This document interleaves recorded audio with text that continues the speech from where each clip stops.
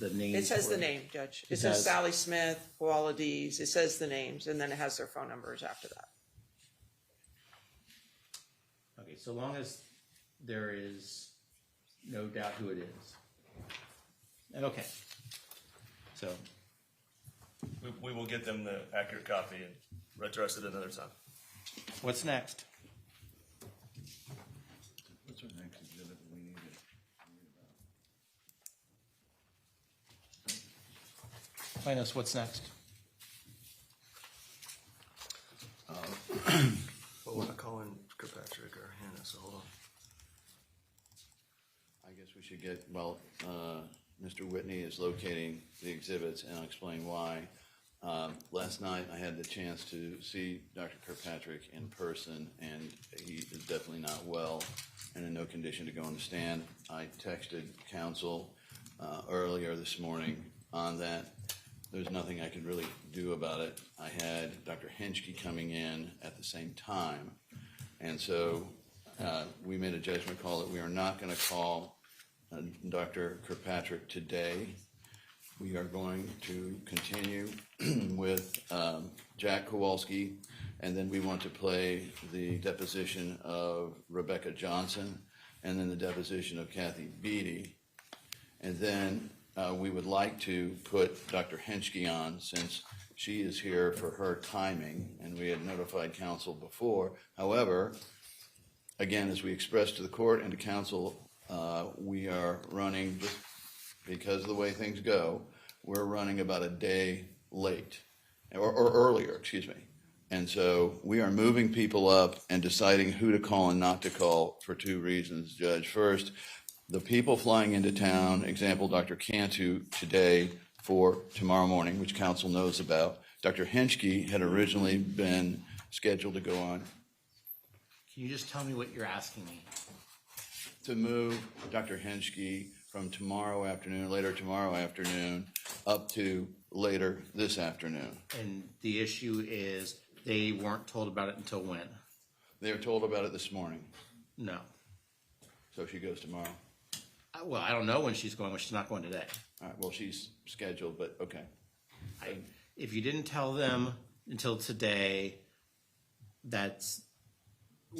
we have to give some minimum level of due process here. So let's please, I appreciate that scheduling is a nightmare, but you can't just drop a doctor on them the morning of. I understand, Your Honor. Had I been able to ascertain the facts and make a decision, I would have texted them, but it really wouldn't have made any difference because it was 11:30 and 12 at night, and I didn't think that they were still up and intending on, even if they could, they would want to stay up and prepare for Henschke. So I kind of figured this would happen, but I have to ask because I don't want any holes in our case. Well, I have ruled on about, 12 or 13 depositions by now, even maybe more. Hopefully some of them are cut and ready to go.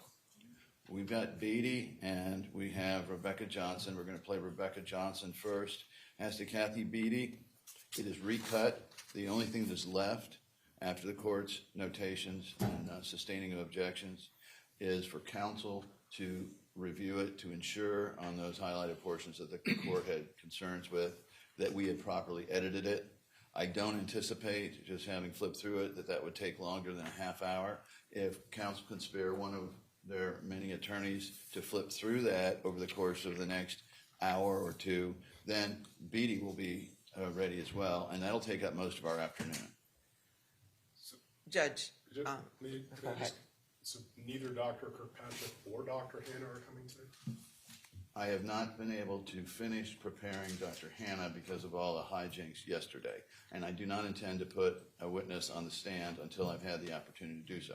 You know, we're already working 18-hour days, so there's only so much we can do, and these doctors take a long time. We started prepping them before trial, obviously, going through the records, doing everything we're supposed to do, but this is reality. Okay. You know? So what you're telling me is you got Jack Kowalski and then a whole bunch of videos. Yes. Now, 2 videos. 2 videos. That's fine, but with the videos, probably some paralegal could be looking at, because there's rulings and it should be a, We've looked at the Rebecca Johnson one, Judge. That's ready to go, is my understanding. We have not, didn't know until this morning that they didn't get us Kathy Beatty's. Did you give it to us? I don't know, do we have? The actual, we can't view it unless you've sent it to us. Get it, I can get it to you.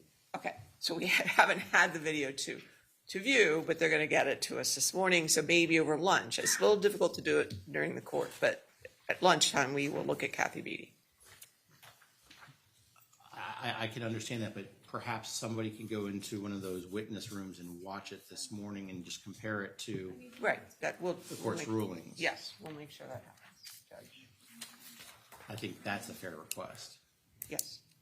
Okay, so we're gonna finish Mr. Kowalski, and then we'll have a couple of videos today. Tomorrow is Cantu Yes, sir. and whom?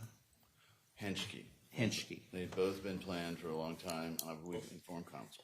Well, the only reason I mentioned this is because they had asked for Dr. Jennifer Katzenstein tomorrow. I need to tell her now if they're not planning on calling her. Is she the one coming from the Panhandle? No, she's local at All Children's, but she booked her schedule off. If they don't plan on calling her, I'd like to let her know now that she's released. Okay, well, that's dependent on what the court decides on doing with Maya Kowalski's disclosure. Because she wrote the psychological note in the hospital that shows it's in their record. So it doesn't make sense. We were told also in the motion that she's on a Disney cruise, so. She came back from the Disney cruise Monday morning. She is planning on being here tomorrow to testify at their request. And It's first we're hearing that. Okay, so do you want to deal with the motion now with respect to Maya Kowalski's? Yes, Your Honor. yes, Your Honor. Okay, We also, there are, and we can speak to them, mentions of this in Dr. Henschke's file as well. And have we provided the court with that yet? We can pull it up. All right. And we can show the court in just a moment what they are. When Dr. Henschke came in last night, we started at least to talk to her and let her know what was going on, and made her aware of this, and that's how she brought to our attention that she had some notations of a similar type in hers, if the court wants to see them.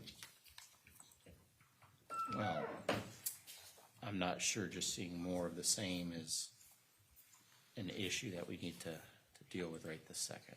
Okay. I have read the motions in the response to the parties wish to add any further argument. On behalf of plaintiff, Your Honor, there is no signs or indications, and nor would I as an officer of the court ever misrepresent my knowledge of this. It is a well-known psychological phenomenon, the court's familiar with that children often suppress these things. It was revealed in two ways. One, to Dr. Katzenstein, and now I learned there's a similar type of comment in the Jackie Henschke records. As soon as we knew about it, we did the right thing, which was to confirm, before we raised something like that there was confirmatory testimony and knowledge, which we did with Jack Bertram. In this instance, I think the goal should be the truth, and that the jury should have all of the information. This case has been about Maya being assaulted or battered since the very start of it, and there have been allegations raised.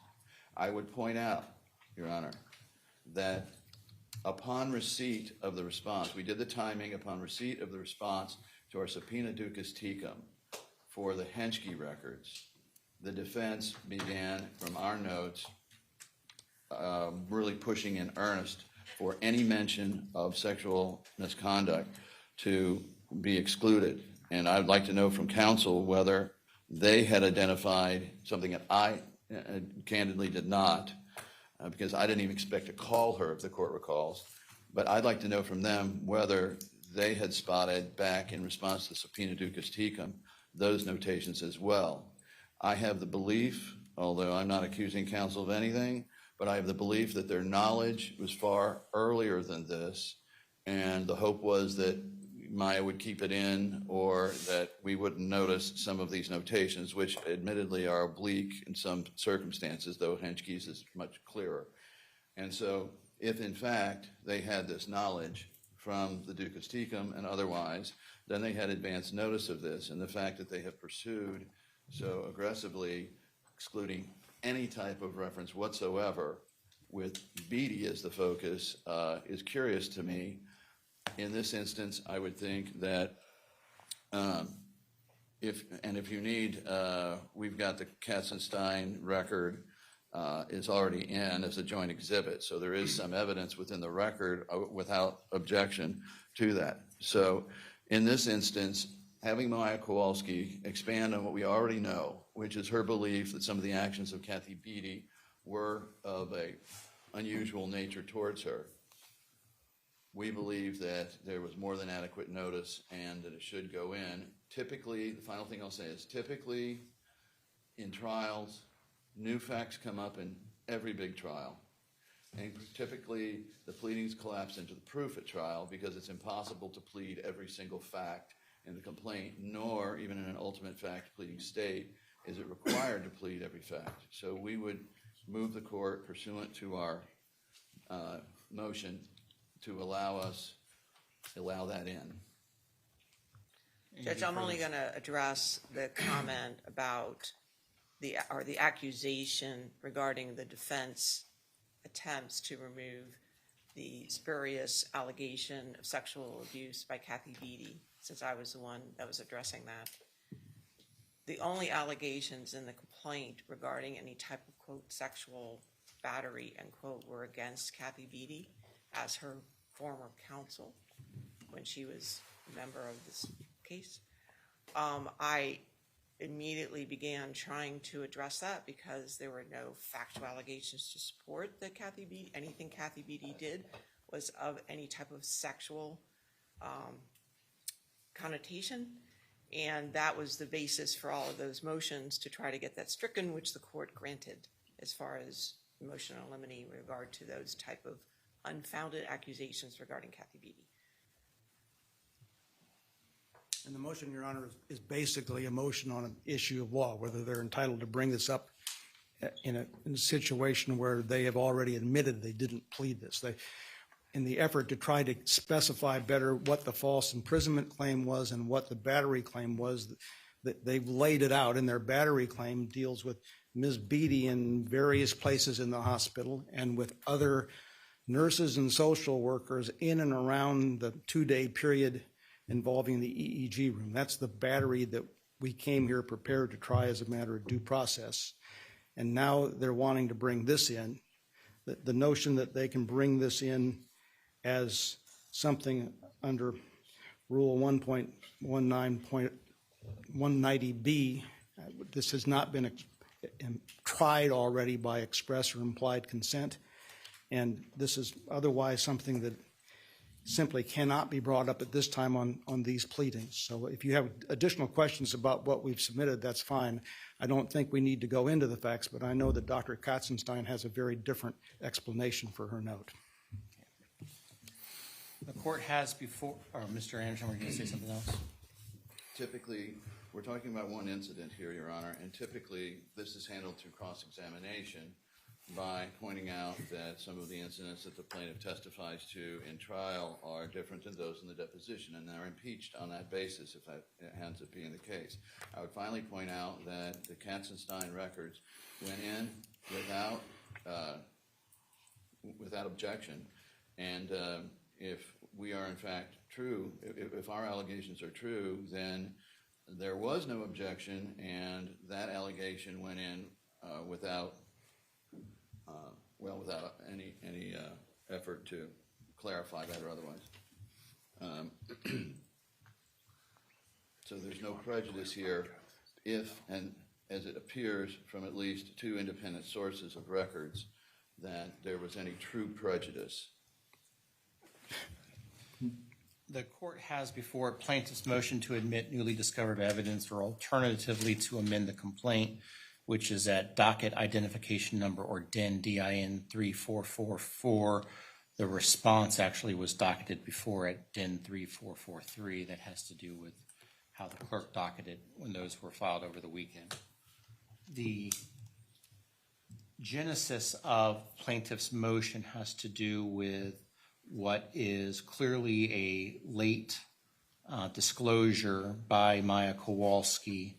That disclosure became known to the court and to the defense counsel during the trial. That was after the jury had already been sworn. We had already conducted oral argument, opening statements, and started with witnesses. The court will assume, for the sake of ruling on this motion, that Maya Kowalski's statements are correct, that there was some type of sexual incident that occurred while she was at Johns Hopkins All Children's Hospital in October.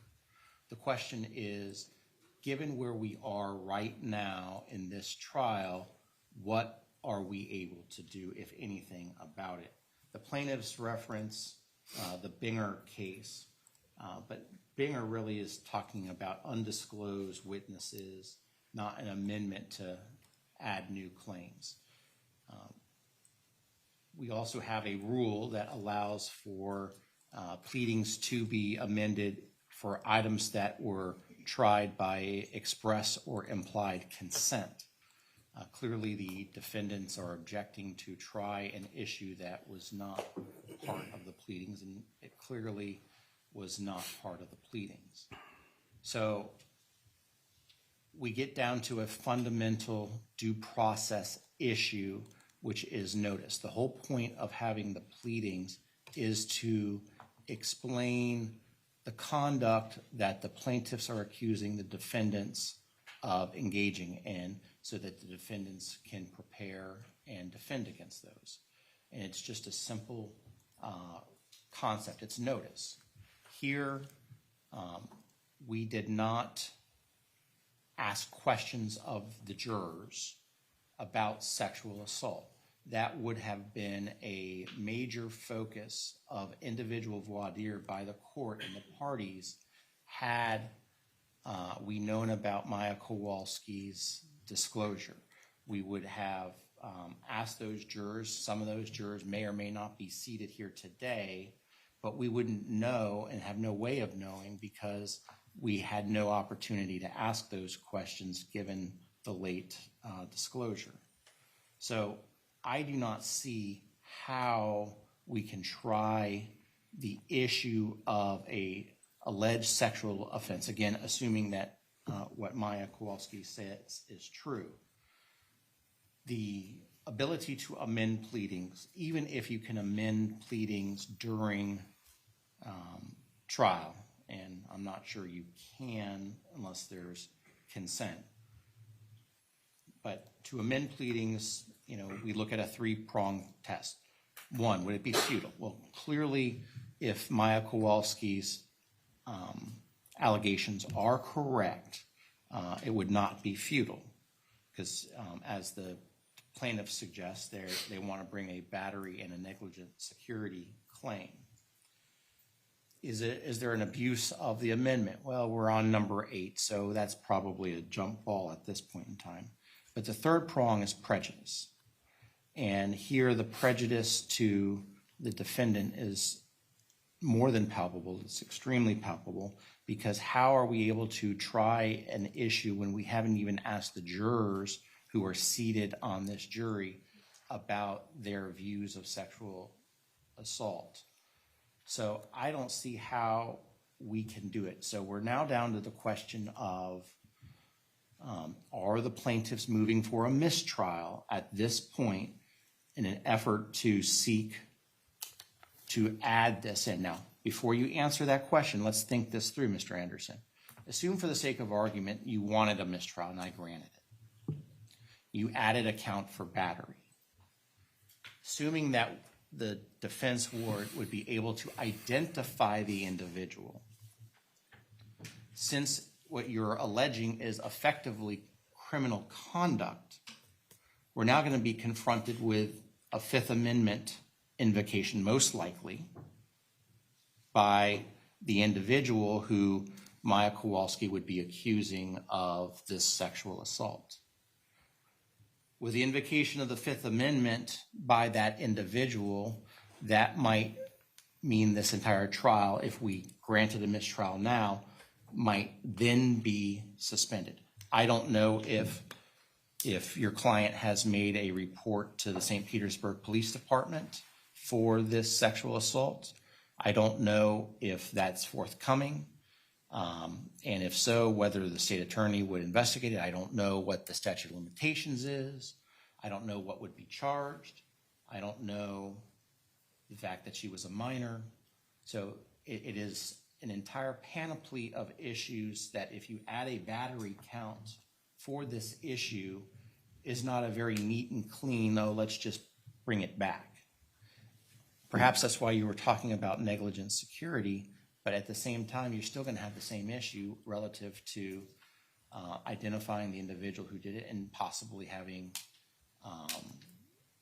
a Fifth Amendment invocation that would delay. So I'm going to deny the request to admit testimony by the witnesses on an issue that was not raised in the pleadings.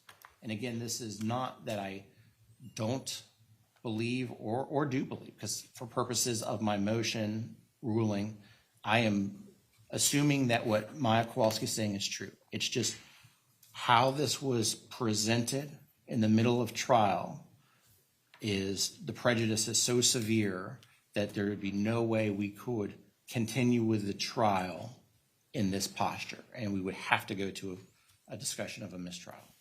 So I'm denying the motion to admit the evidence, and I'm denying the alternative motion to amend the complaint. So at this point, the question is, do the plaintiffs wish to move for a mistrial?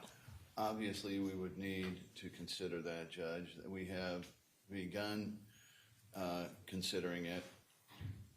I believe that the court, and would ask the court to withhold final on this and allow us to at least bring in Dr. Katzenstein so that you can hear a proffer on that. And then if we can bring in Dr. Henschke and the court can hear a proffer on that, because I understand about the prejudice. What if the court concluded from the record that after the subpoena ducis tecum to Dr. Katzenstein and receipt of those records, that the court saw a marked increase in the amount of motion practice to exclude this? And the best way to do is ask as an officer of the court to them as whether after receipt of the either review of the Katzenstein notes or after receiving the Henschke notes, which I'd like to at least show the court, then if in fact they had that notice, regardless of whether we had picked up on it or not, because our client didn't tell us about it, and frankly, it wasn't something we were searching for here. If in fact they knew through this and chose tactically not to raise it, knowing that there's a possibility, as every good trial lawyer does, that things come out at trial, the court might reconsider this. I am adamant that any good trial lawyer having some notice or idea about this, in reading in particular the Henschke records, would be aware, given our allegations against Ms. Beatty in this regard, would be aware that that issue was out there. And careful trial lawyering, both sides, careful trial lawyering on both sides is to the effect that you plan for things that could come in as well as things that you don't think are going to come in but possibly could come in. And so I beg the indulgence of the court. I know you've spent a lot of time on this, but I beg the indulgence of the court to hear us out with some of this testimony. And what that would entail would be hearing from Dr. Henschke on it, hearing from Dr. Katzenstein on it, and questions as officers of the court as to counsel about the unusual nature of the increase of motion practice about sexual misconduct after they received the Henschke records. I'm not accusing anybody of anything, but these are the facts.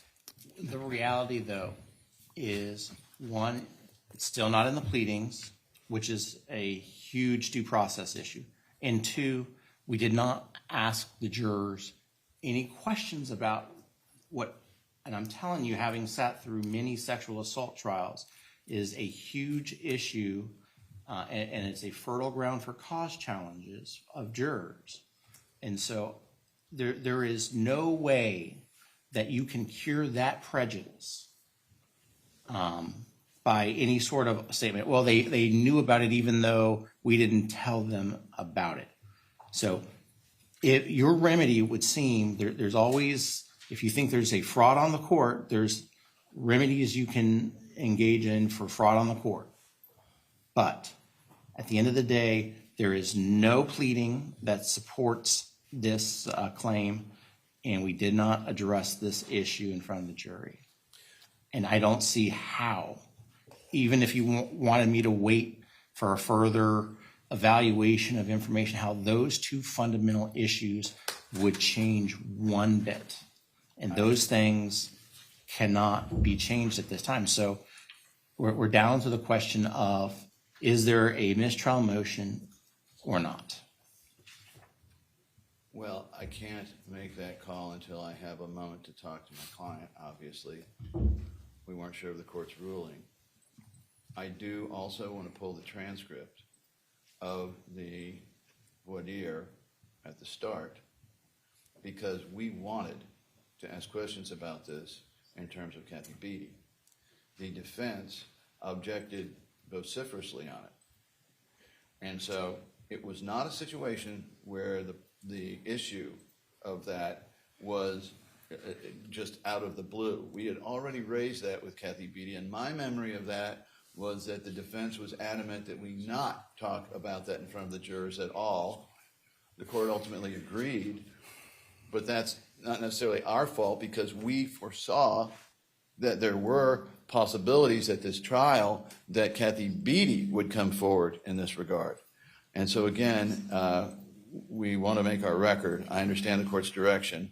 When would you like me to ask my client, and what do you want me to do? Well, we're about 3 minutes before having the jury come in, so obviously right this second's not. But I see no reason to spend a lot of time and energy going forward if, one, you make a mistrial motion, and two, I grant it. I'm not saying I would grant it. I'm just saying I need to understand what you are moving for, if anything. The reality is, and that's why I put it out there about what would happen if you amended the pleadings to add a battery count, because I think you're going to run square into a Fifth Amendment issue. But hey, it's not my complaint. I'm just the guy calling the balls and strikes. But I do think it needs to be said that the issue with Catherine Beatty had to do with the allegation that Maya, or that Miss Beatty placed Maya on her lap when she gave her a hug and things like that. It was not in the realm of what you're talking about in this allegation by Maya Kowalski with respect to the white slender guy with the lab coat that we see in the records that you are referring to. As to the... And let me, because I've been letting you talk. I see Mr. Altenburn trying to say something, so let him say whatever he needs to say. In light of the accusations that have come from the other side here in this public courtroom, I just want to state, as I think you have just explained, that my motions addressed to the issue of battery of this context were directed solely to that of Ms. Beatty, and it was based on the fact that we had taken depositions from Maya Kowalski and done various other discovery, and there was absolutely no evidence to have based an allegation in a complaint on a claim of sexual battery under the definitions in Florida law. So nothing of this was done to hide any evidence that we knew about at any time before this came up the other day. Are there anything else we need to address before this jury comes in. I wanted to announce that neither Kelly Perry nor Jennifer Anderson, counsel was concerned about their type of illness. They both took COVID tests and they're negative.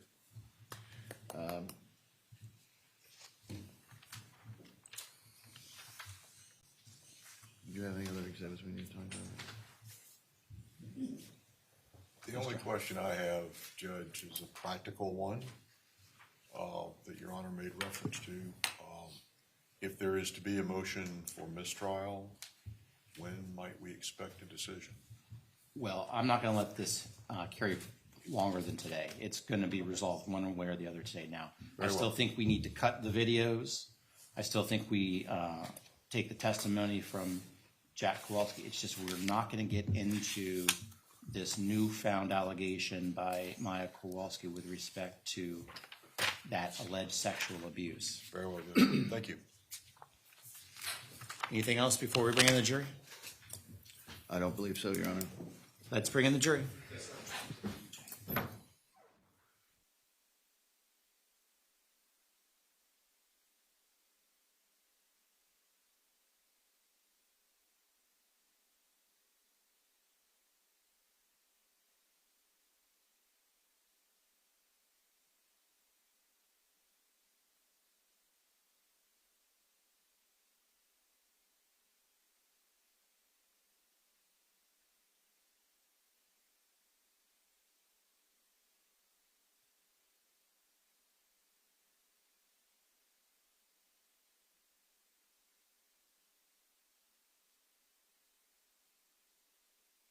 Please be seated.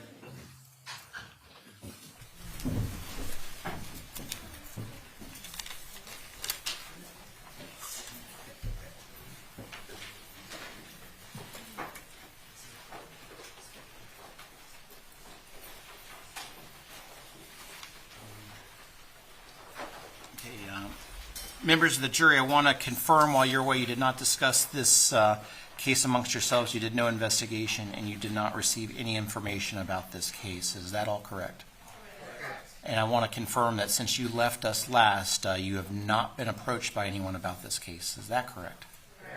And I want to confirm that since the last time you were with us, that you have not seen any media accounts of this proceeding. Is that correct? Okay. I have been handed a note by one of the jurors about November 2nd, and when we will know for sure. Let me tell you where we're at on November 2nd. I am on a statewide committee, and that is a day that I am actually supposed to be chairing a meeting in another county. We are ahead of schedule in this case. I feel November 2nd at this point in time, we don't really, I think we can probably safely call it, saying that you will not be here on this day, because even if we slow down, I still think we can still get you plenty of time to deliberate before that November 8th date that I told you about in jury selection. So from my perspective, I'm going to make the command decision now that November 2nd will not be a jury day. So for those that need to keep their medical appointments on that day, let's go ahead and keep those medical appointments. Thank you. Okay. Mr. Kowalski, come on down, sir. We're going to re-swear you since it's been overnight. Ask the clerk to please swear you. Do you solemnly swear or affirm the testimony you're about to give will be the truth, the whole truth, and nothing but the truth? I do.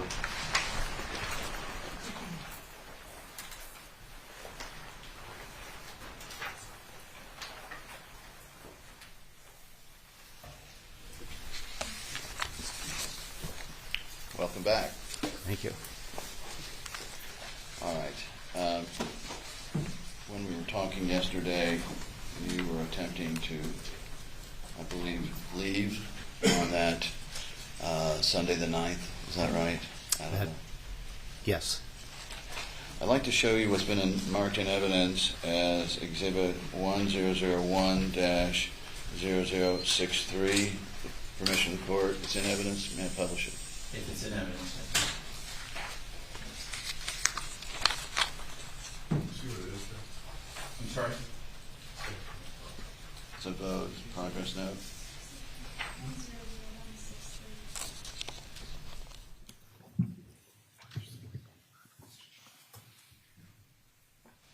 All right. If you would, please read down through particularly the second paragraph in the top half. And we're going to highlight a couple of phrases there. As you can see, the first sentence, and I then discussed with Michelle Smith, and did you understand Dr. Smith to be a doctor there at Johns Hopkins? Yes. Would be a discharge against medical advice, as we have not completed a wean of therapy, and Dr. Sally Smith has not had the opportunity to evaluate the case. Do you see that? Judge, I object to the leading, and again, this is reading of the medical records. But I can't. We're not reading medical records. All right. Were you ever informed that there was a goal of keeping you there based on a statement that it would be AMA, when AMA is not a legal basis for keeping someone in Florida with in these circumstances? I object to the leading. It also calls for a legal conclusion. Yeah, I'm going to overrule those objections. You can answer that question. I'm sorry, if you could repeat it. Sure. Were you ever informed that the hospital had been considering ways of how to keep you there, you and your family there, simply on the allegation that leaving would be against medical advice? Oh, we weren't. Object to the leading and the speculative. He just overruled that. Overruled. You can answer. Can you? We were told if we left, we'd be arrested. So Did they let you know there that they had really no right to keep you? they had no right at that time, no. And your concern, if you left, would be, or tried to leave, what did you picture happening to you and your family? I don't think we would have made it out the door And why was that? because we'd be arrested, like they said. Now, down in the third from the bottom line there, it begins with "there is." You see that? Mm-hmm. And so, at this point, the best of your knowledge, was there any Department of Family and Children legal obligation or reason to be able to hold you? No. Again, object to the reading of the medical record. Your Honor. That question is allowable, but you might need to re-ask it, given that. What, if anything, did they tell you about whether DCF could hold you there or not hold you there? They didn't tell us anything. Did you, of your independent knowledge, know anything about the law as to DCF holds or procedures? Not at that time, no.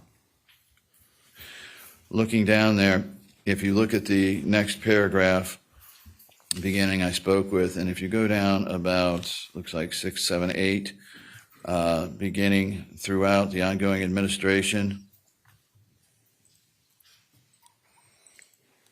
Okay, and so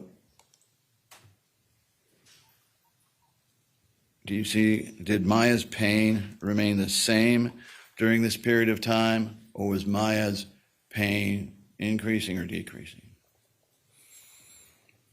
Again, Judge, he's reading from the medical record. We'd just like a question to the witness without, and we would ask the medical record to be taken down. From what you, Sustained, and let's take the medical record down at this point. so did you believe at this point that you were being forced to keep your child in the hospital? Absolutely. And did you have concerns whether you yourself or your wife could stay at the hospital, would be forced to stay at the hospital? Forced to stay? I didn't understand. That we would be forced to stay? Or was it just simply the Maya? Well, we wouldn't be able to leave without taking Maya. You know, they stated that we'd be arrested. Okay. And so did it turn out then that you stayed with Maya that night, that Sunday And night? we had no choice.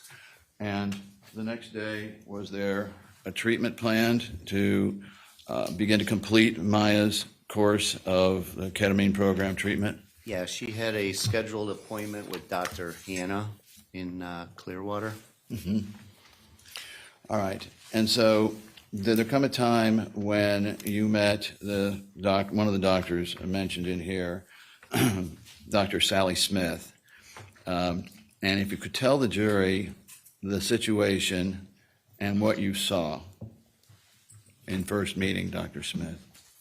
The only time that I could recall meeting her was, I believe it was October 13th. I was in Maya's room. She was getting a clean out for a procedure for upper lower GI. Where were you physically? Were you standing, sitting? I was taking care of Maya. She was constantly had feces all over, so I was trying to clean her, trying to take her to the little portable commode. There was a nurse of doing that on her own, or did she? Absolutely not. No. Go ahead. There was a nurse in there, elderly woman. She was assisting me, giving me new washcloths, things like that, sheets for the bed. Then all of a sudden, she walked out, and in walked this woman. It was a woman, black hair, cigarette voice, and she didn't say anything. She's just looking at me while I'm overwhelmed trying to clean up Maya. And she just started asking questions, and the questions really were kind of weird. During that time, it didn't pertain to what I was doing. She's looking around the room. Were there any introductions from the nurse? No introductions. And I thought it was kind of rude, because here I'm overwhelmed trying to take care of Maya, and there was no help. Was she wearing a Johns Hopkins? First, do you recognize what a Johns Hopkins All Children's Hospital? It's a lab coat. And do you recognize the little signature that They had the emblem lab on? coat on, yes. Can you tell the jury whether she was wearing that at the time? Yes, there was a lab coat. And what was your impression from the way that she was introduced or not introduced, and wearing that lab coat and starting to ask you questions? What role did you think she was in at that point? She's a doctor or medical person within the hospital. And so what happened after that? You were... So it seemed like it was coordinated, because when the nurse walked out, the doctor walked in. Doctor left about 10 minutes, if that, and then in walked the nurse again. The nurse said, "You have to leave. Your daughter's under custody, protective custody." All right. So this was on the 13th? That was the 13th. So from the time that you came in on the 7th through the 13th, did the state, to the best of your knowledge, or the hospital have any right to hold you there? Objection calls for a legal conclusion. Overruled on that one. No. We have our right to go wherever we want. And did you reinforce over that stay that you wanted your daughter out of there? Many times. And what was the response when you would say, "Look, we're leaving, we're out of here"? I think there was a stall tactic at one time. They gave Beata some hope, and that never happened. But then, if you leave, you're arrested. Did they talk about a transfer? We were talking about Nemours. How was it presented to you? Well, I remember Beata for the longest time wanted it as well, and then I guess the hospital was also looking at Nemours to transfer to the Orlando area. And what was the reason you wanted, other than just getting out of there, a transfer up to Nemours? They treat CRPS. And so then, were you and Beata presented with a transfer form? Yes. And what was it explained to you the reason would be why there would be a transfer to Nemours, verbally? The reason was to go ahead and get her taken there. I And the problem was, though, we found out by looking at the insurance codes, it wasn't for CRPS, it was for Mauchausen by proxy. So we did not sign that form, because if we sign that form, we're admitting that we're. So did the hospital ever tell you that, hey, we're going to send you over there, but we're going to start out with, in their mind, that there was child abuse going on? No. Do we have that form we can pull up? Judge, may we publish 3035-0024? Is it in evidence? It is in evidence. Yes, it is. Madam Clerk, is this exhibit in evidence? Yes. Can we see it, please? 3035-0024, the Nemours transfer form from November 3rd, 2016. The clerk says it's not in evidence. Judge, none of the defense exhibits are yet in evidence because we haven't presented our case. Yeah, yeah. It is or is not? What? Can we approach? Sure. Well, Judge, can we approach on that?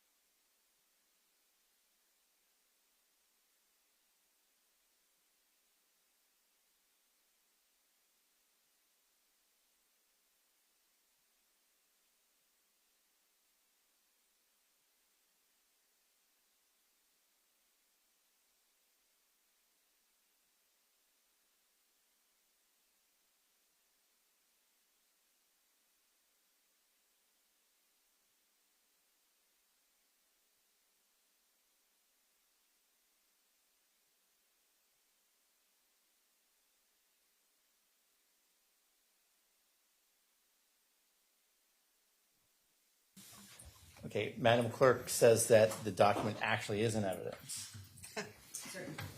Certain pages of that exhibit. Okay, you may continue, Mr. Anderson. May we publish, Your Honor? Absolutely. 3035-024. All right. Now, a note. Let me get it up here.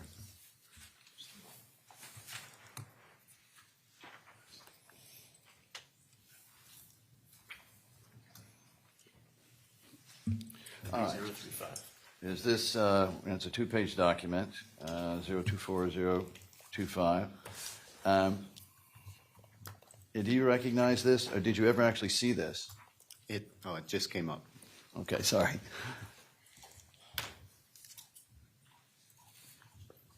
I did not. I'm sure, if anything, Beata did. All right. And on this record, which is in evidence, as we said, does it appear that Munchausen by proxy is the diagnosis there?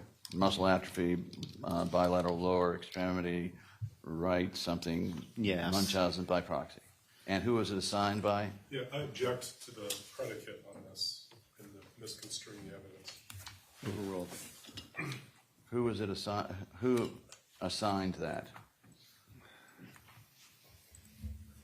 You see him right there, right after the Munchausen by proxy,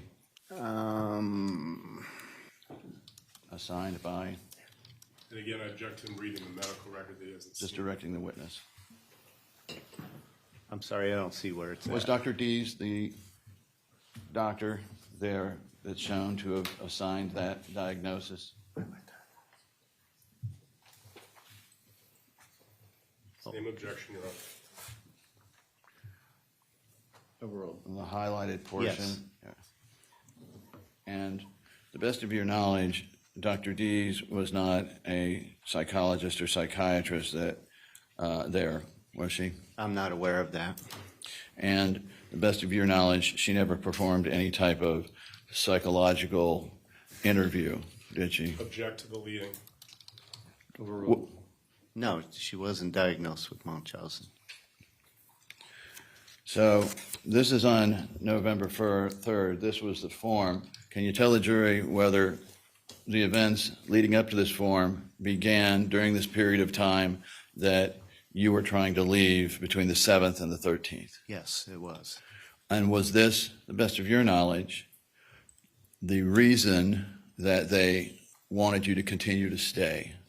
Oh, yeah. Yeah, we're being held there.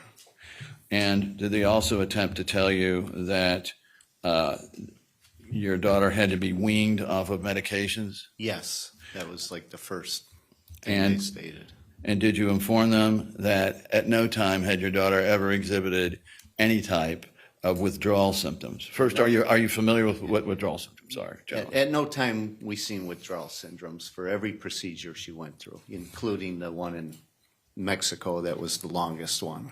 And did you inform them of that there was no danger of that? We never seen anything. Okay. And so, did you or Beata talk to the insurance company about the coding on these forms? I called the insurance company. And was this in connection with the care and treatment of your daughter? That's correct. And what did they tell you? They gave me the codes and then what it was listed for. And did that confirm in your mind what they were actually trying to transfer for? Exactly. So did you feel misled? Extremely misled, yes. Regardless of any of the other reasons, were you trying to get out of there during this period of time? We wanted to get out, but we are not going to get out under those conditions. Right. And if you had signed that agreeing to a Munchausen by proxy diagnosis. You're admitting guilt or blame. So And what would happen to Beata's career as a nurse, if, to the best of your knowledge, if she admitted in a document to being the person behind child abuse of Munchausen by proxy? Objection, lack of foundation, speculation. Overruled, you can answer. she wouldn't have been able to do her job with that allegation against her. And later, did you learn that had that allegation become stuck in Maya's record, medical records, what the Yes, effect it's- would be on her? It's still in there. And I mean, if something happens to Maya and there's nobody around to say what happened, she may not get the proper treatment because in her record, it shows conversion disorder or fictitious disorder. Somebody could take that right away and think, oh, this girl's faking and not get the proper treatment. And that is disgusting that we have to live that way with that in her record.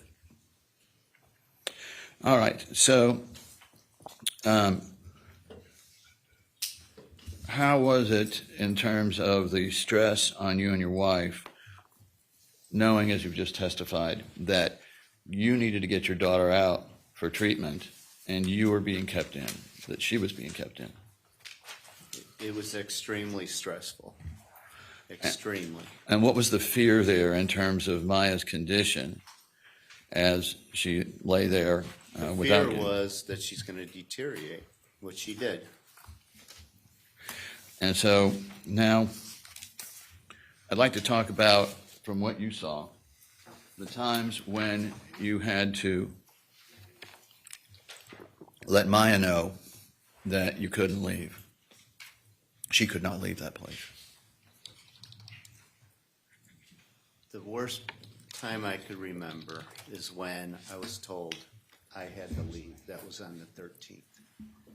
I looked at Maya, and she looked at me, and that is burned into my head, that picture. Having to leave your daughter that was in need of their parent. I wish it was like an Etch-a-Sketch where I could tip it over and erase that picture, but it's burned in my head forever. And I think see that all the time. And I just wonder how she felt on the other side, seeing her dad walk away. And not knowing if she's ever going to see us again. Did you feel as though you'd betrayed her in some way? No, I didn't betray her. Did you feel a concern about her medical, what could happen to her medically without you and Beata there to guide her and to assist her and protect her? I was worried about that, and I seen it deteriorate when I visited her. All right, so Not only did I see her deteriorate, I seen my wife. I go to the hospital, I see my child deteriorating. I go home, I see my wife deteriorating.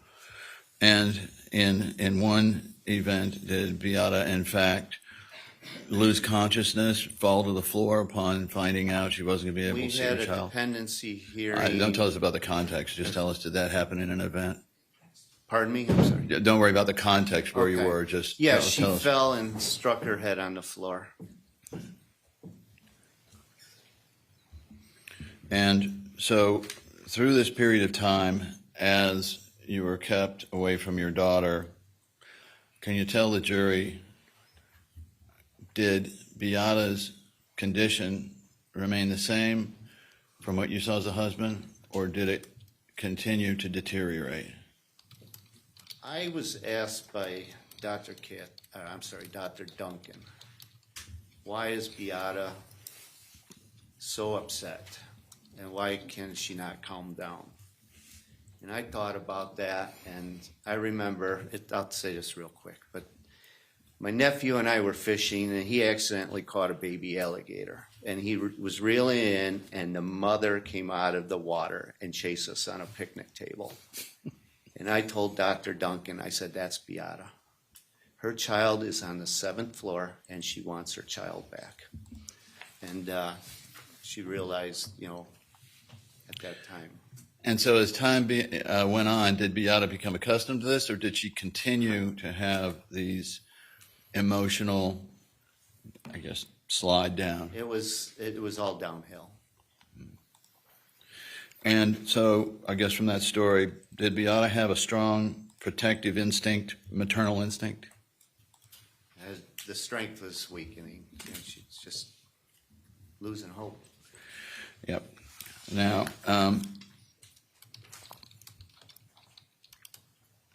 after this point, you find out that there had been a petition or whatever, and but you were granted visitation. Is that right?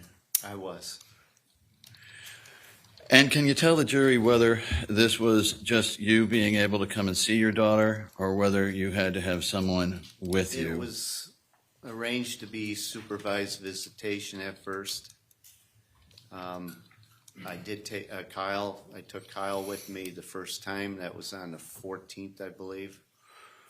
And we drove from Venice to St. Pete to see Maya. How often were you able to go? Well, it was an hour, the drive there was an hour drive, and then when we got there, I called, and I spoke with the nurse, and the nurse said that it has to go through the social worker. So she said she'd call me back. And then I was talking with the social worker, and I was disconnected. I'm not blaming somebody for hanging up or anything. Did you ever, oh, sorry, continue. But we were denied that day to see Maya. So instead of getting mad or anything like that, bit my lip and drove home. Was there a feeling on your part at that time that if you started to raise a lot of noise about it, for lack of a better term, it might get worse? Objection, and we need to, I apologize, but we do need to approach on this, Your Honor. Okay. Approach.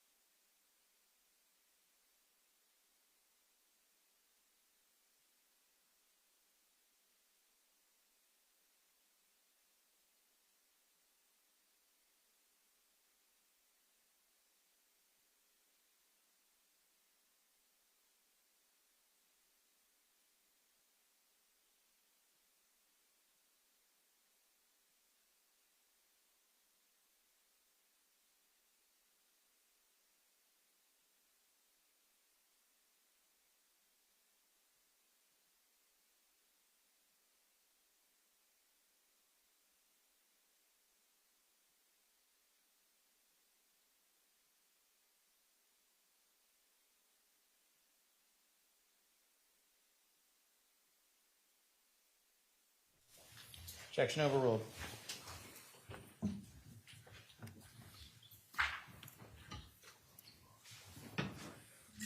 All right, so I think we're in a, You're gonna have to repeat it. go ahead, tell the jury. I'm sorry, you're gonna have to repeat the question. Oh. Well, that's going to be interesting because I can't remember it.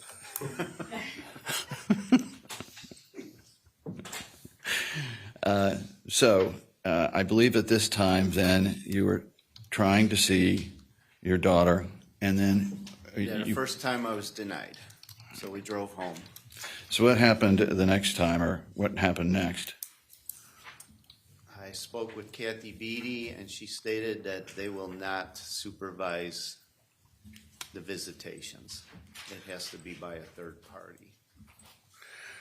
Now, so was she saying that they were bowing out of this? Objection calls for speculation. Sustained. Denied by whom? Who is Kathy Beatty? Kathy Beatty's social worker at the hospital. From your view, was Kathy Beatty more or less assigned to your daughter? She followed Maya from the first floor and up to the PICU, yes. Was Maya kept in just one room when you would visit, or were there multiple rooms?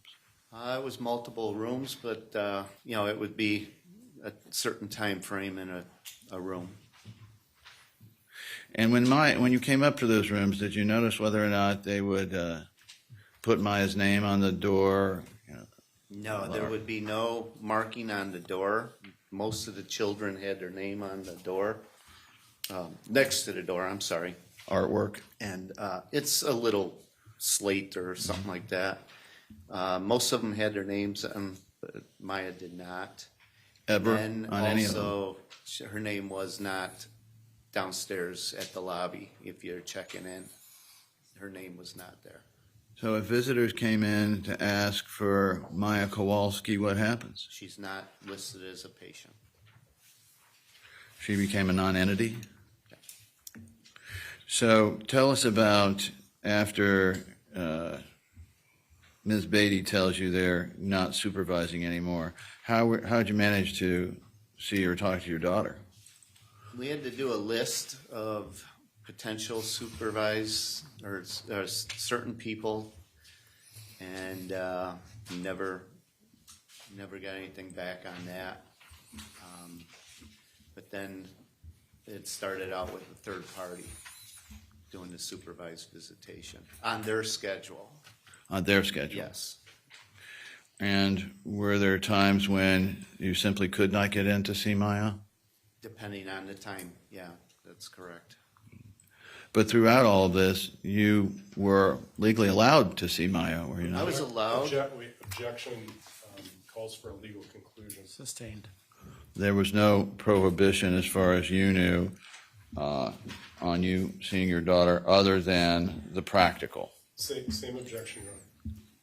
That one he can answer. I'm sorry. There was no restriction on you seeing Maya other than the practical considerations of getting cooperation from the hospital. Same objection, Your Honor. Well, you changed the question, so I'm going to sustain that question. All right. Let's just continue on. I'll come back to that. Okay. Tell the jury then about how you had to complete the list to get people in. There was a list of family members, and then it was going to be, they'd do a background or whatever. I don't know what they were going to do with it, but I had to give them their name, address, social security number, everything. There was the only one that I know of for sure that's questioned was my brother Bobby. He questioned. The same one that testified first? Yes. And was he a former police officer? He was a former police officer. Did they know that? Springs. Yes. So what happened? They said they didn't want family members to do the supervised visitations. Okay. So now, the list then, was it a list for visitors or was it just for supervised visitors? That one was for just supervised, and then there was no list or they didn't state that we had to have a list for visitors. No visitors were allowed at that time, All right, but that's important now. other than the teachers.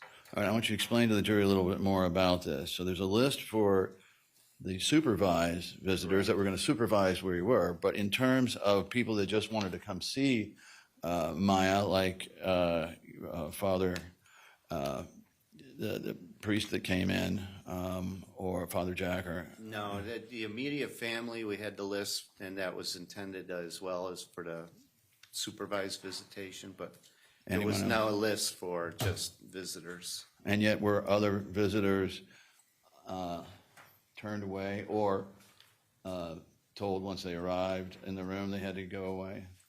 Nobody could, if they went there to visit, she's not in the computer as a patient, so there would have been no way for them to go see her. From what you saw, did Maya feel as though she was being isolated? Oh, definitely. So let me show you Exhibit 1081. I got it. Which is the 1081, and then we're going to go to 1082-0003, if we could. So that's 1082-0003. May we publish, Your Honor? It's in evidence. It's in evidence, yes.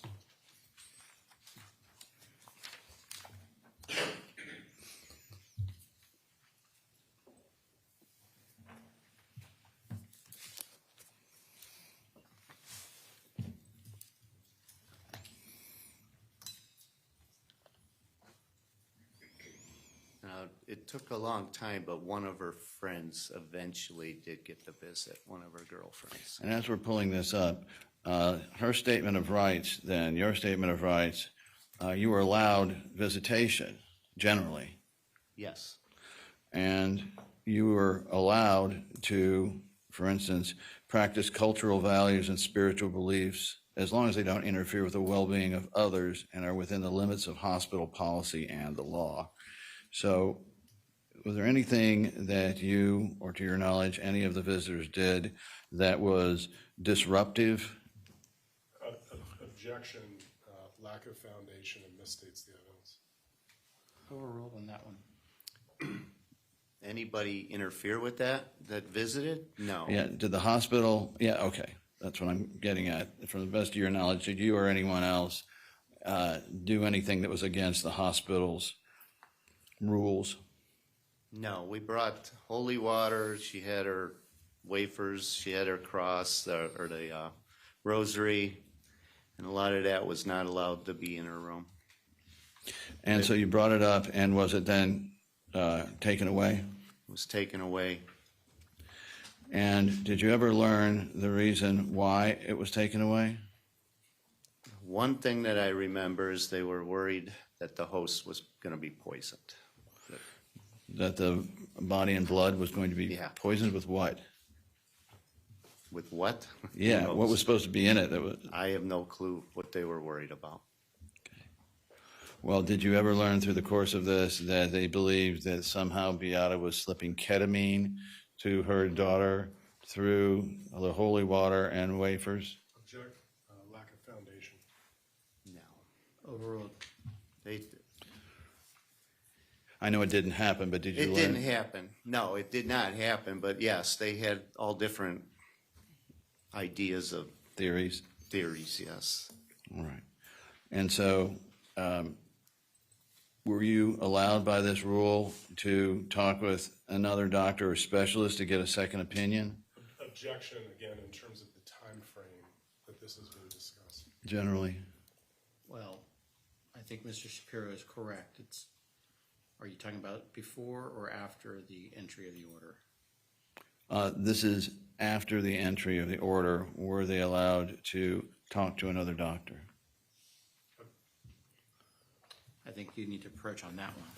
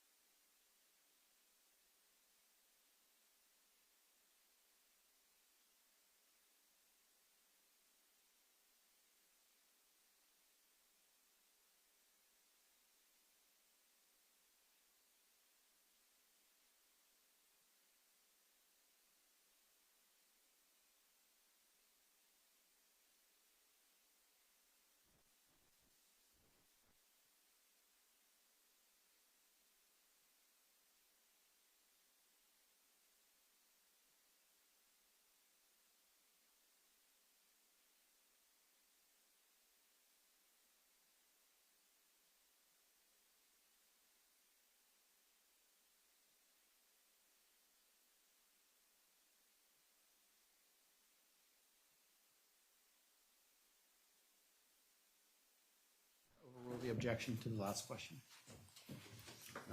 Reporter, could you read that back, please, the last question? Make sure I get it straight.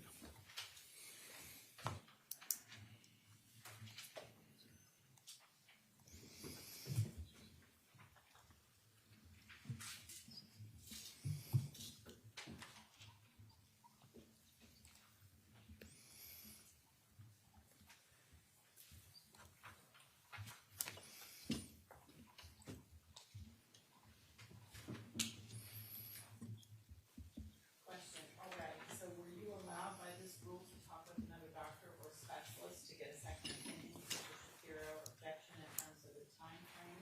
Just the questions only. Discussed, and Mr. Anderson said generally. There was a doctor that was under a court order to come evaluate Maya. And that was Dr. Hannah. What happened there? Dr. Hannah was refused to see her by Johns Hopkins All Children's Hospital. Now, in terms of the restrictions as you knew them, did you understand that you retained your rights to participate in and be involved in and advise and consent in the medical treatment of your daughter? We had rights. We still had rights at that time, yes. And so through all of this, did the hospital, any of them, actually involve you in any of their decisions on No. treatment? No. So were you under the patient rights thing? Here we have the 1082003. It states the third from the bottom of the first row to be told by your healthcare provider. Do you see that? To be told of medical choices for Yes. care of treatment. Okay. And so were you ever allowed that right? No. And were you ever allowed during the period of time that you were there with Maya to consult with any doctor outside of the hospital doctors? I'm sorry, repeat that. Were you allowed ever to suggest or bring in were you allowed to suggest other doctors outside of Johns Hopkins to come in and get opinions? Predicate and foundation. Sustained. What, if any, knowledge did you have about the terms and conditions of why Maya was in there? Did you understand that it included anything that restricted you from participating in the health care of your... No, And through the course of this, did you have the opportunity, or did you request the opportunity to bring in outside non-Johns Hopkins physicians to look at Maya and provide second opinions? Yes, Objection, foundation, predicate, and compound. Sustained. What, if any, doctors outside of Johns Hopkins got to see Maya? Was it well, Dr. Dr. Hannah was refused, and then Dr. Duncan, she was able to evaluate Maya when she went to the courthouse in Sarasota. And she testified here earlier. Yes. And then Dr. Chopra, was he allowed? Dr. Chopra was after, that was in January. I went and seen, that was a court order as well. I had 48 hours to take Maya. I had to hire a nurse to go with, and I had to have a brother. And then I had a 48-hour time period. Otherwise, I'm in trouble if I'm not back in time. And so tell us how you were treated on the times you could come in and visit by the staff, particularly Ms. Beatty. Well, there's a time I walked in, the children were going to be visit with their lawyer. We had 4 lawyers, I believe. The children had a lawyer, Beata had a lawyer, I had a lawyer, and we had something else. Was that by choice or by necessity? So I brought the kids in to see their lawyer at the hospital. I walked in, and a woman behind the desk, she asked me, what am I doing there? And I said, I'm Jack Kowalski. I told her who I was and that the kids are going to visit with their lawyer. And she started screaming at me that I don't belong there, and she's gonna call the police and whoever else because I don't belong there. And I said, I'm just here to drop the children off, or Kyle off. It's not like I'm gonna pull up and tell Kyle to go inside the building and go see his lawyer. I had no intention of going upstairs with him, but to just get him to his lawyer. But she screamed at me, and I just walked out. Once again, I'm not gonna cause any interference because I do not want to lose my privileges to see my child. That's the only basically the only one that could go see her at that time. Eventually, I found out who it was. The woman's name was Judy. After other visits, I seen her name tag. But there was another time during this whole time. There was supervised visitation. Then it was unsupervised for a while. Then they said Maya's condition's getting worse, and it's Dad's fault for visiting or interfering with her PT and things like that. So the court order changed so much, and all this information was from one side, the hospital. We had no say so that we weren't interfering. So yeah. There was so many interruptions. And then one time I got a new court order, I bring it in, and Elaine Brown, she's a social worker. I called and told her I was here because then now I have to check in with the supervisor again from the hospital. Mm-hmm. She came down finally, and she said I couldn't visit yet because she's unaware of the order, which I had in hand, and I provided her with it, the new order. She said that I could not go up there until it's reviewed by Kathy Beatty. I did have dresses for Maya for the holiday, so I asked her if she could give them to Maya. Later on, I found out those dresses never made it to her. They were in Kathy Beatty's office. And you saw them there. Yeah. So, but hang on. You were giving things to the hospital staff to pass along to your daughter? Is that right? Yes. Anytime we brought anything in, it had to go through them. They had to look through the bags. They had to check everything. Envelopes to whatever. What about bringing in a snack for your daughter, like a brownie or? I had to get permission of different food items. They had to be in a closed container. You couldn't bring in carrots or something Mom made. That was not allowed. So she had to eat hospital food? Hospital food, and then some snacks that are in a closed container, in the original package. From what you saw, was your daughter gaining weight or losing weight in the hospital? She was losing weight. She was deteriorating, and at the end, she was puffy, like she had a lot of fluids. Mm-hmm. And so, were there any other times then that you had either gifts or something for Maya that was interfered with that you can think of? Yes. Well, there was an issue with her computer, the school computer. She wasn't allowed to keep it in her room, according from Kathy Beatty. Kathy Beatty stated that she may be going online to see some sex. Objection to hearsay. Part of it, admission. And also the motion. Were these statements made to you? She wrote the little note. Well, to the extent that they need to be statements to him, so I think that question is sustained. From your overall communication with Ms. Beatty, did it become clear to you that, let me see.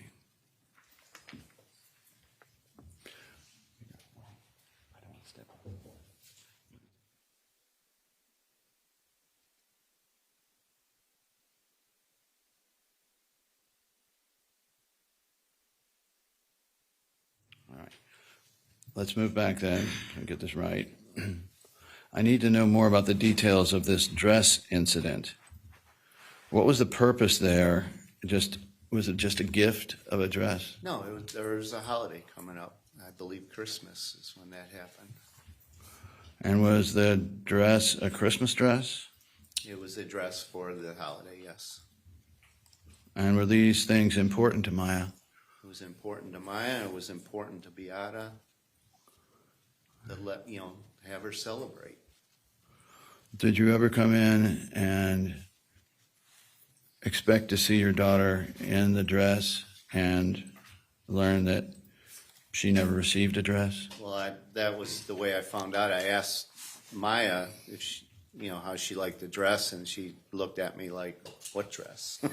So And then what did you do? then I contacted Elaine Brown, and she goes, "Oh, it's in Kathy Beatty's office. Found it in Kathy Beatty's office." Did you confirm that? The dress ended up getting to her eventually. But you had to go around Miss Beatty. Yes. Did it appear that Miss Beatty was operating under some kind of plan in terms of the way you and your family were being treated? Objection, leading, and speculation. Sustained. What, if any, plan did it appear that Miss Beatty was adhering to? Same objection, Your Honor. The plan, motive, I'm intent. going to overrule the leading, but the other basis I'm going to sustain. Which basis, Your Honor? Speculation, Yeah, thank you. And foundation as well. foundation. Okay. So, was Miss Beatty's actions towards you, did they appear to be consistent with some idea? She was in control. I remember an incident that happened to me, and I'm not talking for Maya or anybody else. Objection, the non-responsiveness, Your Honor. Overruled. He can complete the answer. One day, she walked up to me and she asked me, "Did you ever consider divorcing your wife?" And it's like, "What are you talking about?" And she goes, "Oh, forget it," and walked away. And it's just like, why would you even come up and say something like that? Now, the jury may hear testimony from your daughter about Miss Beatty's physical contact with her. During these conversations, was Maya ever allowed to tell you about those? By a note. And so, what was the effect on you and your wife about knowing what Miss Beatty was doing? It was just putting a bigger wedge in between everyone, and more anger. Well, was Beata becoming more desperate at this point? Yes. And what was her concern? Number one, Maya's health. And were you reporting back to your wife about her health every time you visited? Yes, and yeah, it was difficult. Well, when you came home then, was she nonchalant about what Beata was like, or was she desperate for information for what she was like? She would want to know. Then she would want to know how she's being treated, but I wasn't getting the answers. There's many times I seen Maya in a position or in a situation where her lesions are hurting, the dystonia, and I brought that up, and there was no answers. There was one time they said they bring an ice pack for her lesions. The ice packs are lesions and pain. The ice packs are not going to help. And we're going to refer to some covert video on this point in a moment, but going back to the dress, who picked out the dress for Maya? Mom. So what was the effect when she heard that Maya couldn't even get the dress? I crushed her.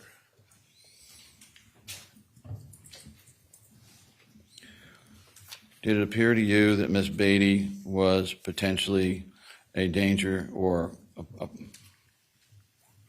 possible means of inflicting harm on your daughter? Objection, speculation, predicate. Overruled. He can answer that. I was worried from what I seen in the notes What was your worry? Well, I don't know if I could bring a certain thing up, so. Okay, well, let's approach sidebar and see if we can.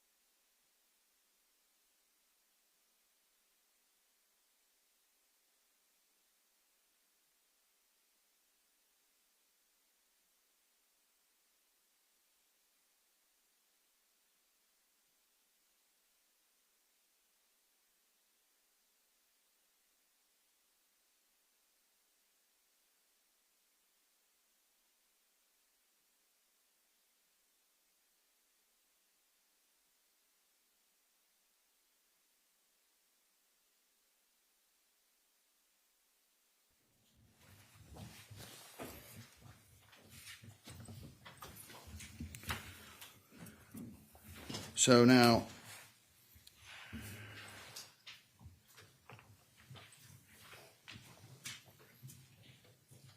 was the incident involving Kyle, was that the October 27th incident for bringing Kyle in yourself?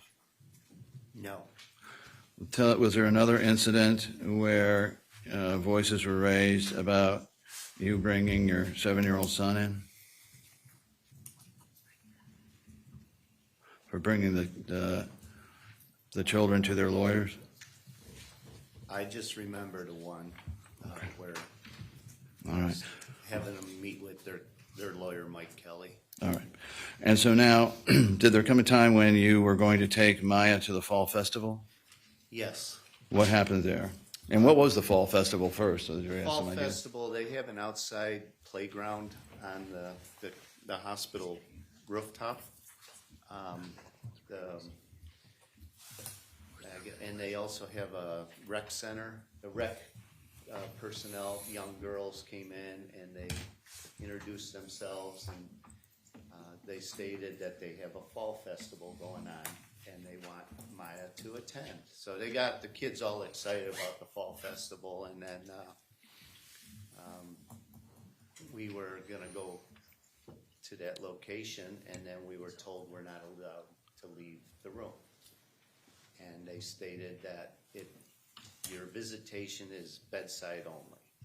And I said, well, first of all, I asked the nurse, we are not to discuss this in front of the kids. So I went out in the hallway for respect, so they don't hear what's going on. And I had the order, I showed it to her, and she said no. Right here it took a while, I had to go through different people, but finally I was able to see it on their screen. She showed me, and it was an order from Kathy Beatty that I am not allowed to take her anywhere but be in bedside with her, visitation.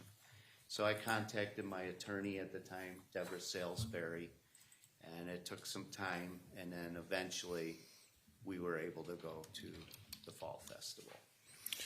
And were you ever, did there come a time you learned that some covert video surveillance was being performed on your daughter? I had no clue that was going on until many This years case? after. And what specifically did you understand Maya was forced to do? Objection, foundation, and predicate based on last response. Well, I'm going to sustain that, but you can ask some foundation questions on this issue. How did you learn about the covert video surveillance? During the legal issues. And were you questioned about it throughout this proceeding? Yes. And prior to that time, were you allowed, prior to that time, by terms of the orders and the patient statement of rights, were you supposed to be informed of any medical procedures that your daughter was to be involved in? Objection, compound, and foundation. Overruled. You can answer that. Yes. So during this period of time, were you kept up to date about what was going on with the different attempts to, quote, treat your daughter? No. And so, did you subsequently learn then that there was video surveillance undertaken of Maya? When I found out about that, I was very upset. We did not give consent to that. Did you learn that from October 18th to October 20th, she had been put in a surveillance room? That's what I was at quite a while after I learned of that. I understand. Now, Maya had been videotaped at Tampa General Hospital briefly, had she not? Yes. Did you give consent at that time? Yes, there was an incident where Maya fell out of the bed at Tampa General, and they notified us, and then they also wanted to do video surveillance, you know, to make sure that it wouldn't happen again, or they could monitor her, and we gave consent to that. Well, it would also have told them that if she got up out of the presence of anybody and walked around rather than standing in her wheelchair, right? Objection to the leading room. Sustained. What, if any, other benefit would it have been? To see her condition and, you know, To see if sure she that could, she's safe as well. yeah. And also, was it also, to the best of your knowledge, to see if when she was out of sight of anyone, she would actually get up and do more than she seemed to be able to do at that time? I'm not aware of that. Okay. So now tell us then, before October 18th, were you ever informed by the hospital that they intended to put your daughter in a room alone? Absolutely not. Were you informed that they planned to test her as to whether she could actually get up and walk around by placing the commode just out of reach? Objection, predicate and foundation. Overruled. It was the commode and also the phone. They would ring the phone, see if she would answer the phone. Were Which both was of out those, reach. and both of those were out of reach? Yes. Had you been asked about this, would you have given consent or told no? Absolutely not. And so I'd like to publish for the jury portions of 2703. That's 2703 A, B, C, and D. They're in evidence. And those are in evidence, I believe, right? Yes. Yes, Your Honor. You may.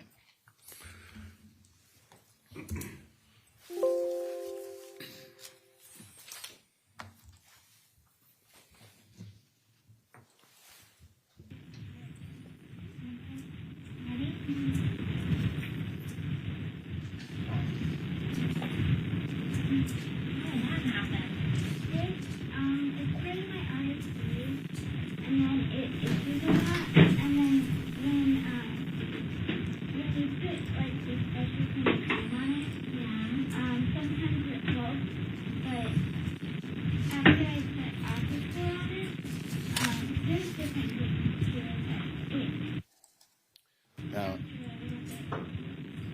in this video, go ahead. You can continue.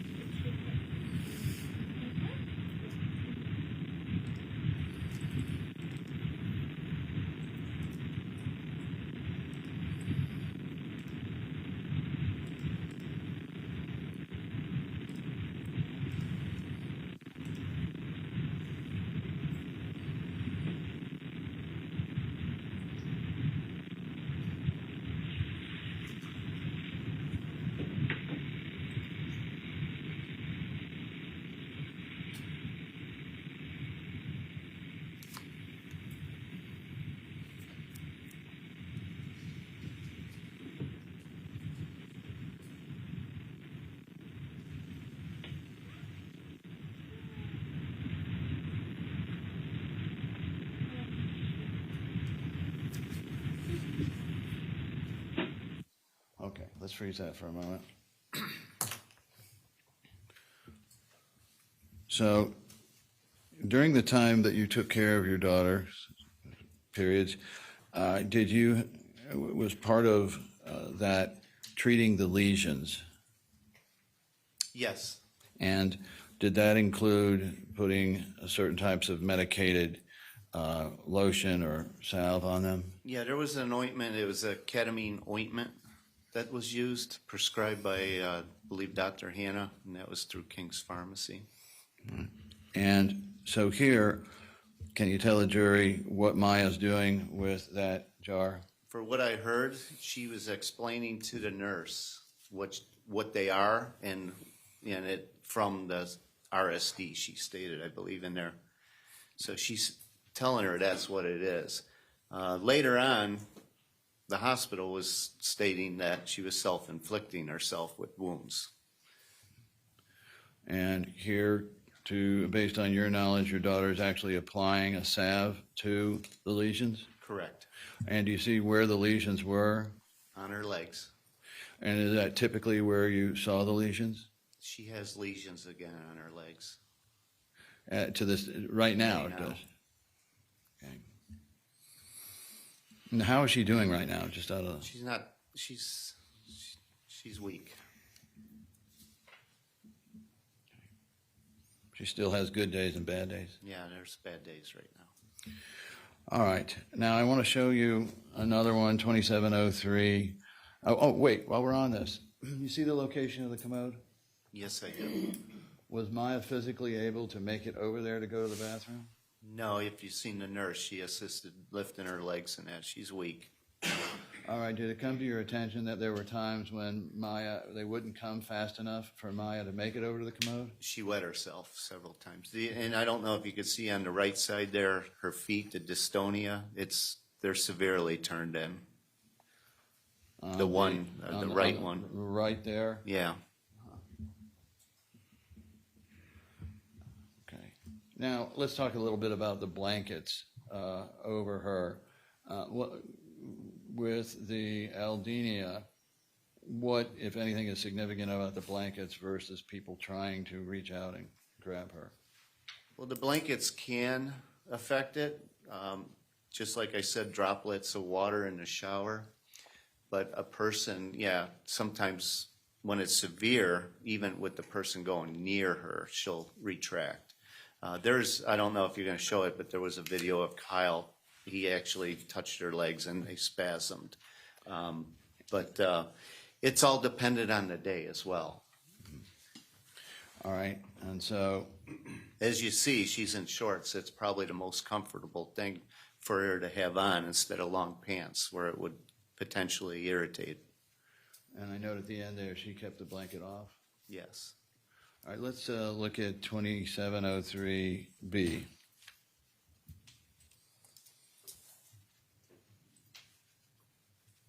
If we can.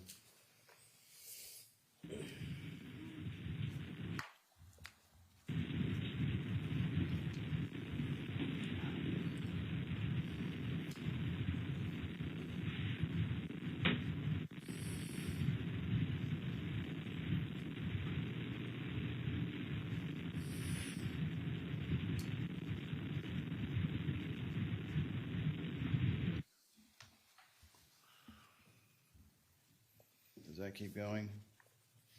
That includes it. That's it. That's it. Okay. All right, and so that position of the commode, again, could Maya reach that? No, did you see her legs? She's so weak. They're so weak, there's no way that she would have been able to. And let the record reflect that this was performed, this happened October 18th through October 20th. Now, does it appear to you, or did it appear to you, that this room was darkened? Yes. Do you know why or what they told your daughter in terms of the reasons she needed to go into that room, as opposed to telling her that she was going to be videotaped? They told Maya that they changed rooms after a certain time frame. Do you recall them expressing that they were doing an EEG on her? No.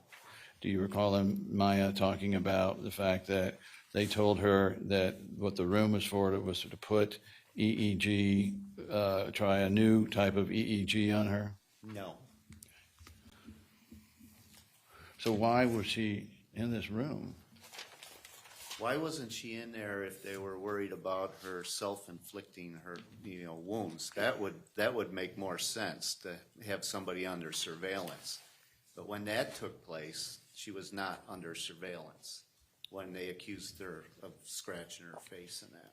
I see. So did they ever put her under surveillance when they started to accuse her of self-inflicted lesions? No. Now, from your perspective, having been through there many times, did this hospital have surveillance cameras throughout? They're everywhere. Hallways? Everywhere. Outside of the chapel area? Yes. Lobby? Yes. As you walk down the hallways, surveillance? There's no way to go anywhere without a camera. And in this case, have you actually seen a clip, an excerpt still from one of the surveillance cameras at this time? Objection, I apologize, I do need to approach on this.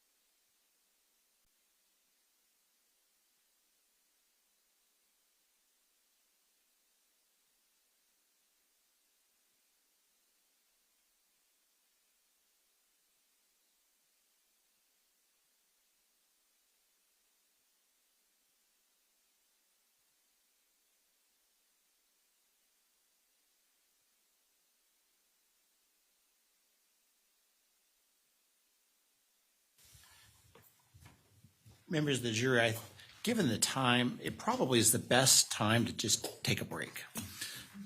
So, do not discuss this case amongst yourselves, do not do any investigation, and receive no information. This is probably going to be a 15-minute break, so we'll see you on the flip side.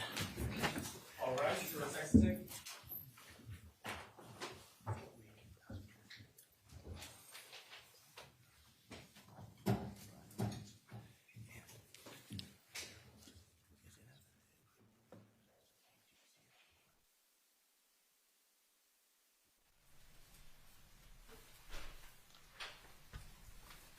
Okay, please be seated.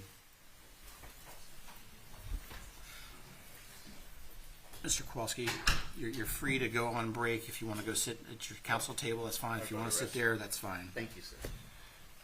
Now, Mr. Anderson, I don't recall if we're talking about the issue of spoliation. Obviously, it's not play, but there's certainly other ways to deal with spoliation. But there's almost always, I'm presented with a, look at this discovery request. They didn't produce. Let's do something about it. I don't recall there being a discovery hearing relative to this outside video surveillance. But if I'm wrong, just can you point me to the hearing or the order that I entered, if any? There's two issues. One is the surveillance in the hallways, and the other is the surveillance the court is witnessing in this 2703. We made a request for production for any and all video, among other things, depictions of Maya Kowalski. That was not produced. They said, no, nothing. There was nothing for us to really bring to the court's attention.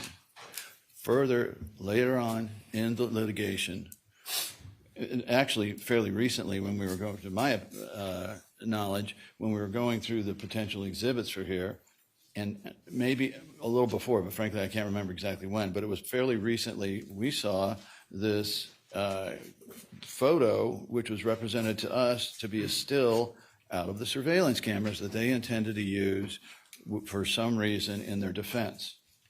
Can I see that so I have a context of what we're talking about? Yes. Do we? It's gonna take 1 minute. That'll take a minute. You can keep arguing, but let's. Sure. So DCF made a request for this specific video. And it was, With this specific video, meaning the EEG room? yes. No, Go ahead. first week of her admission, Sorry. DC That's sent a another one. request for surveillance video of Maya Kowalski, which would include the hallway video, the video of her room, the video of her in the PICU. It was never produced. To DCF. Correct. So there was a DCF request to Johns Hopkins in the lawsuit or during Maya's stay at Johns Hopkins? Not in this litigation, in the underlying litigation. In the dependency proceeding. In the shelter action, DCF requested, and I got confused because there are two. DCF requested the surveillance because the entire hospital is surveyed. And so in that proceeding, they made a representation on the record that they had no such surveillance. And I believe in deposition, I also asked, do you have this surveillance? And the answer was, this is only kept for, and I'll have to dig it out, find the deposition. This is only kept so long we don't have this anymore.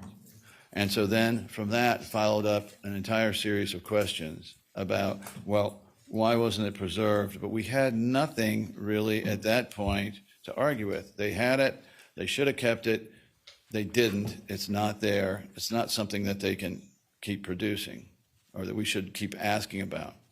Subsequently, we got this photograph, which is a still out of one of those cameras, or so it was represented to us. That's when we came to the conclusion, well, they must have kept some of it, so where's the rest of it? And we didn't bring the matter up to the court at that point, because frankly, I think discovery was either closing or close to close. And for their representations in the court, they said there's none. So our point of view is we should be able to lay the foundations here for the fact that there was a photograph extracted from that. In this lawsuit, 2018 CA 5321, did the plaintiffs make a discovery request for any type of video surveillance out in the hallways or outside, or anything having to do outside of the EEG room?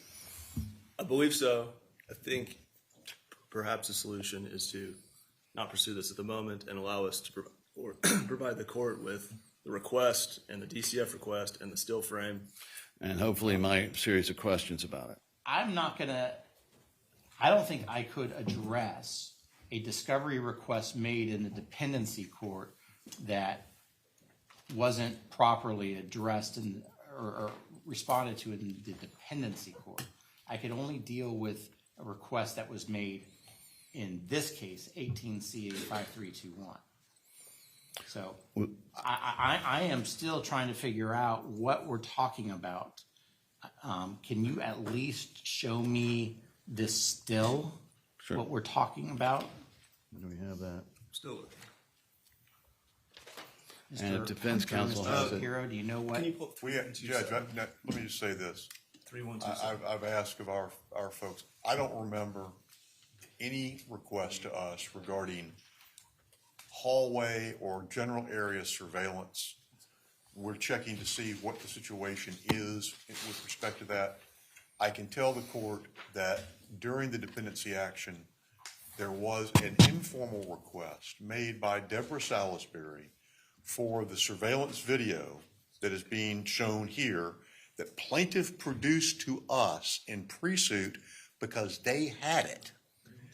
It was provided to Ms. Salisbury. We have the FedEx receipt to show that. And the question may become, gee, if she knew to ask, how come you didn't know what was happening? Obviously, she knew to ask. But whatever the case, this surveillance that we're seeing clips of here was provided informally upon request. Now, as far as these hallway surveillance is concerned, those are running tapes that get taped over, to my knowledge. I don't know what the time frame is off the top of my head, but I'm not aware of any request for any of those things in this action, or for that matter, in the dependency action. This is nothing but gotcha. Well, I would like to see the still photo, but the reality is there has to be a discovery request in this case that then there was some sort of follow-up on. I can address at least the discovery request, Your Honor. It's our fourth request for production. Number 3, we asked. Can you give me a den? No. What's the date of it? I will. One moment. What's the date? All I have in front of me, Your Honor, is a text message from Miss Perry, who's still sick. It's our fourth request for production, request number 3. Please produce all video recordings of Maya Kowalski and her family during the relevant time period. I will get a den and a date of that request in response. Just very briefly, Your Honor, because I know the court wants to take a break. It's not a request for hallway surveillance, but getting to the point that this court's making. For them to pursue spoliation, they have to have a request. There has to be a showing that there was a duty, that the information no longer is available. There has to be a duty to preserve, that the court finds that the failure to preserve it violated a legal duty. They haven't even met the second step, let alone third, fourth, and fifth. It's because we haven't had an opportunity to make our foundation and predicate for it. And I don't So agree that. we started this line of questioning spontaneously off the top of our heads? No, Hunter, this has been asked repeatedly. And this, I believe, was asked. Well, time out. I'm gonna go take a break. The reality is there's gotta be a request in this particular case. And before we can do anything else. Yes, sir. And unless and until that has happened, then none of this is something we need to be spending any time on. I understand you. Okay, why don't we just take 10 minutes? All rise. Let's go ahead and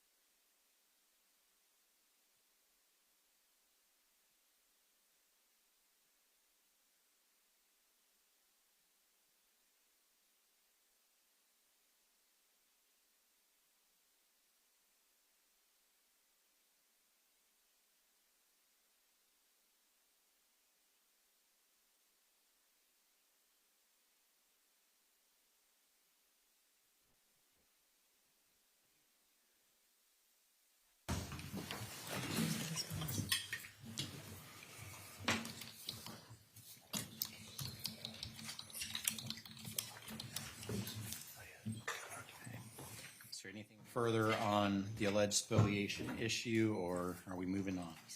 I believe we have found what the court was looking for. There are two things we'd like to do. First, put up Exhibit 3132, dated October. It's a, well, you'll see, clip dated October 25th, 2016, which the record reflects is while Maya was in the hospital. And I believe that the witness can identify the two people in that video, in that takeout. And then we have also the request for production. We have that. What's the exhibit number? Republishing 3132. 3132, Defense exhibit. defense.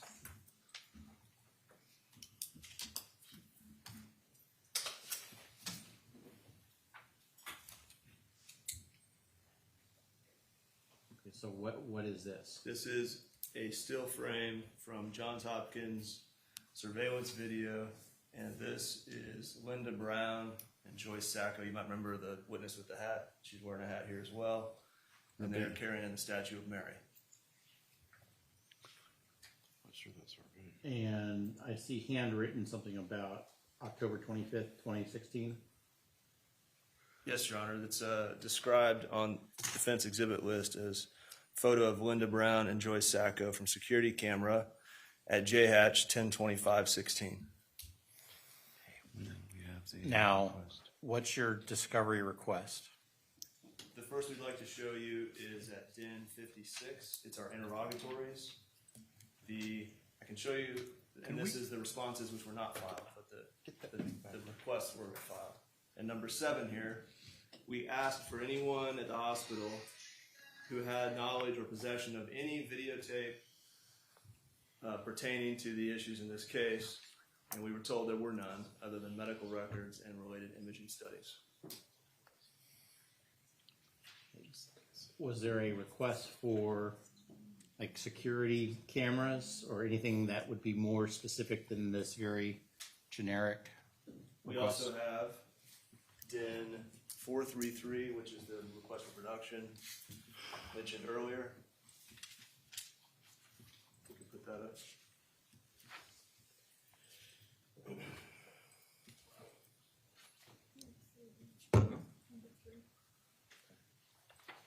What And request number? Number 3 here.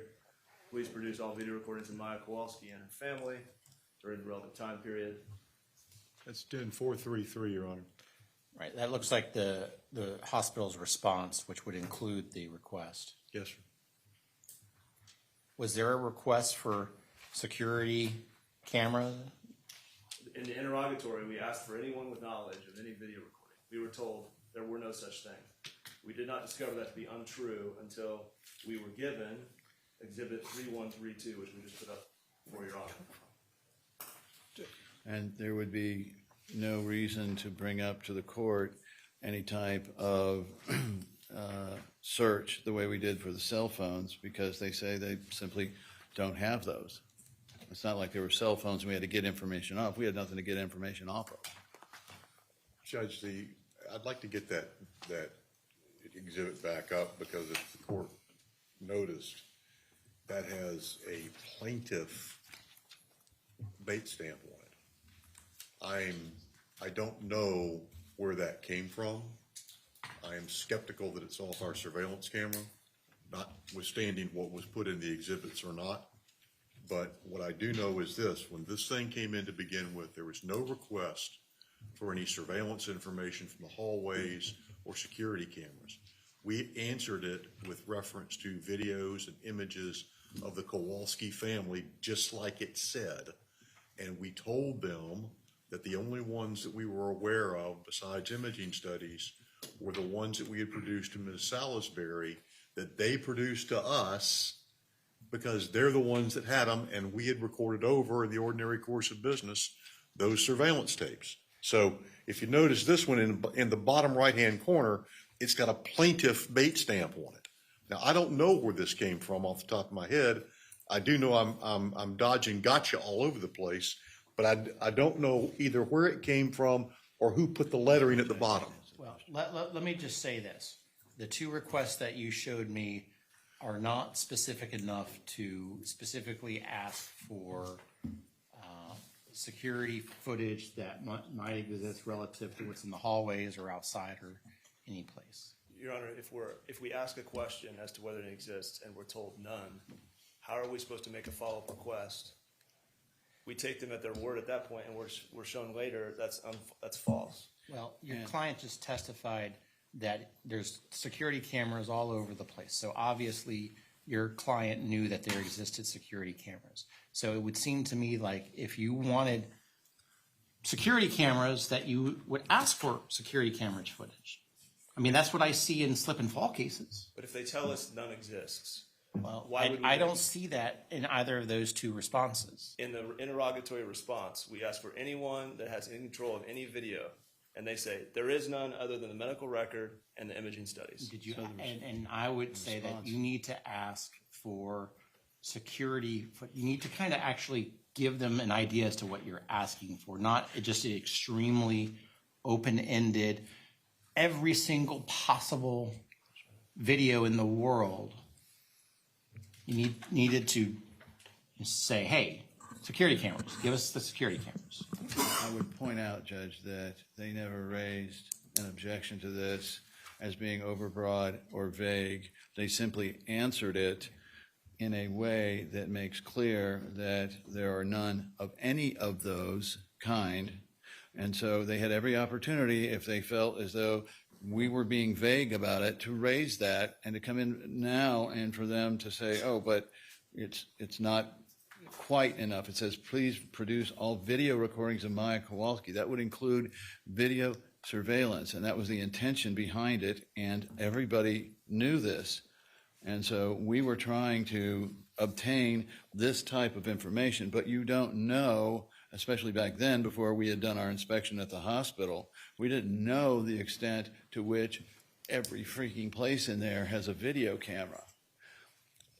They say they didn't have it, and they had every right to tell us that we don't understand what you're looking for. They didn't do that. They said they just don't have any in their possession, custody, and control. And right now, the only question before the court, I think, is can we have the witness identify that photo as Ms. Sacco and Ms. Brown? Judge, Mr. Hunter, unless the plaintiffs can show me a more specific request, that's not what you've shown me is not enough for me to walk down a spoliation path on security footage. We'd like to show you one more thing, Your Honor. Well, then show it to me.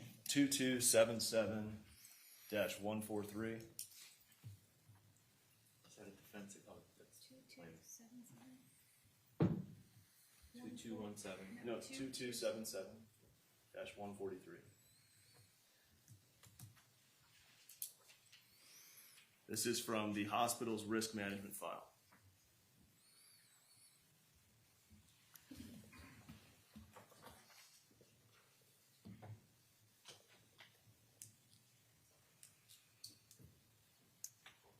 Okay, that's talking about in the room. It says it twice. Doesn't talk about the hallway cameras. And that's not a discovery request. Well, So, it's not in this proceeding, but I think the point. I'm done with the spoliation issue. Those two items were not enough to drill down on a spoliation issue with respect to security footage, even if that is from the defendants. So let's move on. I'm not trying done. to. Mr. Anderson, I'm done with that issue. Let's go to the next issue. I don't know of any other issue. Okay, then we can bring in the jury. Yes, Your Honor.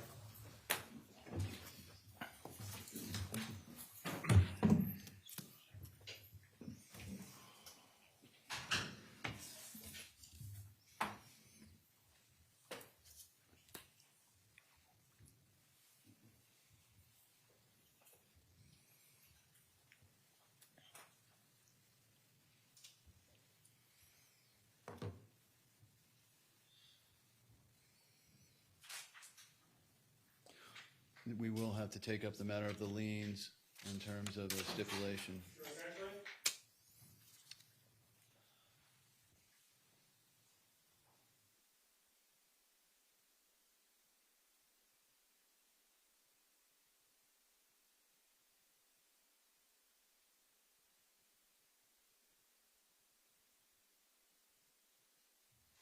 Everyone, please be seated.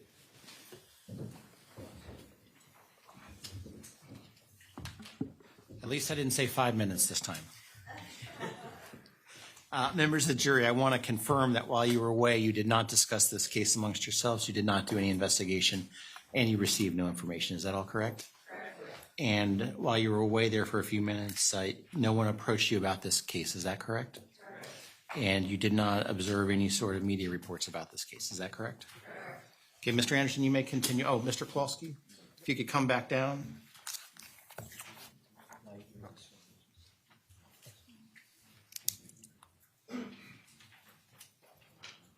And you understand, sir, you're still under oath? Yes, sir. Thank you.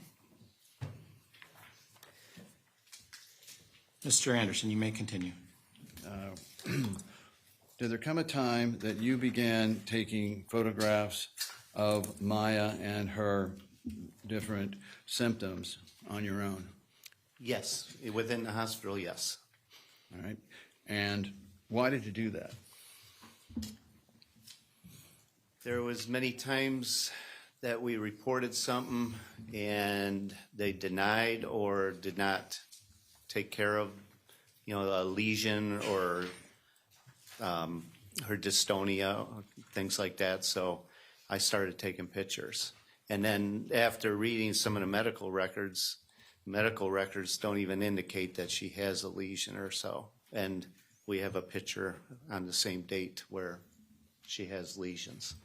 Can we put up these photos, some of the photos, run through them? You have an exhibit number there? It doesn't have, I'm hoping you guys have the Kowalski photos. Do you have an exhibit number? That's what we're looking for right now. It's not on my outline.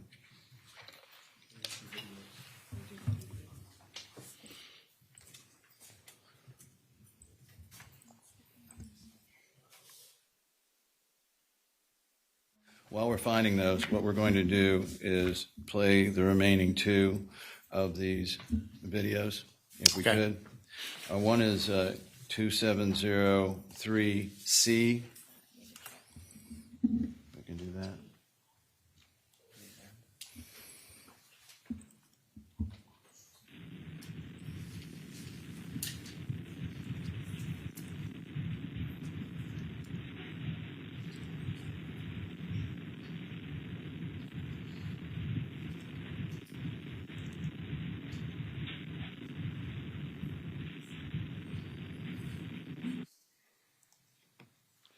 Now, Maya pulling her knees up to her chest like that, what did that usually indicate to you?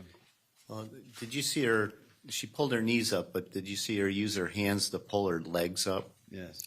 And then also, I don't know if you noticed, she has a thing on her forehead.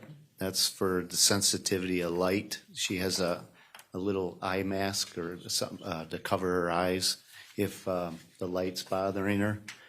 But when she got into the bed, I don't know if you've seen it or not, but she actually physically used her hand to lift up her legs.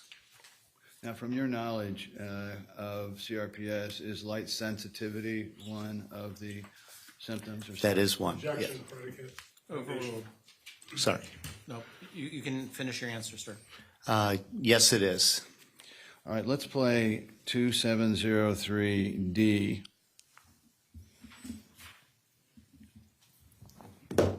They're only supposed to be like $1, right? Yeah, They're like really cheap. $1. Yeah. Like normally $1.50, but the more shopping for that is cheaper. Oh, really? Since she has your medicine, which it should be helping a little bit, I want to try to use the walker just to stand, pivot, get in the chair, like you did with Becky the other day. Don't jealous that she got to see it and I did not.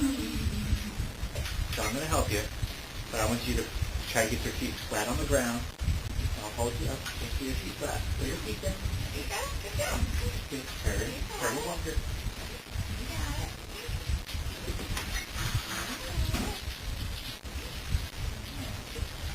Better than yesterday. Hey, give me a high five. That was awesome. Better than yesterday.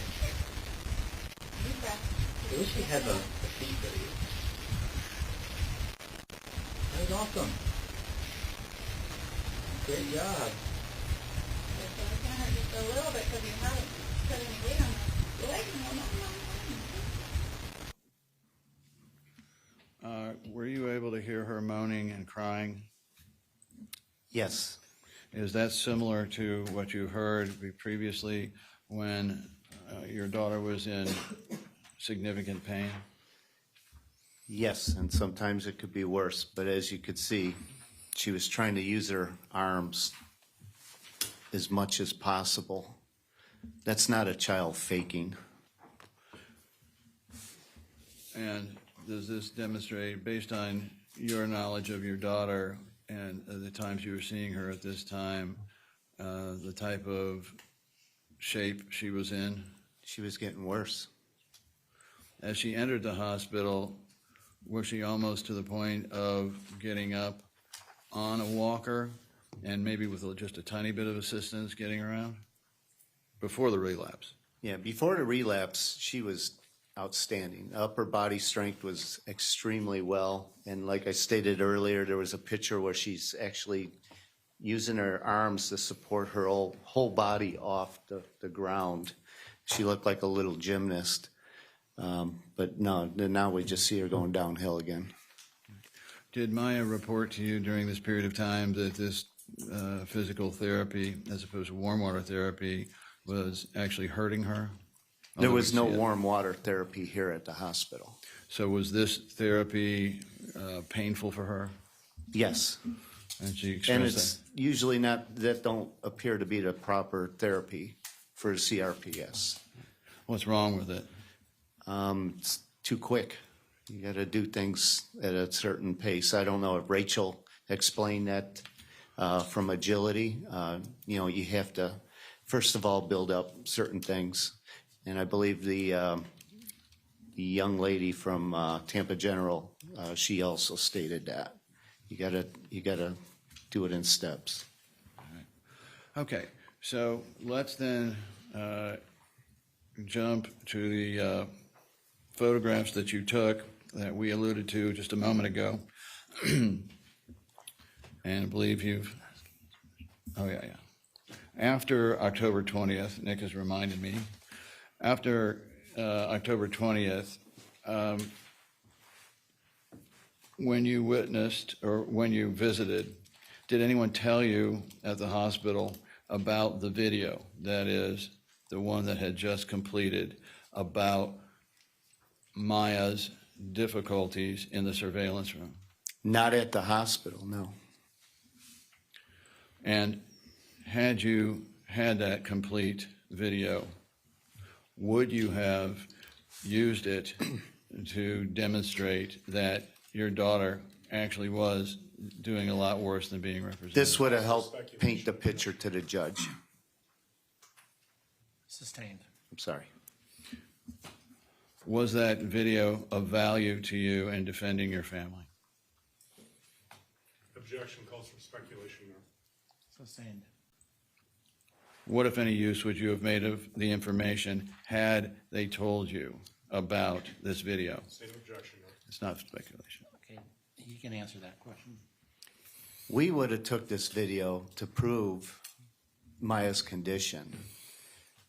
They were, unfortunately, it was a one-sided story. And we had no, if we had this would have painted a better picture to the judge at that time. And we probably wouldn't be here today. So let's go through the lesion photos if we can. 2571-001. And after each one, I'll ask you to just kind of tell the jury what they're already seeing. Your Honor, I apologize. Approach. Yeah.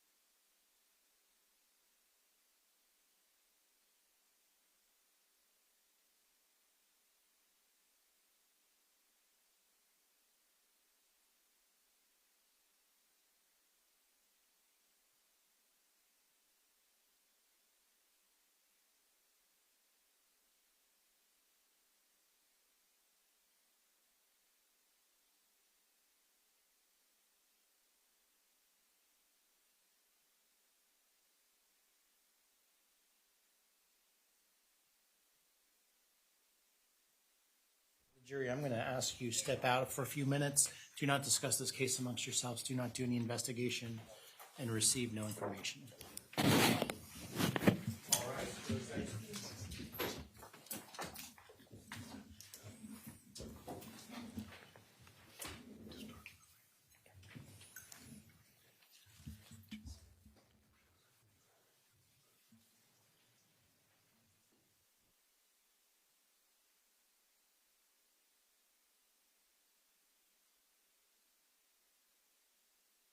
Presence. Now, Mr. Anderson, I know we've discussed this before we even got to trial. The information was the plaintiff's attorney had this video. Was it November 6th or November 7th? No, later. The date's important. Okay, well, tell me the order I entered on this. Give me the DIN number on that, because I distinctly recall it was like in early November. It was mid-November, Your Honor, you're correct. Mid-November. Yes. And just prior to that, there was a dependency review hearing on November 8th and November 10th. And Mr. Kowalski did not have this video or the benefit of it during the dependency review hearing. That's his testimony, that would have benefited. It's not exactly what he said. No, it And isn't it's what also contrary to both the order and the implication, because the specific order from the court was the plaintiff can't contend. Can someone give me a DIN number, Sorry, please? yes, Your Honor, the DIN number is 3032. 3032. For which now? For the actual hospital video? This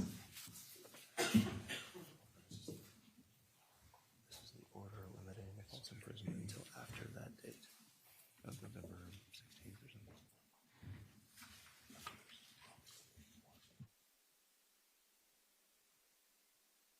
I guess November 17th, not November 7th.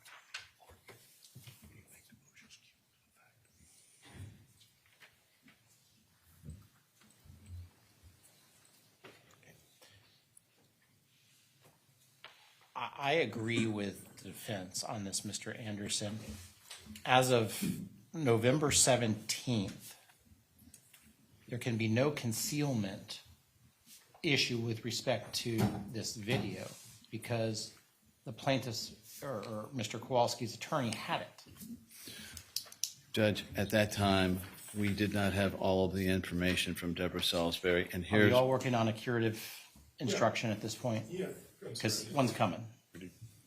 I would ask that you, and we can bring Deborah Salisbury in, this is all planned, and I did not understand the limitations on this video being provided to Deborah Salisbury. Here is her testimony. We can bring her over here right now to do it.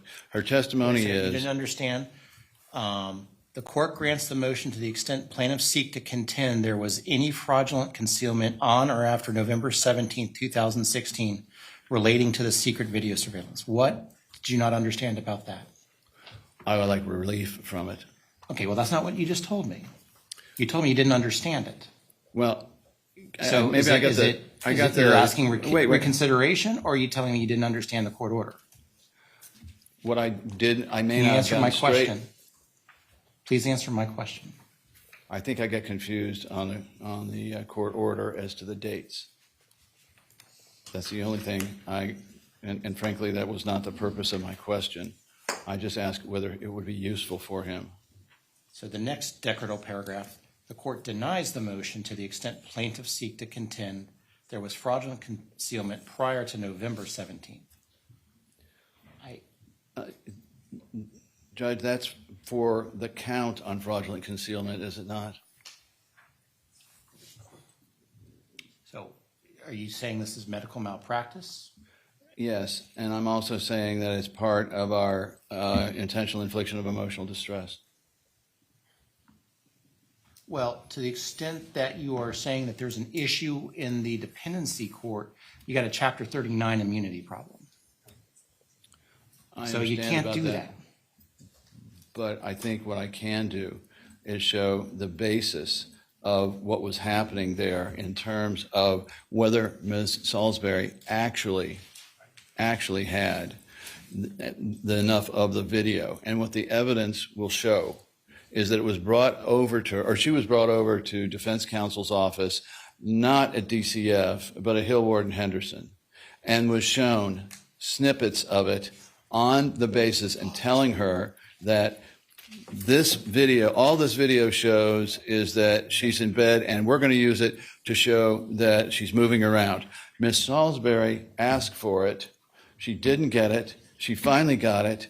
Then by the time when she got it, she couldn't open it. We've had that problem before because she didn't have the codes to open it. So during the pertinent period of time, she did not actually have the video. What she had seen were about 3 different 2 to 3 minute spots. And what they were telling her was, we're going to use this to prove that Maya Kowalski can move around easily.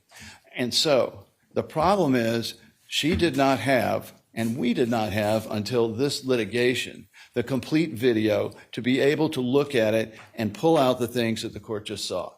And so we intend, if the court will allow it, we intend to show through Ms. Salisbury that contrary to their representations, and insofar as this being part of the Chapter 39, Hill Ward and Henderson was not supposed to be a prosecutor or a defense attorney in this. They were simply supposed to be a participant. So why they had this tape and we're going to show it and make representations about this is another issue. But to the extent the court believed that Ms. Salisbury had the complete use of it and therefore that is impugned on the plaintiff and then impugned onto our representations, that is a false statement. What Deborah Salisbury had were isolated clips under a representation. As a good counsel, she asked for it to receive it. When she first received it, it wasn't from DCF. It was from Hill Ward and Henderson. And so at that point, she attempted to open this thing. This is going to be her testimony. I'll bring her over right now if we need to. She attempted to open it, could not open it, had to obtain a code, a special means of showing this. Apparently it's coded some way that's difficult. And I'm not sure the timing after that, but I do know it was late in the proceedings, very late in the proceedings. Well, one, you told me the issue that Ms. Salisbury had about 6 months ago, and I think you also talked to me about it 2 years ago. And you did not bring any testimony from Ms. Salisbury at any time. I don't recall after I entered this order on May 8th, 2023 at DIN 3032 that you filed any motion for relief from that. The time for discovery is over. Trial is not supposed to be by ambush in the state of Florida. Everyone's supposed to know, both sides are supposed to know what each side has. And I am sorry that you seem to misunderstand the court's order talking about this issue. Only as the timing, really. Yeah, before and after November 17th, I don't know how more clear I can be, but be that as it may, I'll grant you that you might be confused as to the meaning of November 17th. I need you to try the case and not continue to be on discovery. We were ahead. The last couple of days have been very bumpy and we're starting to slip. We've got a jury that continues to go out to deal with issues that should have been addressed before we even selected a jury. But we're at where we're at. Discovery's over. Trial. We're going to live with the orders that were previously entered. If you don't understand an order, please let me know. Hopefully timely. In our defense, I believe that was an order in limine. It was an order granting and denying. Regarding summary judgment on count 20. I believe there was a follow-up motion in limine, and what I understood from the court was that since we had, I don't know how many motions in limine in this case, going into the dozens, that if there was an issue which arose at trial, that the court would reconsider. Outside the presence of the jury. I didn't know he was going to say that, Judge. I just asked him if it was of value to him. Yeah. Well, and the the next reality is, well, let's just go with what do you have? I'll be recommendation for the proposed Can curative. I'll make the record and then Mr. Alderman will make it, but here's the reason why this is extremely problematic. The video, as Your Honor noted in his orders, was turned over to Ms. Salisbury on November 17th, 2016. After the Kowalskis received the video, there was a shelter hearing on December 5th, 2016, and there was a shelter hearing on December 13th, 2016, both of which at a minimum would have been opportunities for the Kowalskis to present whatever evidence was in that video to the DCF court. So there's been a false implication in front of the jury that video, if provided timely, would have changed everything and Maya would have been home. It's also relitigating the DCF action, which this court has instructed both parties on numerous occasions not to do. My colleague, Mr. Aldenburn, is working on an instruction, but we're very, very concerned about the last statement from Mr. Kowalski on the witness stand, that if we only turned over the video, everything would have been different. It's a clear violation of this court's order. It's a complete misstatement of the facts that the video was in the possessions of the Kowalskis for 2 subsequent hearings. And I think we have to move for a mistrial at this point, Your Honor. We would reserve on that until the close of the case, but we do have to mark for the record that we are moving for mistrial on the case. Well, are you moving for a mistrial or are you not moving for a mistrial? Yes, we are moving for mistrial. We'd ask the court to reserve on that. Judge, What, Mr. Altenburn, is your proposed language? Your Honor, on the fly, I think from what I'm hearing that you should tell them that the jury is to ignore the testimony of Mr. Kowalski, that the videotape that was produced on November 17th would have made a difference in the DCF proceeding, that the hospital is not responsible for the orders entered by the court in the DCF proceeding. Is that written out or is that? No, I'm taking from my very bad handwriting to do that. If you say it again, all right. Yes. can you read that to me again? So I'm just recite it again. Can you read it back? Want me to read it? Yes, that's probably better. We can go from there. Your Honor, on the fly, I think what I'm hearing that you should tell the jury is to ignore the testimony of Mr. Kowalski that the videotape that was produced on November 17th would have made a difference in the DCF proceeding, that the hospital is not responsible for the orders entered by the court in the DCF proceeding.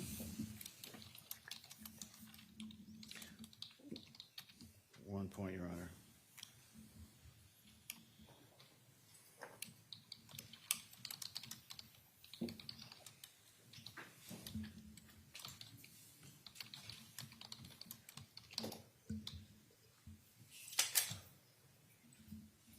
Your thoughts, Mr. Anderson? First, for the record, the December 5th and December 13th hearings were not on any merits of the case. They were purely procedural to deal with how Maya Kowalski was being treated and how the orders were to be modified in regard to that. So there was no opportunity at those. Our concern in this, besides the fact from the defense's perspective, it just merely highlights the testimony. Our concern is this: until the court hears Ms. Salisbury's testimony completely, which I have summarized but by no means have made complete, we believe that it's objectionable to read any instruction that would diminish the plaintiff in front of the jury. And really, the question did not call for it. I'm sorry it went farther than I anticipated, but it was not intentional in any way, shape, or form. And until the court has all of the facts in this to make a determination, we do not believe that an instruction is important. We have to put on our whole case and at least get to Ms. Salisbury's testimony. And then the court can decide what it needs to do.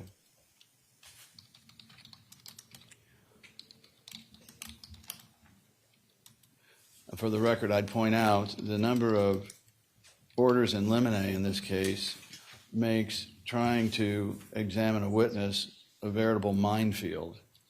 And I simply wonder, given human beings being human beings, how it's, that it's going to be very, let me say this, it's very difficult for me up here questioning to constantly have to weave around these orders.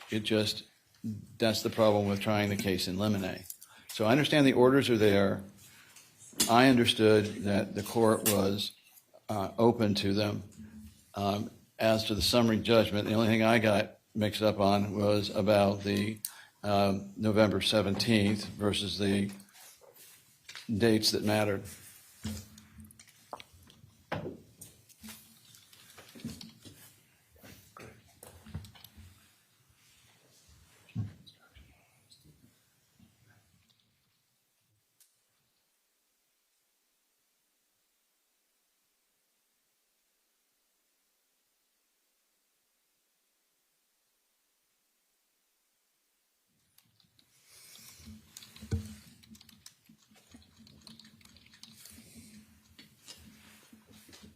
Here are my thoughts. In response to Mr. Anderson's point, we'll just wait until we hear from Deborah Salisbury. The problem with that is, even assuming that Ms. Salisbury could not open the video, she had knowledge of the video indisputably no later than November 17th, and could have sought relief in front of the dependency court if she was having trouble opening it up, and could have addressed the issue in front of the dependency court.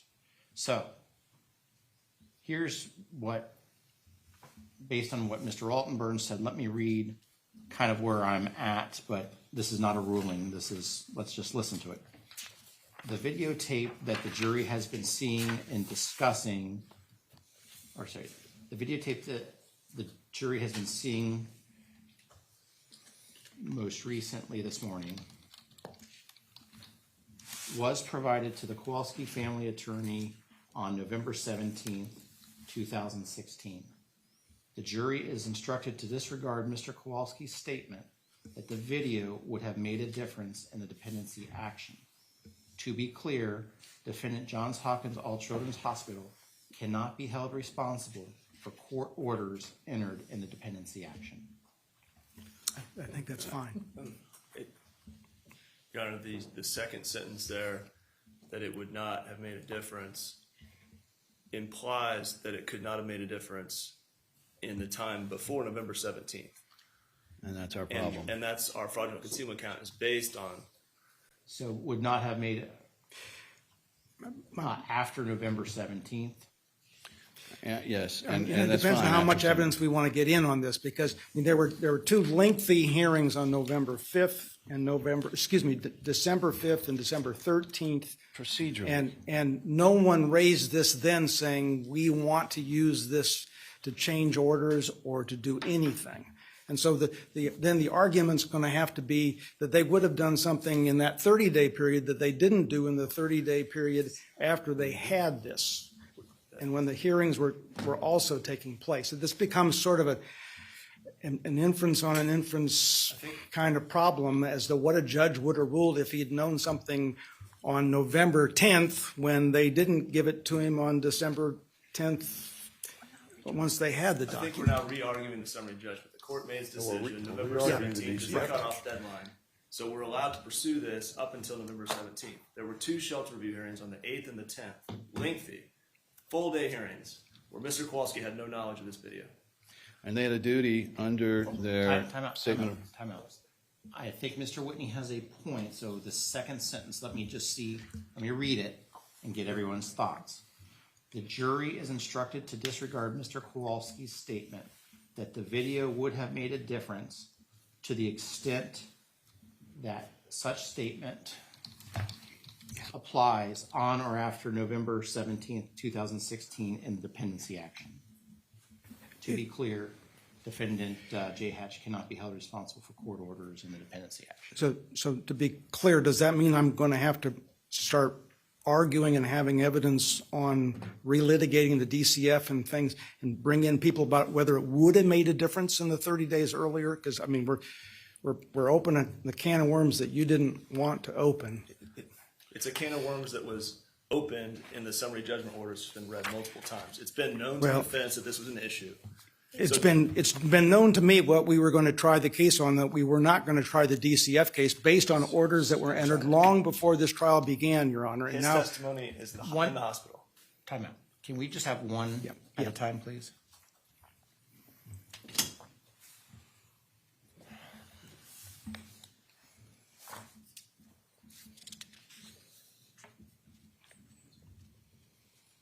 Count 20 has been limited to the time period prior to November 17th.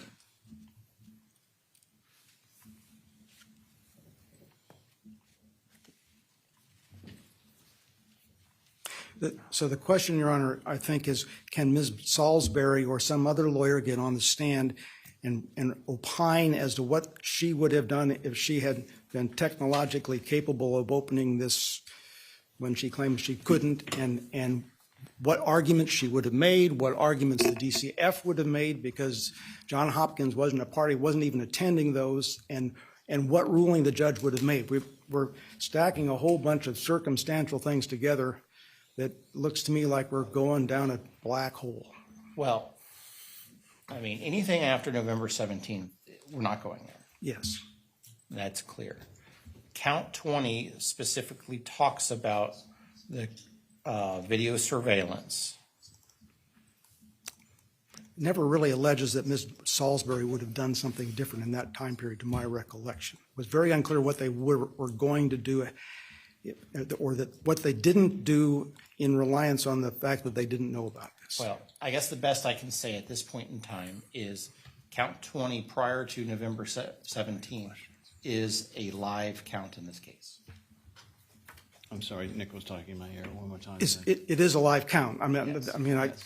I guess, again, I guess we have to wait till see whether they put her on the stand, but if we do that, it kind of changes what I visioned the scope of this to be as we were entering it through pretrial. I'd prefer to just take it one step at a time. If I'm understanding the court correctly, the last sentence was that the count remains alive. Well, count 20 still is a live count to the extent it's prior to November 17th. Now, That's fine. I'm going to reread the instruction one more time and see if there's any more tweaks that we need to give. The videotape that the jury has been seeing most recently this morning was provided to the Kowalski's family attorney on November 17, 2016. The jury is instructed to disregard Mr. Kowalski's statement that the video would have made a difference to the extent that such statement applies on or after November 17, 2016 in the dependency action. To be clear, defendant Johns Hopkins All Children's Hospital cannot be held responsible for the court orders entered in the dependency action. Any other? Yes, Judge. Technically, it would be the prior attorney, so I don't want to diminish my standing before the jury. So rather than saying her attorney, can you say her prior attorney? Or prior Or the counsel? family's attorney at the time. Yeah, the family's attorney at I the don't- time. How about the Kowalski's family attorney in the dependency action? Right. Perfect. But by the 17th, did they have separate lawyers? I don't know when, that at one point, and I think it's before the 17th, he had a lawyer and she had a lawyer. So there were two separate, I mean, he's testified to 4 lawyers, and that's what he's talking about, is that they ended up having 2 different lawyers pretty early on. And Ms. Salisbury represented who on the 17th? I think Jack Kowalski. I think that's correct. And there was new appearance for Beata Kowalski. So, In fact, I can, so why don't I just say to Mr. Kowalski's family attorney in the dependency action on November 17th? That's I fine. think I may have the answer to this. Hang on. Mr. Altenberg, any other? No, Your Honor. And Mr. Anderson, did you want to say anything on the mistrial motion?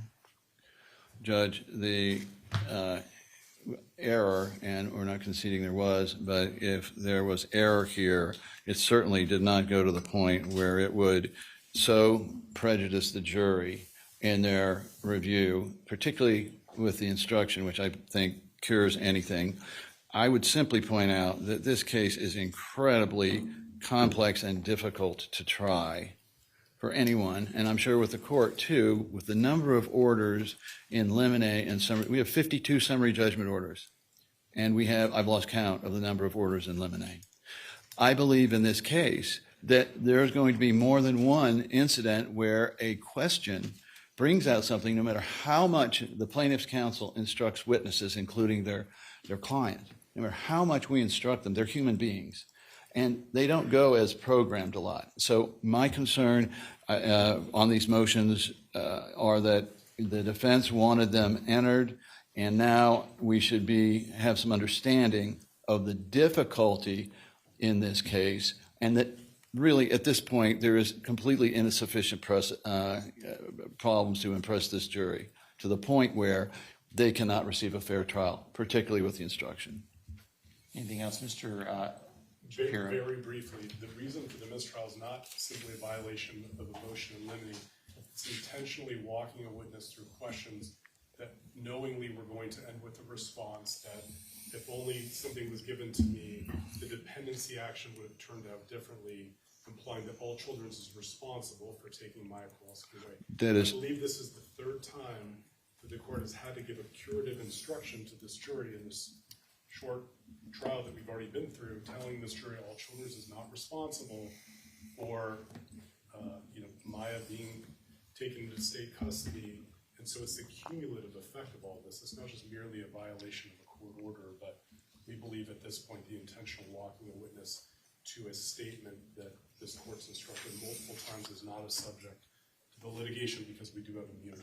Thank you, Your Honor. I categorically deny. Time out. I'm going to deny the mistrial motion. I will say, honestly, I think that the trial has been cleaner than I anticipated it was going to be by this time. Honestly, and that's a tribute to the lawyers. And I think the credit needs to go to the lawyers. The concern I had when that question was raised, which has been articulated by Mr. Shapiro, is the impression it gave to the jury that somehow this video would have caused none of this to have happened. And I think that this curative instruction specifically and directly addresses that perception that Mr. Kowalski's statement could have been given to the jury. And it's done timely, it's done right away. And so I don't see a basis, I don't see a cumulative basis for a mistrial. I'm comfortable with this curative instruction, and I'm confident will ensure that this jury does not take a false implication from Mr. Kowalski's statement. Okay. Well, yes, I'd really like to bring the jury back in. And I really want to not get another mistrial motion, so I wanted to ask the question. The question that was coming next was this, would this video have been of value to you? And he knows not to say anything about substituting it in or reopening the proceedings. But there are two things it's good for. The first is for him to understand what was going on with his daughter, and that goes secondarily to the damages in terms of emotional distress and so forth. Well, I'm assuming that you are restricting your question to a date range to which it applies. Yes. Right. And Your Honor, just to make something clear in the record, I've checked my personal notes, having read the transcripts in the DCF proceedings, and it appears that on November 10th, Ms. Salberry appeared for both parents, and then on December 5th, they each had separate counsel. So sometime in between there, and I cannot tell you whether it's before or after the 17th, that there was a substituting of counsel. I can actually look at the docket on that and figure out the data. I don't think for purposes of the curative instruction it matters. I don't think so either. I just wanted to be honest about that. I appreciate that, Mr. Altenburn. Anything else, or can we bring in this jury? Nothing else from And let me ask, how much longer do you have in direct? Because you told me yesterday it was 1 hour. Yeah, yes, Your Honor. It's been a really difficult extended hour. I would say I'll never finish by lunch. Okay, so we're going to go to lunch while he's still on direct? Yes, sir. Okay. And I can ask that would have been of assistance to him, that question. It's going to be objectionable. He knows. He's going to touch that again if you like. but it would have been of assistance to him in knowing your legal opinion.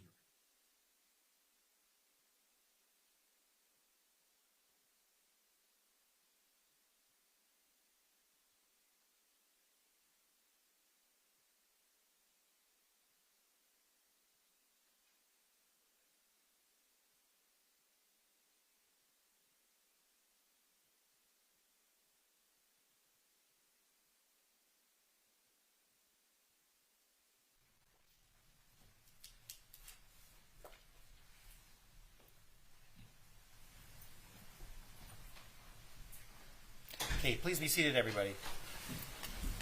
Okay, members of the jury, I want to confirm while you're away, you did not discuss this case amongst yourselves, you did no investigation, and you received no information. Is that all correct? Correct. And that you did not look at any media coverage concerning this case while you were on break? Correct. And no one approached you about this case, is that correct? Correct. Okay.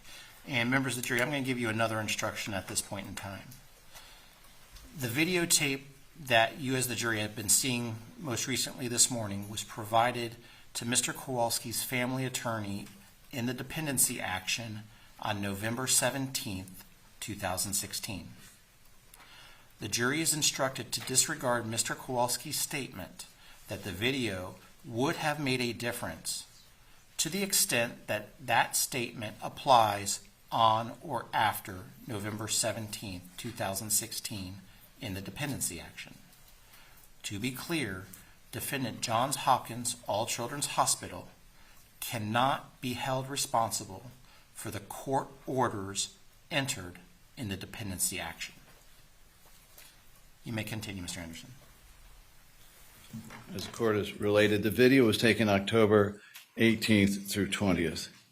Now, on or before that date, did they tell you in any way, shape, or form that they intended to do a video surveillance in a separate room of this nature? No. And if they had, would you have consented or not consented? I would not have consented. Did the hospital tell you at any time in October 16 that they had taken a covert video of your daughter over 48 hours in mid-October? Objection, Ms. States Evidence. Overruled. No.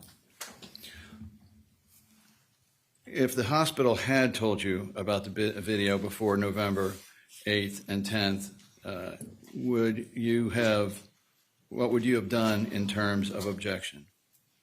Would you have objected to this video going outside the hospital? Yes.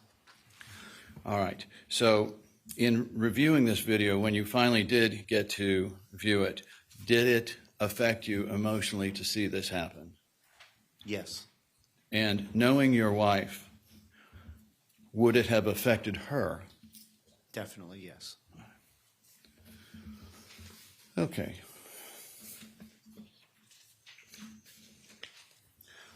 Now, let's continue, if we might, on the lesion photographs.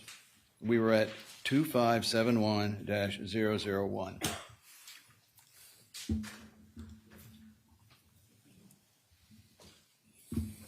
All right, you recognize this photograph? I do. And what is it of? It's a lesion. Approximately when did you take this photograph? There's a date on the bottom, 10/8/2016.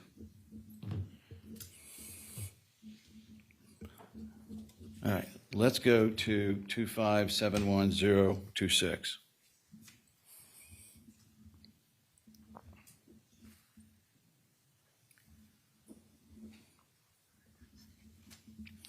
All right, so 2571-026, what is this a photo of? It's a photo of Maya. And there's some lesions. I see one on the forehead and maybe on her left knee there. All right, let's go to 2571-030. And what do these reveal?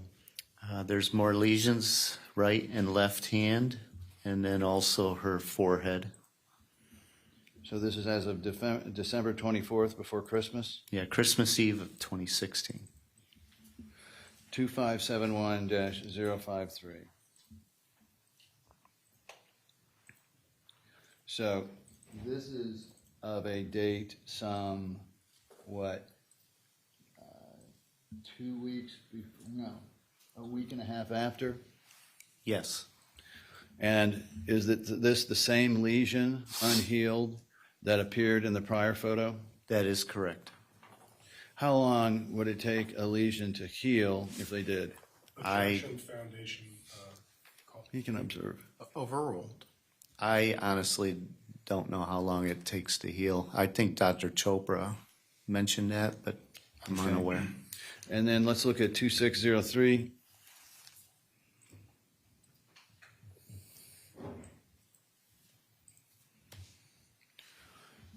And that one is from, looks like, well, that's date of admission.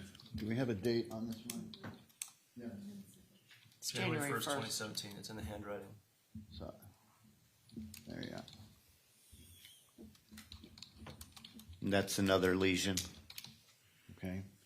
And we'll ask about that in a moment. And then 2604.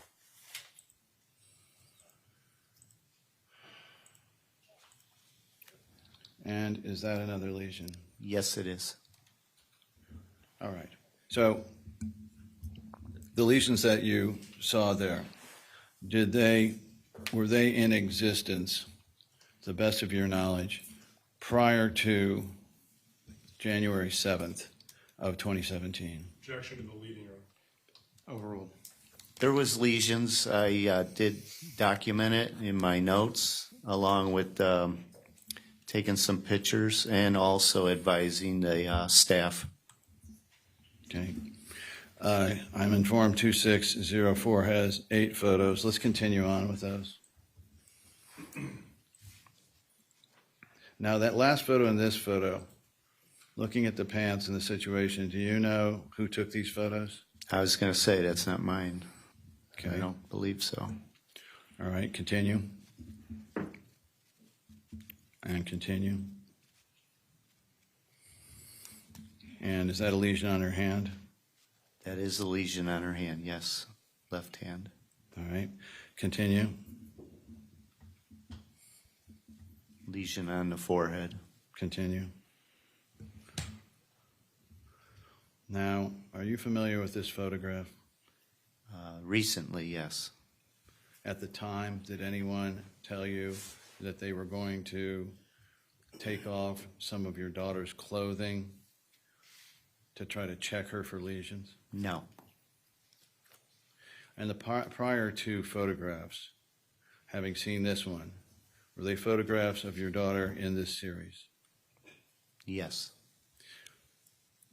Continue to the next one. Well, first, do you see, you can only see half of her face there. But knowing your daughter, what is her reaction here that she's showing? It's hard to see her whole face, but looking at her lips, she doesn't seem happy with what's going on here. All right, next photo.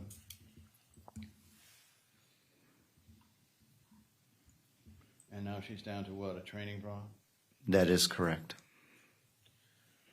So, did you ever give Kathy Beatty or anyone at Johns Hopkins All Children's Hospital permission to strip your daughter and take photos like this? No.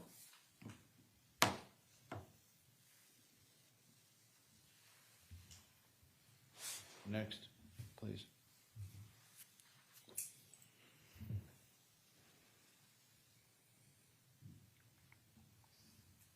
Is that the last? That's the next one. Okay. And then, did we cover 2603 and that was 2604? This is 2604 dash 8. All right. So, make sure we've got them all in. When was the first time you learned that your daughter had had this happen to her? It was around the time after, I believe, she went to court in December or January. I don't know exactly what month. Okay. Did it turn out that this was the day she was to go to court? Yes, it was. She was going to be evaluated by Dr. Duncan. And again, did anyone call you and ask you about this? No. Let's show the remaining photos in 2604. Continue.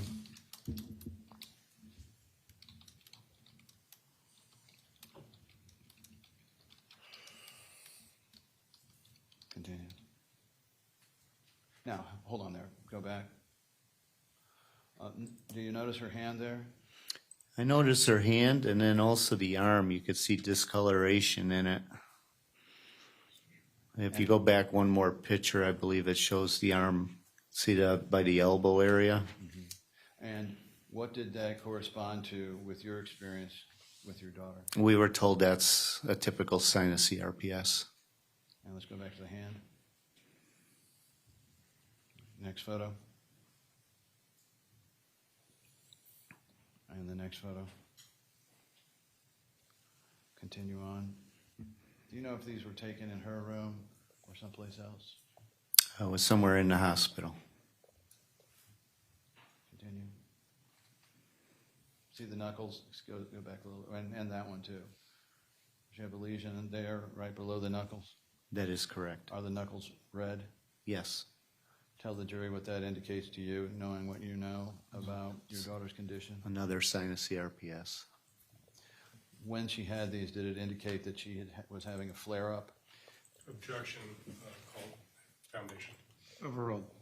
A flare-up and associated with these lesions, there's extreme pain to the lesion itself.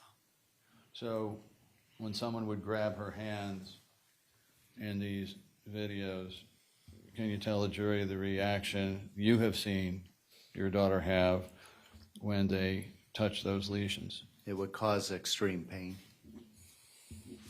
Next photo. Notice the knees. Yes, I do. What does that tell you? If you didn't know that she had CRPS, you might think they were rubbing against something, but that's a sign of CRPS.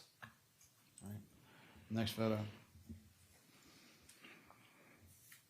And what does that indicate? That's inward rotation on her feet. That's called dystonia.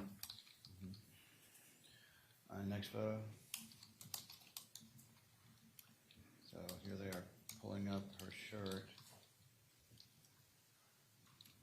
Did you ever give them permission to touch your daughter in this way? No. Next photo.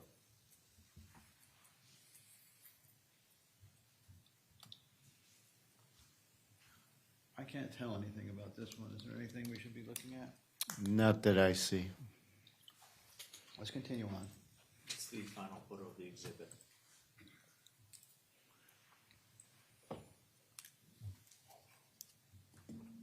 Now, having looked through the photos, can you tell the jury your reaction the first time you saw these? Okay. I was extremely upset. She's in the hospital. Later, I found that it was against her will. That Kathy Beatty stated that that's the only way she's going to go to the courtroom is to get the pictures taken prior to her. Objection to the hearsay, It's party admission. Overruled. Did Kathy Beatty say anything about that you know about whether Maya would be able to see her mother? That I don't recall. We should ask Maya on that one. Yes, ask Maya. All right. So they're talking about these symptoms, not these symptoms, but they're talking about, strike that. Did they ever discuss with you their belief that your daughter was suffering from some sort of psychological disorder? Objection to the foundation, the they. Let's be a little bit clearer with our pronouns. Did any of the psychological or psychiatric doctors there tell you that they believed your daughter had some psychological problem? Yes. And who were those, do you recall? am very bad with names with doctors. Let me see if I can. Okay. Did it come to pass that you were trying, well, once you heard this, did you want to talk to them and question them about it? I tried at one point to talk to the Dr. I'm going to bosh her name, I'm sorry, Kattenstein. That's it. I did see her in the hallway. She approached me. She was nervous. She was looking around. She says, I should not be talking to you. I would like to talk to you, but I should not be here. And she's looking around. And she said she has to talk to both sides of both attorneys before she could talk to us. Well, was your daughter in part under the care of Dr. Katzenstein? She was, and I still had my patient rights. And so, Or not did she ever patient tell rights, you? rights for my child, I'm sorry. Did she ever explain in any way, shape, or form why they thought that this was occurring or what reasons they had? She didn't explain it to me. She was just nervous, looking around. She did provide me with her card with her cell phone number on there. But she instructed that, or it told me that she has talked to both sides before she could talk to me. Well, who was the other side? Do you know? Well, it would be my legal, Deborah Salisbury, and then the hospital side. Okay. Now, did any of the other physicians, strike that, who brought it up first to say that Maya was somehow faking this? That'd be a good question for Maya, because Maya was told by many people. In the hospital? Yes. All right. Did it come to your attention that the nurses there were telling her that she did not have this? Yes. Did you learn that Maya was having difficulties even speaking to her separate counsel now, having difficulty speaking to her separate counsel? Yes. What was the problem there? Normally, I don't want to get stuck with hearsay here. Well, you give it a shot. I'm sure they'll let you know. Yeah. She advised me when she was speaking with her attorney, Kathy Beatty, be outside the room with the door open, right next to the door. Right. And during the attempted phone calls with Maya and between Maya and your wife, were you witness to or in the room when Ms. Beatty would, not the hospital room, but I'm talking about more at home, when Ms. Beatty would interrupt? Most of the times, no, I was not. I did hear from Beata, and I also heard from Maya that was an issue. And what was the problem? Foundation and hearsay. Sustain that one. And so were you having difficulties communicating with Maya, the best of your attempts, because of Ms. Beatty? I had difficulty, but I didn't have as much difficulty as Beata did. And how is that affecting her, not being able to, or having her attempts to speak with her daughter interfered with? It destroyed Beata. So now,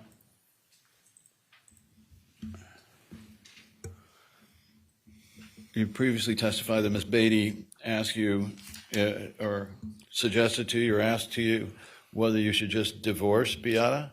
She asked me if I ever considered it, which was a very odd question, just come up with something like that. All right. And have you since learned that Ms. Beatty took your daughter to the chapel there at the hospital? Object to the hearsay, Your Honor. It's in evidence. Madam Court Reporter, can I have that question back, please? Question, all right, and have you since learned that Ms. Beatty took your daughter to the chapel there at the hospital?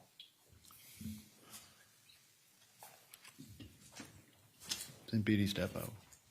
Well, I'm not sure where it's coming from, so I'm going to sustain the objection. You can see if you can get it a different way. Did your daughter ever tell you that Kathy Beatty took her down to the chapel? Same objection. No, that's a statement of present condition. I'm going to overrule that. Yes, she has. And did she tell you what the purpose was?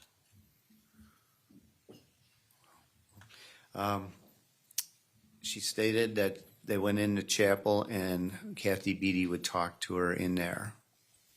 Talk to her about what? Same objection, hearsay. Overruled. There was one point that she said that she could adopt her, that she could be her mother while she's here at the hospital. Just all different things. Mom's in getting mental health, help, I'm sorry. Just all different things. Stroking her hair, kissing her. Did Maya complain to you that Miss Beatty was hugging her inappropriately? Objection, hearsay. Statement of then present. Can I have that question again, please? Question, did Maya complain to you that Miss Beatty was hugging her inappropriately? Okay, I'm going to sustain that one. Did you understand from Maya that Miss Beatty was making Maya believe some, strike that. Did it come to your attention that other employees besides Miss Beatty were making similar statements? Object to the hearsay.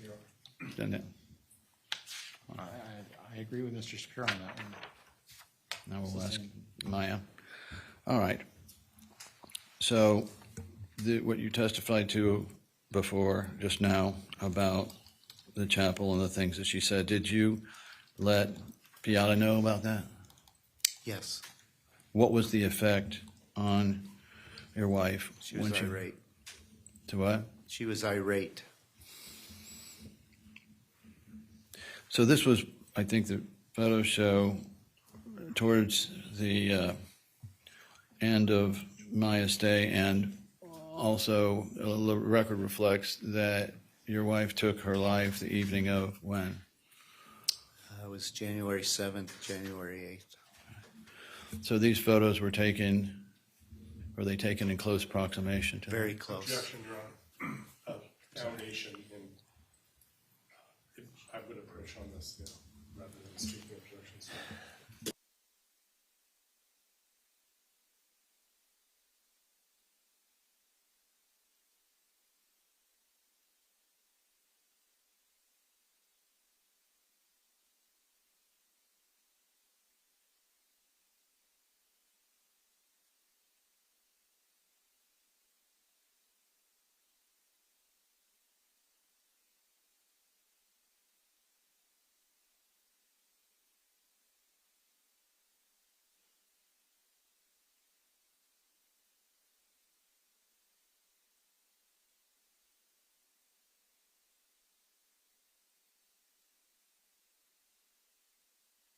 Objection sustained.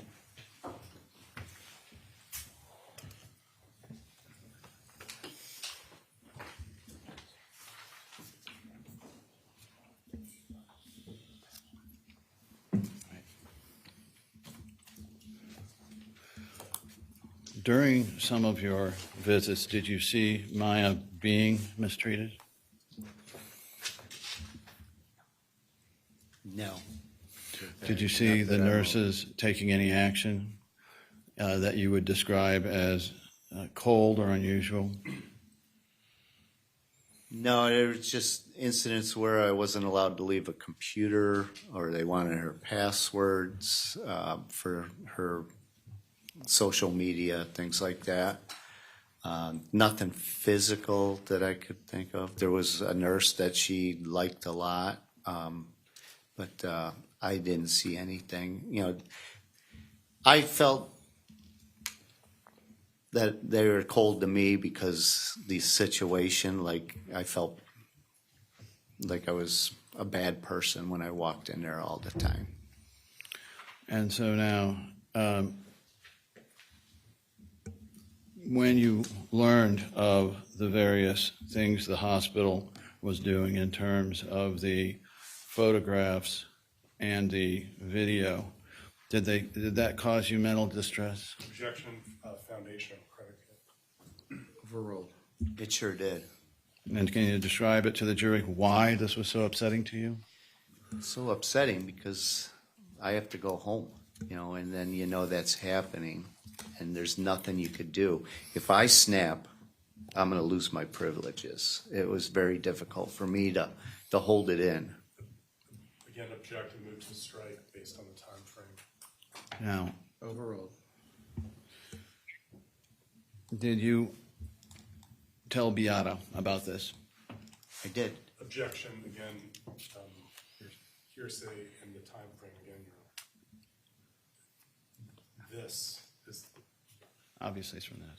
Well, let's try to be better with our pronoun usage.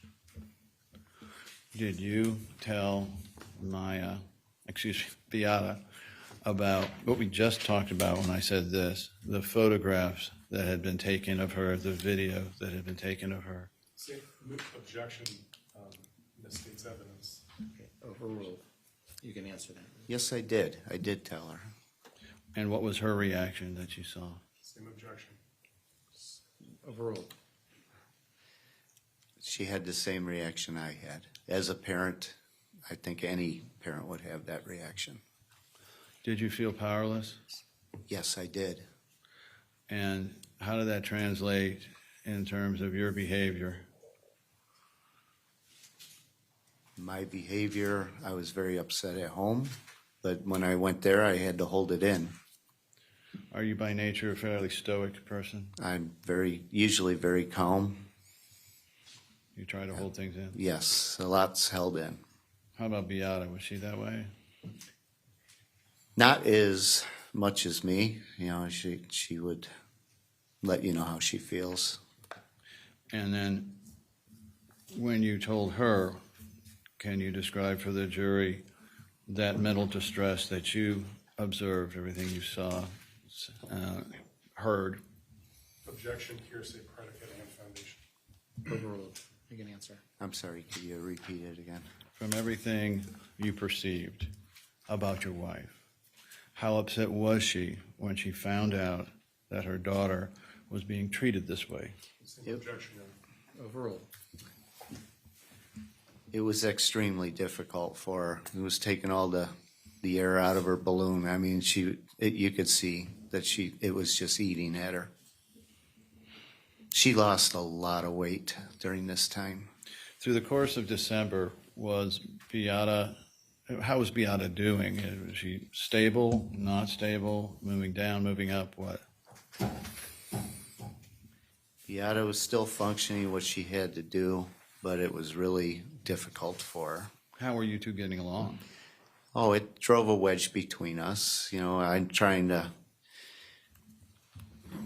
to do both, go to the hospital and then try not to bring it home and tell her everything, where it would hurt her. I'm not intending to hurt her with the way her daughter's being treated, but she needs to know.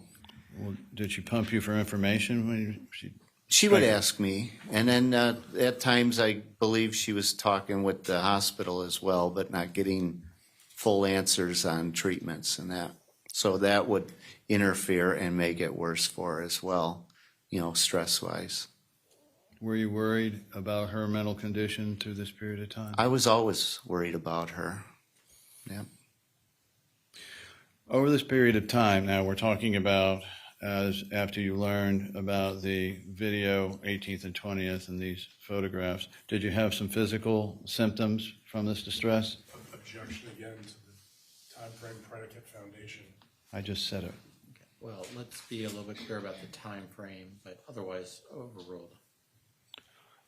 After you learned of the November 18th to 20th videos and the photographs that were being taken of your daughter and of the manner in which she was being treated overall, Did you have any physical signs of distress? Same objection, Your Honor. Yeah, overruled. You can answer that. Yes, I did. Tell us what they were. Number one, anger, loss of sleep, just wasn't myself. Diarrhea. I mean, it takes a lot out of you, the stress. What happened to your weight? Same objection, Your Honor, for time frame. We're talking about the same. Are we talking about in the same time frame? That is correct, I believe. And then, did you experience in this same time frame we have defined any symptoms of nausea? I had nausea. Like I said, I had diarrhea. When I get a lot of stress, it's hard for me to digest food, things like that as well. Sleep, lack of sleep, big time. Tell us about the sleep. Like, how long do you usually sleep without this level of stress? Compare that to what was going on at this time. That is from the period of your daughter going in and after you learned about the video and the photographs. Later at the end, it was a lot less. I was extremely stressed out. I was concerned for Maya. I was concerned for Beata and Kyle. Knowing Beata was still trying to do research and things like that, she was up more, and sleep and being nervous and things like that was extremely high. And then there was the evening that Beata took her life. Yes. Before we get into that, I'd like you to explain a little bit about the billing that was going on by Johns Hopkins who was your health insurer at that time? At that time, I believe it was Aetna Insurance, and that was through Beata's work. And then did you ever have the opportunity to go over these records to see what they were, obviously, what you were being billed for these services? Predicate and foundation and time. Overruled. At that time, Beata managed the bills, but she would inform me that they were astronomical.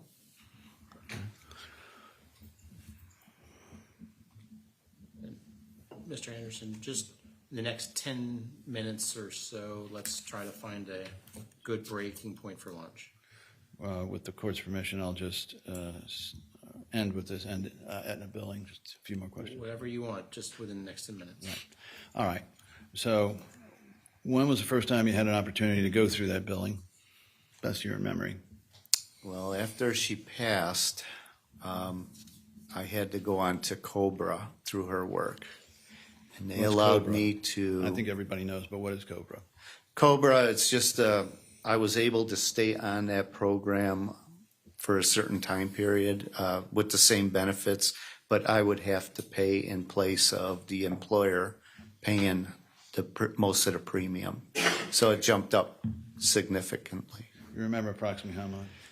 I'm guessing it's probably in the area of $1,300. I could be wrong on that. A month? That is correct. And have we put those records in evidence? Yes, whatever I had and obtained, I gave to you guys. Okay. So then, did you learn that some of the, or most of the entries there, strike it, how did you learn that most of the entries there were for CRPS? Objection, foundation, predicate, and mistakes evidence. You already said. Did you review the records to see what exactly you were paying for through Aetna, or what Aetna was paying for you? After some time, there was some for charges for CRPS during that time period. And did you ever determine what percentage of those billings were for CRPS. I don't recall the percentage. Okay. All right. And so what happened then after or during this period of time, every time that they billed Aetna for a procedure that they did not do, did that go on your deductible? Objection, argumentative. Overall. Yes, it did. And then eventually it was, we met our deductible, unfortunately, with all the bills. And did you have to pay in after that? There's a lien still today on How many? some bills. I honestly don't know, but it's a significant amount of money. That you owe and on some contingencies? Objection, it's both leading the state's evidence. Sustained. We'll come up with something on that.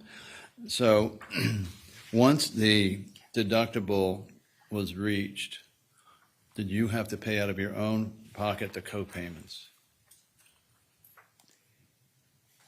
Once the deductibles met, no, I don't believe at that time we had to pay unless, if you're talking about a copay, something small, Yes. I believe we had something, but All right. Approximately what was a copay per visit? Approximately. I honestly wouldn't even know. Okay. All right.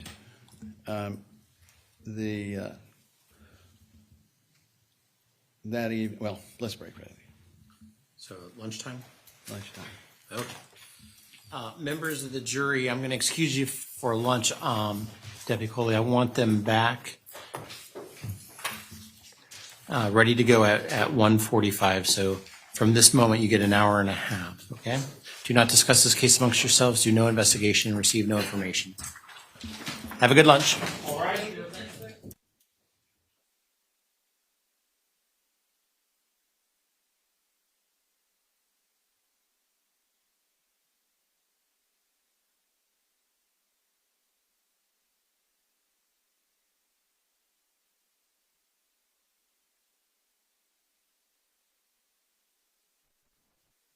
See that the jury is out of our presence.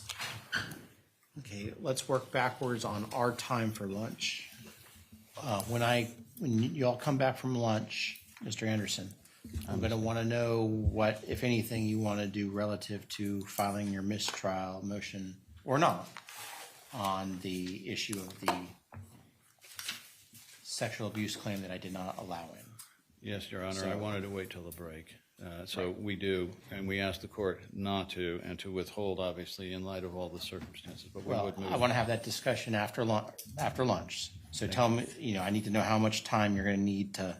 I'm just going to make the motion and just explain what it is. I won't need more than 5 minutes. Okay. And are we having any exhibit issues that we need to address? Let me check. Do we have any exhibit issues we need to address? We're planning 2 depositions when Mr. Kowalski's done. How long are those depositions? One of them is about an hour and 20 minutes, and the other, I don't know, maybe someone just watched this meeting? No, we haven't had a chance, I don't think, to watch it. We'll do it over lunch.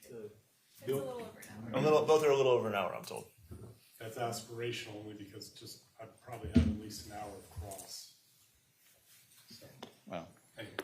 and on the videos, this is the first time, and as I said before trial, but I want to remind you, you're going to have to tell me time frame. Let's say the video is an hour. I need to know how much is attributable to the plaintiff and how much is attributable to the defendant. And I don't want to have an hour discussion as to how to divide up the hour time. So perhaps, I'm sorry, didn't mean to interrupt. yeah, so make sure you're ready to give me that split. Okay. I guess we'll try to stopwatch it, but the problem is the speaking objections through it, as the court's no doubt seen, add a lot of time. Well, we'll know it's an hour and 30 minutes or whatever it is, and I need, to a 5-minute increment, a division of that, the amount that we're going to play for the jury. Yes, Your Honor. Okay. Anything else that we're going to have to do? Not from the defense, Your Honor. No, Judge, I don't believe so. So if we are back here at 1:30. That would give us 15 minutes. Is that going to be enough time to address these issues? Yes, Your Honor. I believe so. I will see everybody at 1:30 then.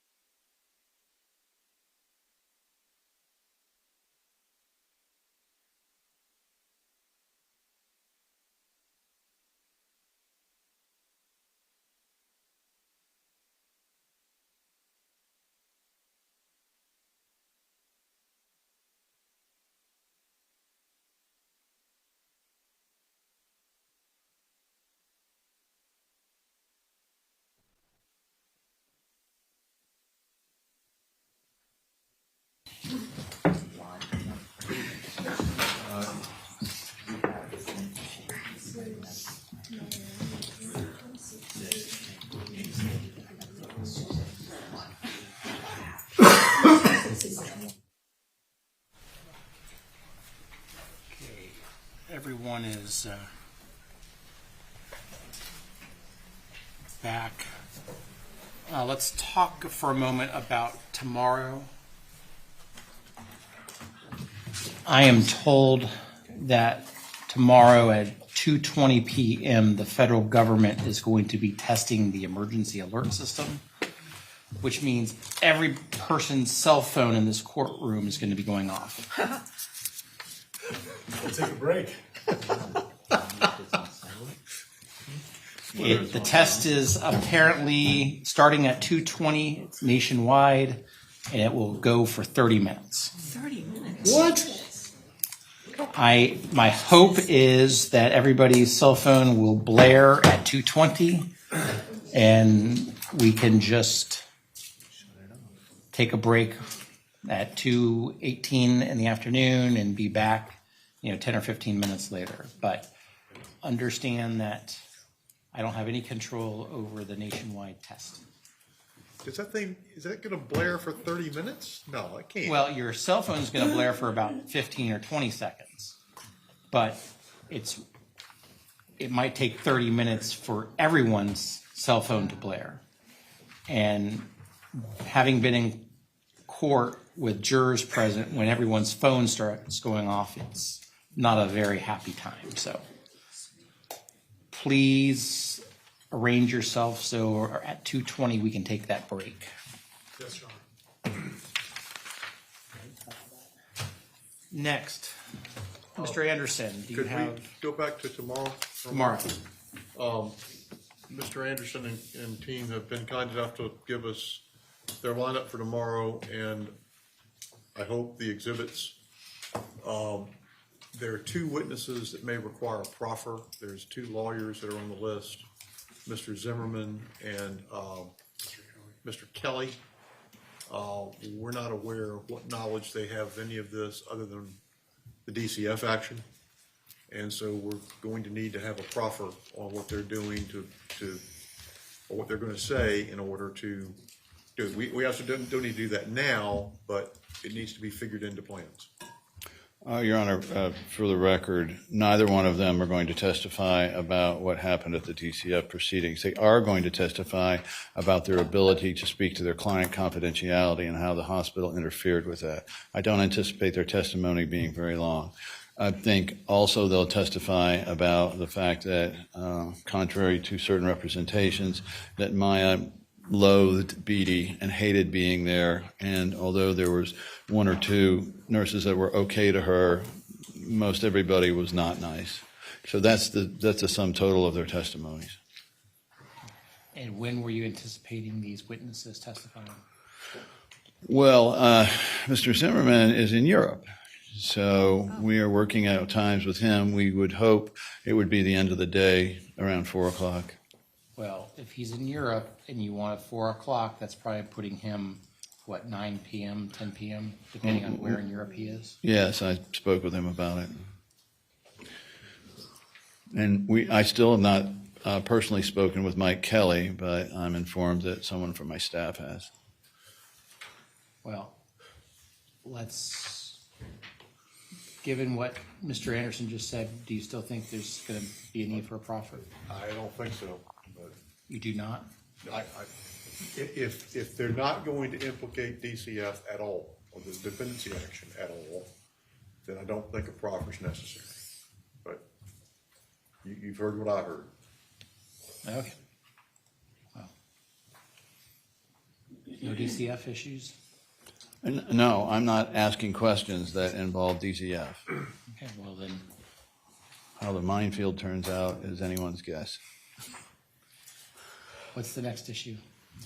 Plaintiffs move for a mistrial based on the failure to allow the entry of the evidence of Maya Kowalski having been sexually assaulted at Johns Hopkins Children's Hospital. We will follow up with a proffer from Maya Kowalski of exactly what happened. We note that both Jacqueline Henschke and Dr. Katzenstein from Johns Hopkins, Dr. Henschke independently have verified this, and we have an independent witness. Still, we understand the court's position on this. However, since we have I believe we can show that the defense has known about this for a considerable period of time before we ever had voir dire, and if once we get a transcript, we can show that questions similar or about this were asked during the course of the voir dire. I don't know the exact wording, Your Honor, and you were there too, but I believe we went into the extent of battery. That's just from memory, and your court may remember it different, but I remember the subject came up. Now, whether they were asked or not, we'll have to see. If, in fact, there was enough brought up so the court feels comfortable on that, we hope to be offered a rehearing on it. There are other bases, but at this point under the case law, we ask the court to suspend any ruling on that till the end of the case. The parties have spent enormous amounts of time and money. This court has spent enormous amounts of time getting this case to trial, and it would be an abject shame if we had to terminate it after all this work we've done. 5 years, 52 summary judgments this court has heard, and we don't want, at this point, for the court to stop the trial. We want to move forward. We simply want to note for the record on the present second DCA case law the importance of this testimony. So you're moving but not moving for a mistrial? I am moving but asking court not to rule until the end of the case. Well, I believe I can do that under the present case law. If I am in error in that, let me know, because I may then withdraw that motion. the defense objects and believes that the plaintiff has mischaracterized the mistrial rule. We would ask the court to deny the motion for mistrial. I can give the basis, but procedurally, that's not something they can defer until the close of evidence. We would ask that to be ruled on now before this entire tribunal spends 6 more weeks in enormous expense. I can respond further, but if you want to take it one at a time, you can, or I can relay the record. Now's the time if there's anything you want to say on the issue. I do want to say one other issue.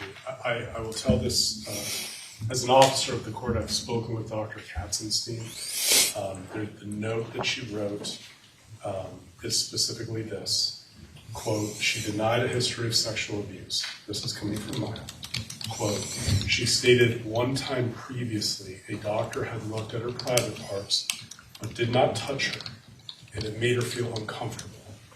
I've spoken with Dr. Katzenstein. Her testimony in this court will be that Maya told her that that was from another hospital.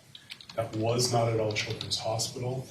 Dr. Katzenstein will testify that there's a very strict protocol at All Children's, and that she specifically would have asked Maya, did that happen here?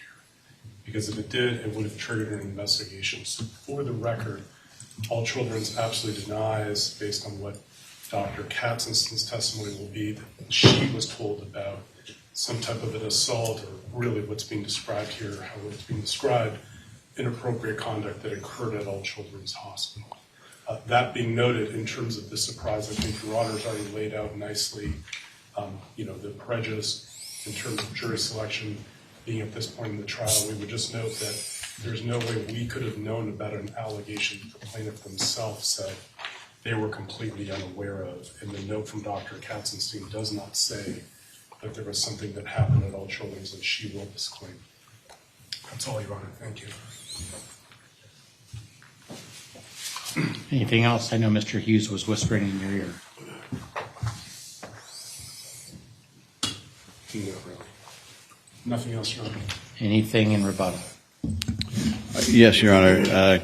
Maya Kowalski would be the best witness as to that, and it would be very interesting to cross-examine Dr. Katzenstein, given the absolute obligation, once that was raised, as to anyone, anywhere, by a child to report that. So we will welcome the opportunity to cross-examine Dr. Katzenstein on that. The biggest concern is Dr. Henschke's records, which the defense has had since March of 2022, and which have much more detailed information pinpointing where and how this happened.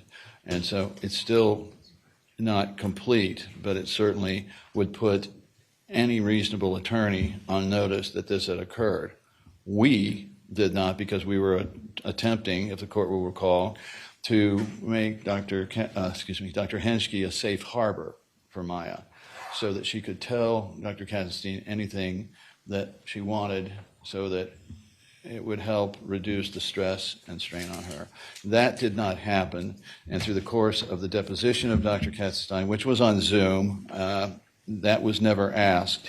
And I confess that we didn't start going over a lot of the records until Dr. Katzenstein was flying in. Had, of course, our client informed us that this was something that was going on, we would have looked again at Dr. Katzenstein's records, and we would have probed more of the records of Dr. Henschke to be able to bring this to the court's attention. Basically, that the defense had greater knowledge at this point, the record I believe shows, than the plaintiffs did, given the plaintiffs, Maya Kowalski's direct denial for 5 years, not denial, but failure. She didn't deny it. She just failed to tell us about it for 5 years. So, frankly, I wasn't on the lookout for it. Okay, the issue has to do with whether to grant plaintiff's motion for mistrial. It appears the plaintiff is contending that the court made an incorrect ruling on the denial of allowing the newly discovered evidence, if that's the phrase we're going to use, into this trial when that is outside the pleadings and was not disclosed to the court and potentially the defense until after the jury had been sworn and the trial started. The court does not believe it abused its discretion in denying the motion, and I laid out earlier this morning the court's view on that particular issue. I'll reaffirm that ruling, and because there has been no violation to the plaintiff and no prejudice to the plaintiff, at the end of the day, this still was within the ambit of the plaintiff's knowledge. I understand the circumstances may be such that Maya Kowalski didn't recollect this until more recently, but you know, we are where we're at. I don't believe there's been any incorrect ruling, and so I will deny the motion for mistrial. We understand the court's ruling. Let me continue. We have one more matter. Next issue. The court had requested, I think twice, for us to come up with a stipulation as to the lien issue, and if I could pass this up to the court, and we prepared a copy of it for the defense counsel. Did you give that to Mr. Anderson?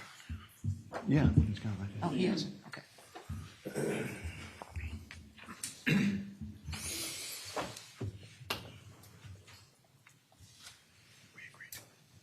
Is this something that is agreed to? No, or? we haven't seen it.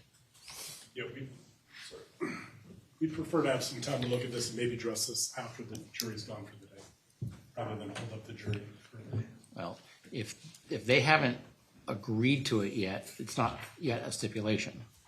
I understood, Your Honor. The only caveat we would put in the record is that there'd be no objection if this stipulation, well, based on the results of this stipulation, to Jack Kowalski being recalled to address some of this issue.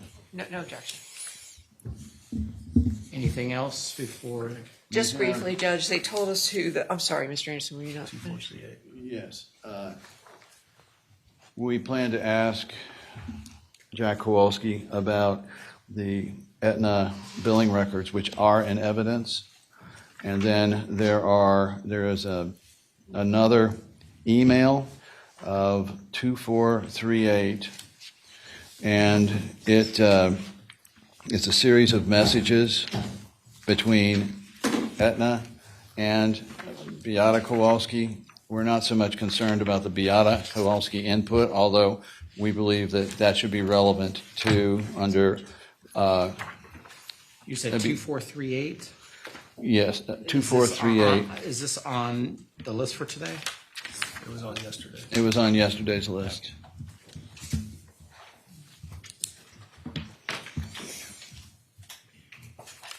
No, I don't have the actual thing because it was not on Jay's list. What was it on his list?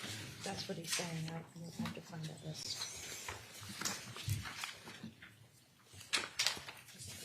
Mr. Anderson, Mr. Whitney, could you put up on the screen so you can see? Yes. 2438. Do that. Go to page 3. I don't have the actual document though. Need to, the screen draw. Oh, screens need to turn on, Your Honor. Oh, I apologize. Mr. Reyes, you should have it now. Thank you.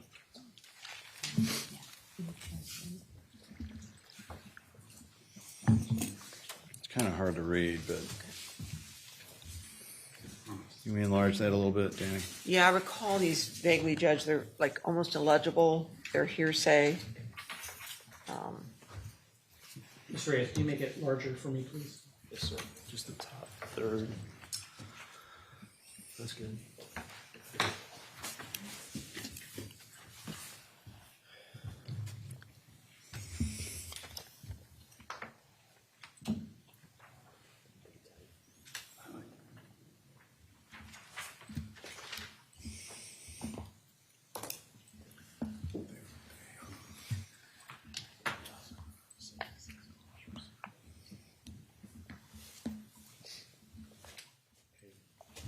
And what's down below what's highlighted?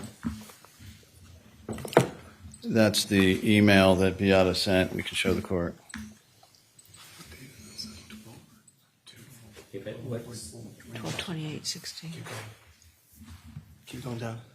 That's good. Is there a way to enlarge it any more and kind of center it so the court can see this a little better? And me? I've read it now. How long is it? Is that it? Is it just those 2 pages?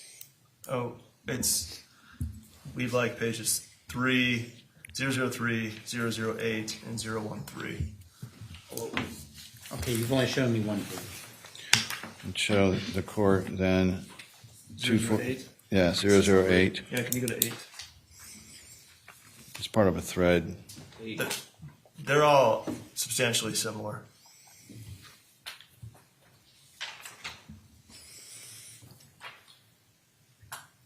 And are all these just specific requests by Beata Kowalski for what is the diagnostic code, and then the response is whatever the response is? Yes, Your Honor. Yes, Judge. That's the relevance.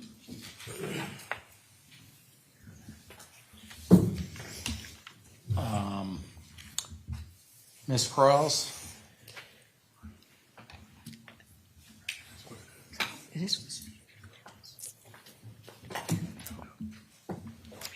No objection. So, But it's just those 3 pages though, right? Yes, Can I have Your the Honor. numbers again, please? Yes, sir.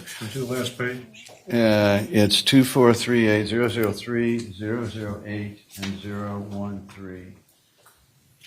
Can we see 013, Judge? please. Dan, can you put 013, please? Same thing, if you can enlarge it, so.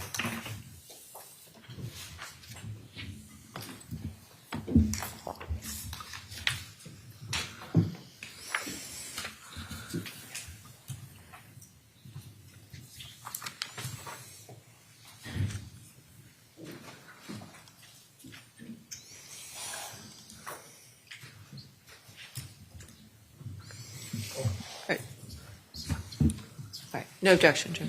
Court receives, without objection, Exhibit 2438, pages 003, 008, and 013. I mean, not right now. Okay. Anything else, Mr. Anderson, before I go to Ms. Crowell's, because she has an issue? 2017. That's it. Yeah, It's in. all right. No, Your Honor. Ms. Crowell's. Just a request, really. They've listed 3 depositions that they're playing tomorrow. One is Dr. Johnson, who I think is fine, but if they could get the edited versions to us tonight, as opposed to in the morning, it's very difficult to do it on the fly, to compare what they're done. So we need the edited versions tonight. They should be already edited. I'm looking at Mr. Reyes. I don't know if this is your issue or someone else's issue. I'm just having it emailed over this very moment. Oh, The edited version? the edited version. We are edited as to now Becca Johnson. Yeah, Rebecca Johnson, and I thought we had worked it out with Kathy Beatty, And Dr. Napolitano's done, and then. Dr. BD, Napolitano, and who else? There's 3 issues with BD that need to be addressed. Aside from that, that's the only videos I've been editing. How long would it take you to edit those? I can do BD in 5 or 10 minutes. During this witness. As soon as we've gotten those, and we'll email them over, we're 5-10 minutes away from Beatty, but the remainder of them can be shown, and we'll send them over. We're sending I them thought over Beatty now. was today. I think Ms. Quarles is talking about tomorrow's. Right, right. He said, what I heard is they're done Napolitano and Perno. No, unless the reason, never mind. Tomorrow, we've got Dr. Cantu. assuming he It gets seems like in. Mr. Reyes and the young lady, and ma'am, I don't know your name. I apologize. Samantha Lawrence, LAW. Miss Lawrence? Okay. That Mr. Lawrence and Mr. Reyes seem to know precisely where they are with this. So can you tell us where you are on the ones for tomorrow? Rebecca Johnson, Dr. Napolitano, and that's for today. We're checking on Perno right now. But for sure, Johnson and Napolitano. And are they for tomorrow? Yes. For tomorrow, they're complete. And so the defense has received them? Yes, and we've gone back and forth on Napolitano and Rebecca Johnson.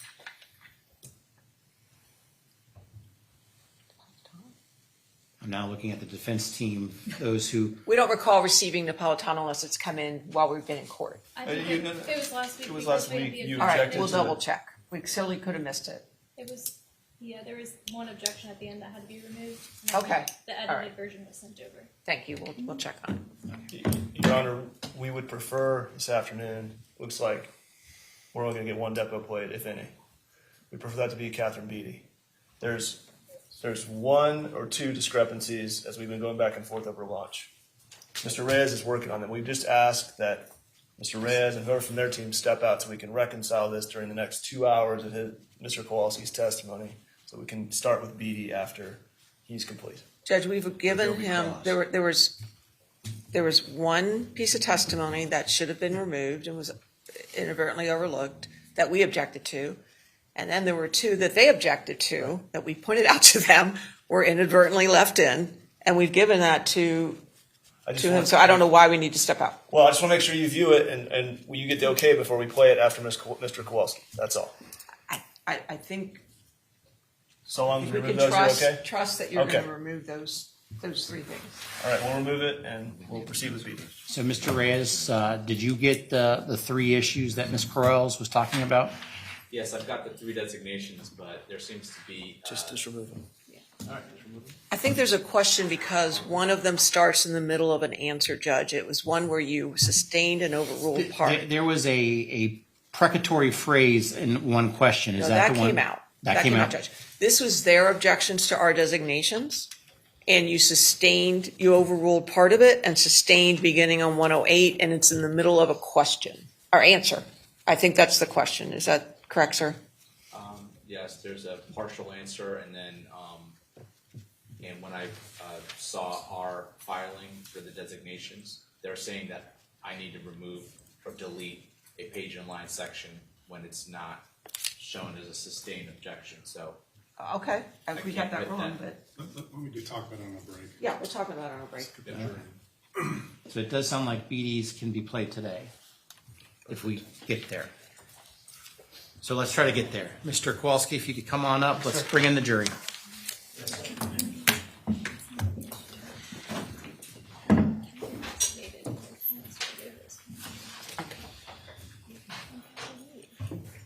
And Mr. Kowalski, I will ask you to remind you that you're under oath, but I'll do that in front of the jury. Yes, sir.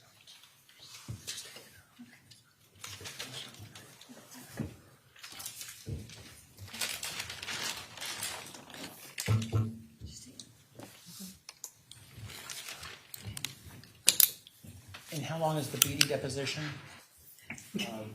At its current, it's 1 hour and 35 minutes, but it's 2 volumes, so one video will end. The other one.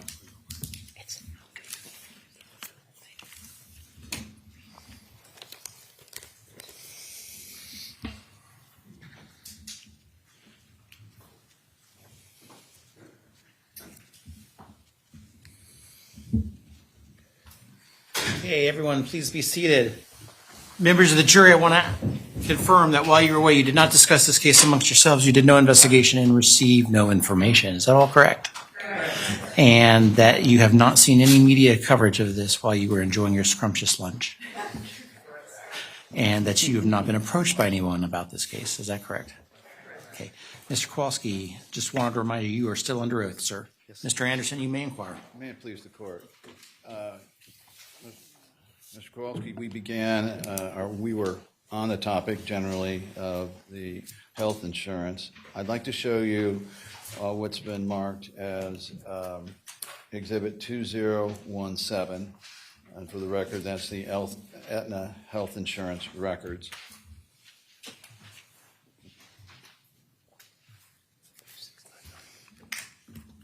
And we want to start there with page 699. So that's 2017-699 trial exhibit.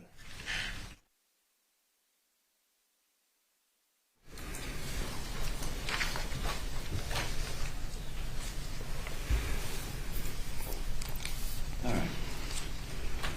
Now, have you seen these before, generally? Some of them, yes. And, best of your knowledge, the entire records and evidence you provided to us? Yes. Okay. Let's look at how we read these. Across the top, there's a claim ID. Do you see that? Yes. And the date received? What's the date there? Date received, not the run date, correct? Correct. I'm sorry, 10/19/2016, 1/6. All right. October 9th, 2016. So can you go down there past number of services 1 to charge submitted? Yes. Okay. Now let's go down to the diagnostic code. Do you see that? The POA code? Yes, right under the number 1 there. Yes. You want me to say it? Yes. No, complex regional pain syndrome. Then an I, comma, unspecified. All right.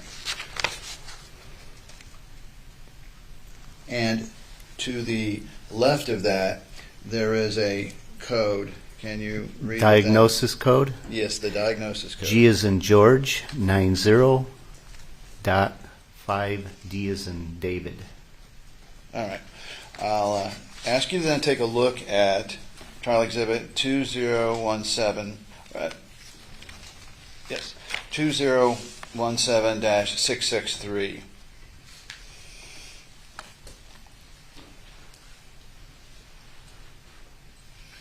You have it there?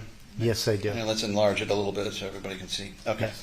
Now, first, what was the date of this? Date received? Date received is supposed to be 08, I would imagine, November 8th, 2016. All right. Almost looks like a D. I see. And then under the charge submitted, how much? Charge submitted, $10,679. Amount paid then? $5,005. Is that 80? 24. All right. And then who submitted it there under provider name? Provider. Object to the foundation of the reading of the record. On this one, I'm going to roll it. The provider name is Johns Hopkins All Children's Hospital. All right. So if you go down there to the POA code, which is down about a third of the way, do you see it there? Yes, With I do. The diagnosis code. What is the diagnosis code? Complex regional pain syndrome, and then that's the I other specified site. Got it. Now, let's go to... Mr. Anderson, I apologize. What was the exhibit number? I think that... 2017. Yeah, 2017. And the page number, sir? 663. Thank you.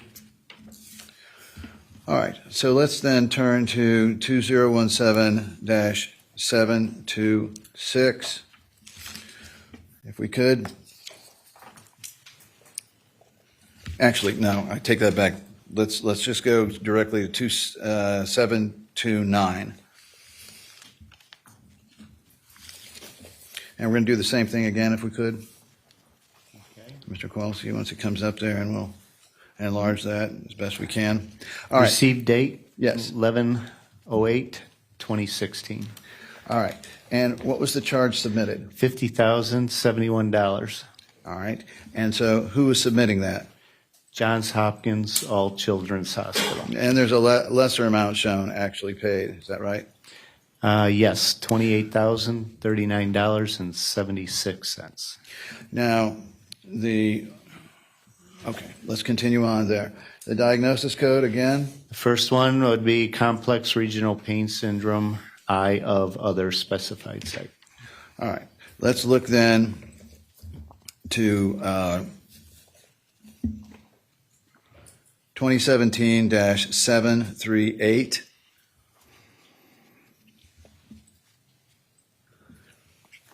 And received date? Yep, received date. December 6, 2016. And who submitted it? Johns Hopkins All Children's Hospital. And charge submitted? $10,005. And what is the first diagnosis that they put on there for the purposes of billing this? Complex regional pain syndrome. Let's go to 2017-739. And it is about halfway down the page if you start there under date received. Not the top one. December 6th, 2016, and I believe that's $90,810. Okay. $50,853.60 was paid, and that was submitted by Johns Hopkins All Children's Hospital. And then what was the top code there? Complex regional pain syndrome, one other specified site. All right, well, let's go to 2017-741.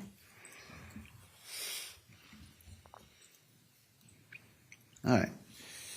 Date received? Yep, start in on it. December 6th, 2018. Charge submitted, $18,480. Amount paid, $10,348.80. Provider, Johns Hopkins All Children's Hospital. First code is complex regional pain syndrome. All right. So let's go to the next page, which is 2017-744. 744? Yes, please. Now, if you go down there to the bottom of it. Diagnosis code? What I'm looking for here is the provider name and provider number there at the bottom right. You see that? Yes. And who was the provider here? This is that one. I'm going to mess up on her name. Jennifer Kettenstein? Right. And what kind of doctor was she? I believe that was the psychiatrist. Right. I could be wrong. Okay. And then charge submitted? On the bottom? Yep. $255. And $108.28 was. And what was the diagnosis? Complex regional pain syndrome. Let's go then to 2017-754.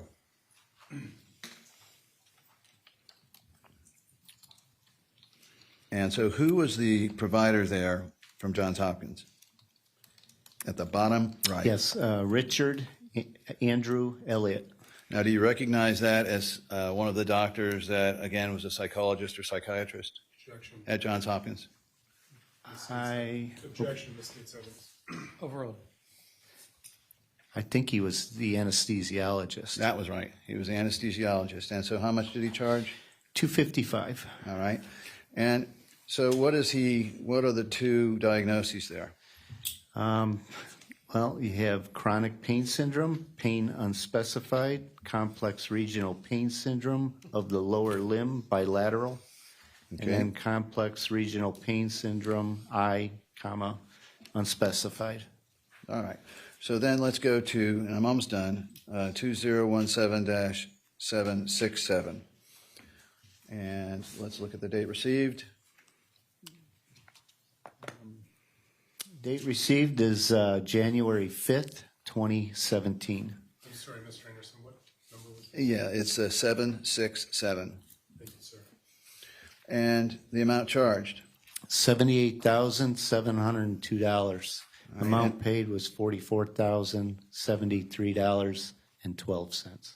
And who was the submitting party there? That was Johns Hopkins All Children's Hospital. Looking down those lists, can you tell us whether complex regional pain syndrome was one of the Yes. codes? Oh, I'm sorry. Yes. Now, have you been through the records sufficiently so you can tell the jury whether, if they were to review all of these records, they would find significant amount? I object, lack of foundation. Overruled. There's significant amount of charges for complex regional pain syndrome. So now, throughout these proceedings, did Johns Hopkins hold out to you and the public that Maya did not have CRPS? Objection, mischaracterization of the evidence, lack of foundation. Sustained. Let me show you in evidence 24308. And specifically, this will be 003, 008, and 013. Okay. Okay. Could you blow that up? Okay, if we can start there. Okay. At the bottom. Now, this is from your wife? Yes. And the date there is? I believe it's 12/27/2016. And what is she asking? She's looking for the DX codes. DX means for that? this, and is that Bill? It's hard to read. Do you know whether DX is a medical abbreviation for diagnosis? Objection to the leading there. I'm unaware of what DX was. I'm sorry. Overruled. The answer will stand. All right. So let's look at the top there. There is a response. Yes. All right. And what's the date of the response was sent? 12/28/2016. Right. And going down, who is it addressed to? It was billed by Jenny Dolan to the following DX codes. And the DX code below is complex regional pain syndrome, lower limb bilateral, and then also complex regional pain syndrome. I believe that's that I unspecified as well. So who obtained the codes to allow you to decipher this? This here would have been Beata. And what was that effect when you found out that Aetna was charging back your health insurer for complex regional pain syndrome? Objection, misstates the evidence. Sustained. Charging Aetna. What was your reaction when you saw that the number one diagnosis put down by Johns Hopkins was complex regional pain syndrome? It was alarming to see that because we were told she did not have CRPS.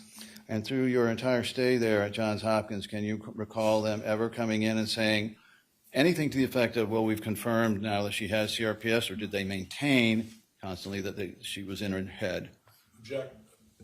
Objection to them primarily. Objection to the hearsay. We're going to sustain on the first basis. When, if ever, did any Johns Hopkins doctors come to you and explain or state that she really did have complex regional pain syndrome and it was not a mental issue? They did not. Through this period of time, to the best of your knowledge, did the doctors and nurses at Johns Hopkins All Children's Hospital continue to maintain to you that your daughter's problem was all in her head? That was on the discharge papers that it was fictitious or conversion disorder. Okay.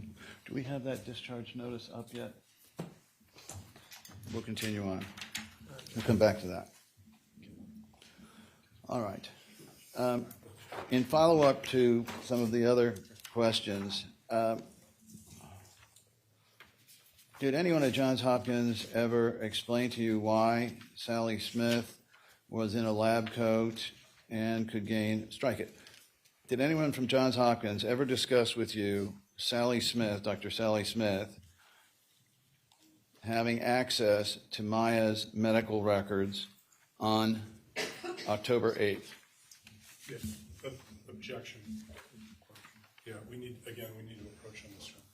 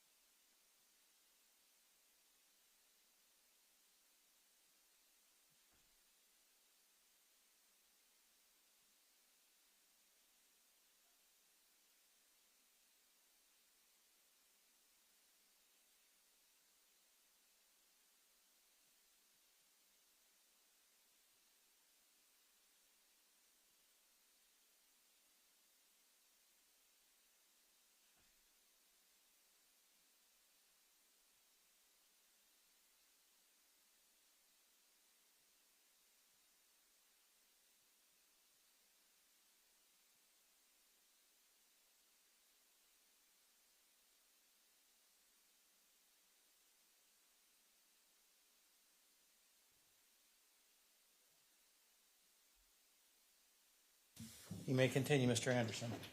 Your Honor. You need me to restate? I know part of it. Did you ever give Sally Smith, Dr. Sally Smith, any permission to access your child's medical records on October 8th, 2016? Just to preserve objection on our same basis. Overruled. No. Did you ever give Dr. Sally Smith permission to enter your child's room unsupervised? No. Do we have that discharge notice yet? Yeah, it's 100. It's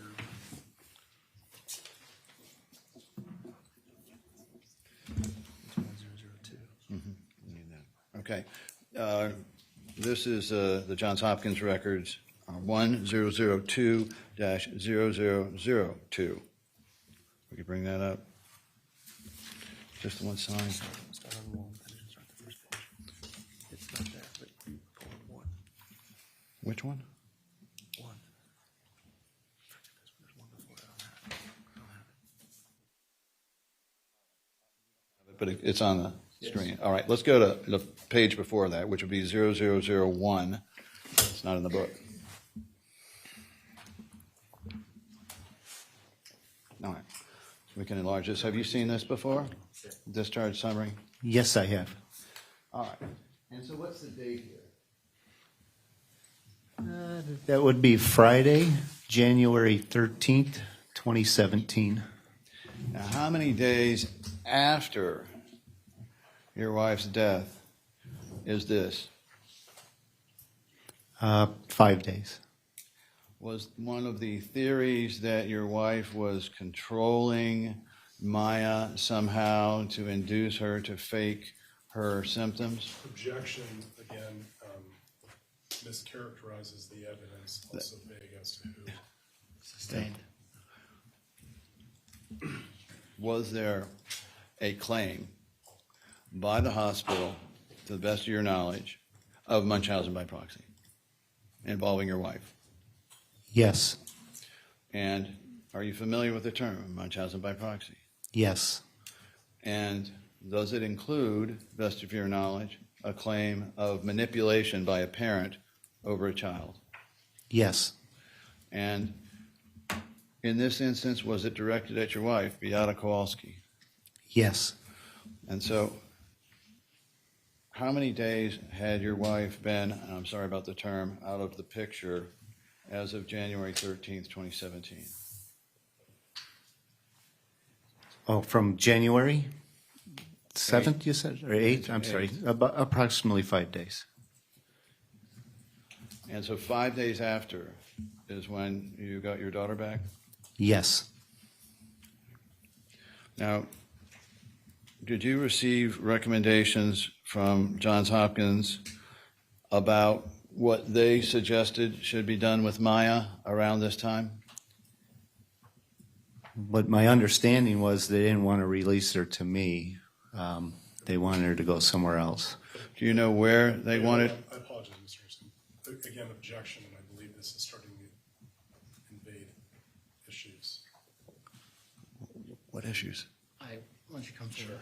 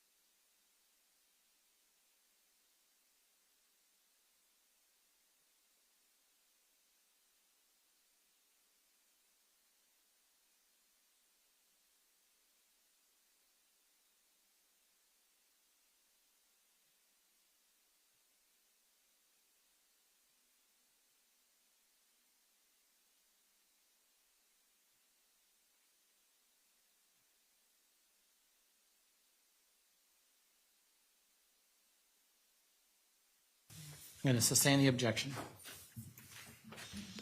Let's go down to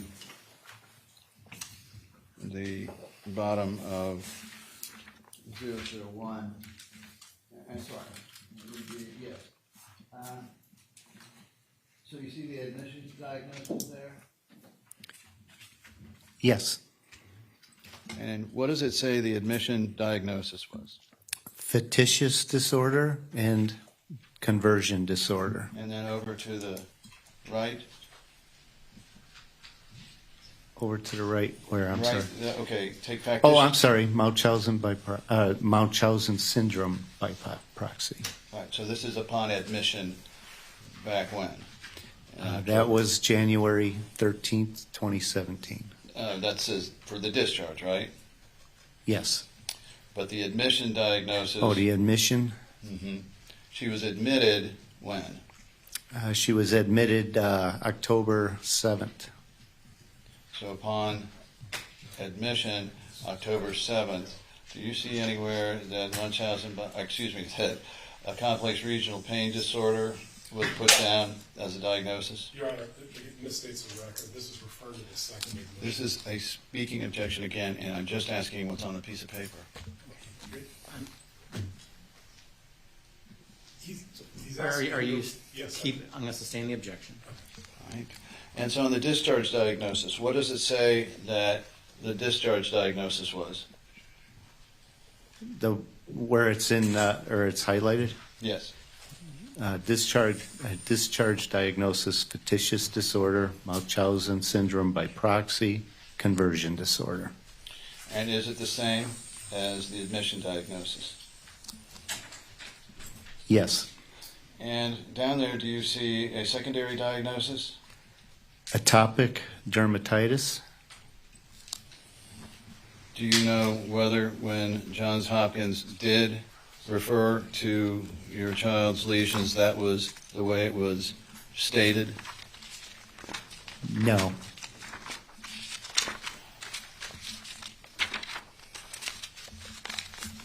I got it. Yeah. Well, this is. I got to find the page number. See.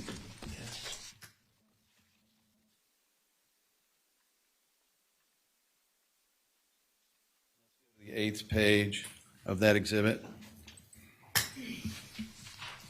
and that being the discharge summary at 1001. So that would be the 8th page, and it's JHACH 8511 on the bottom. If we got that, all right. So I turn your attention to the documented medications. Yes. And is this Aquaphor, was that one of the topical lotions used to treat Amaya's lesions? We did not have that, I believe, in the past. That's what they discharged her with from Johns Hopkins. All right. And acetaminophen was essentially Tylenol? I believe so. But let's go down to prescriptions now. I want you to count, upon discharge from Johns Hopkins, how many medications they had your daughter on. 1, 2.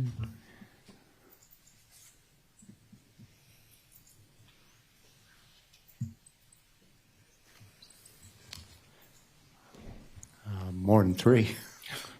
I'm sorry. There's, I believe, more than 12 here. I didn't count all of them, but. And that would be my question, is the amount that they list here as what they're discharging your daughter to take, more than 3. That is correct.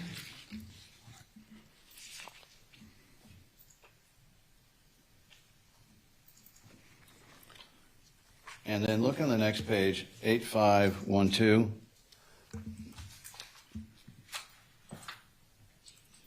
Did they want a follow-up with Rebecca Johnson? I'm sorry, it's 008512. Okay, I see it. Yeah. Follow up with Rebecca Johnson, yes. And who is Rebecca Johnson? Rebecca Johnson, she worked for Eagles Wings at the time. She's now down in Cape Coral. And was Rebecca Johnson one of the 2 therapists that you and your family went to find some comfort from the psychological issues of this CRPS? That is correct. And we ended up going down to Cape Coral to see her as well. And then down to Agility Fitness, and we've heard from them. That is correct. And then Dr. John Wassenauer, the pediatrician. Correct. Okay.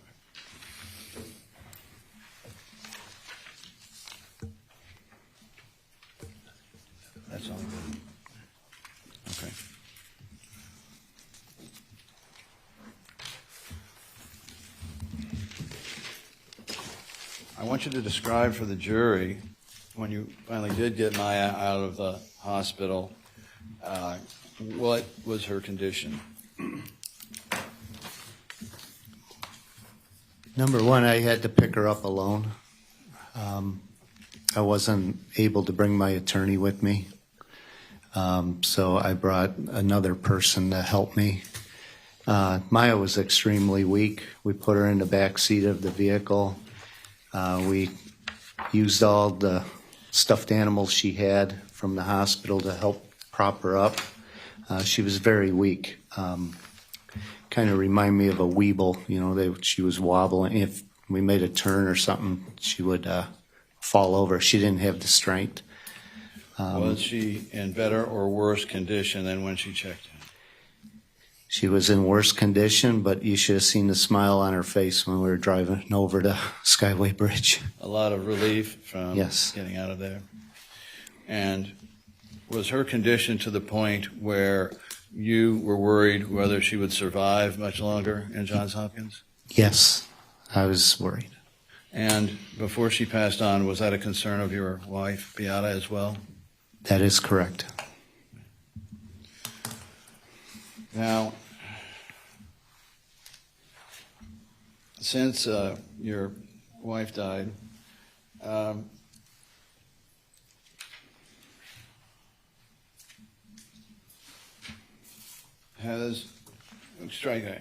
since you took Maya out of the hospital, has she continued to exhibit symptoms of CRPS?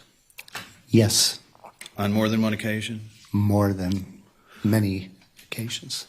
Does she have big relapses and small relapses? Big and small, yes. Describe the difference.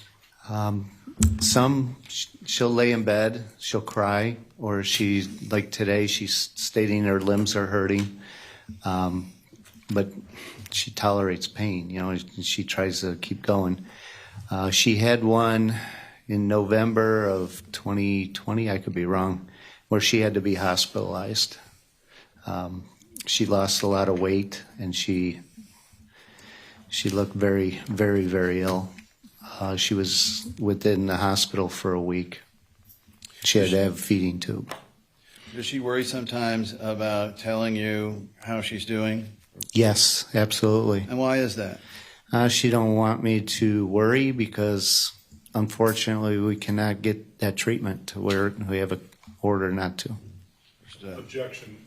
Sorry. Straight mischaracterization of evidence. Yeah, and we probably do need to approach on this. There. Sorry.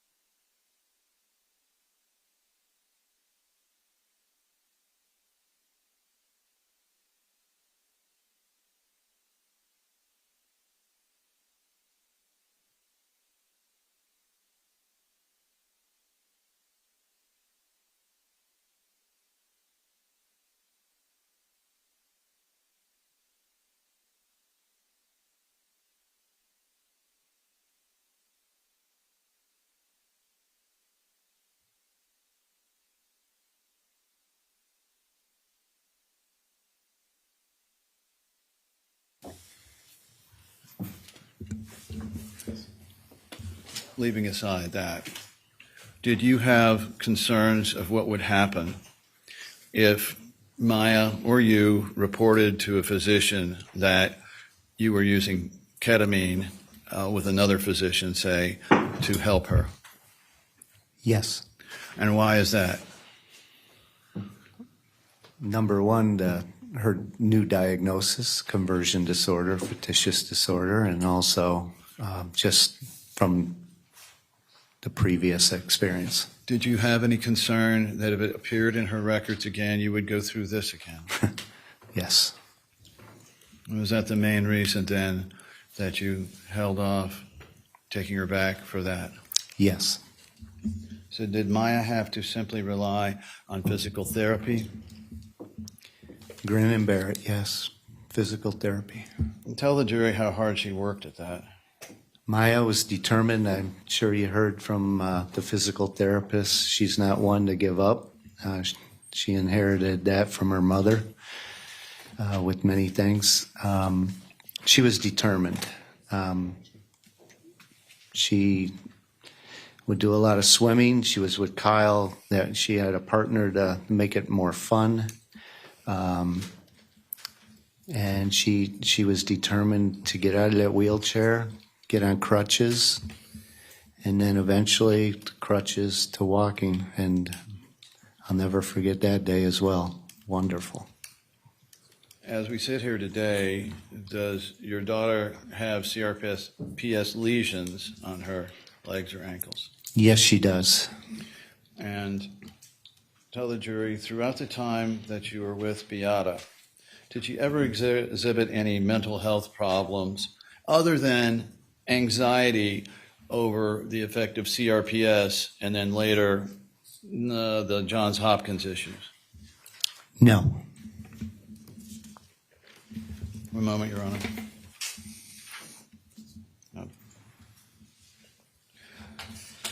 Subject to recall on damages, your witness.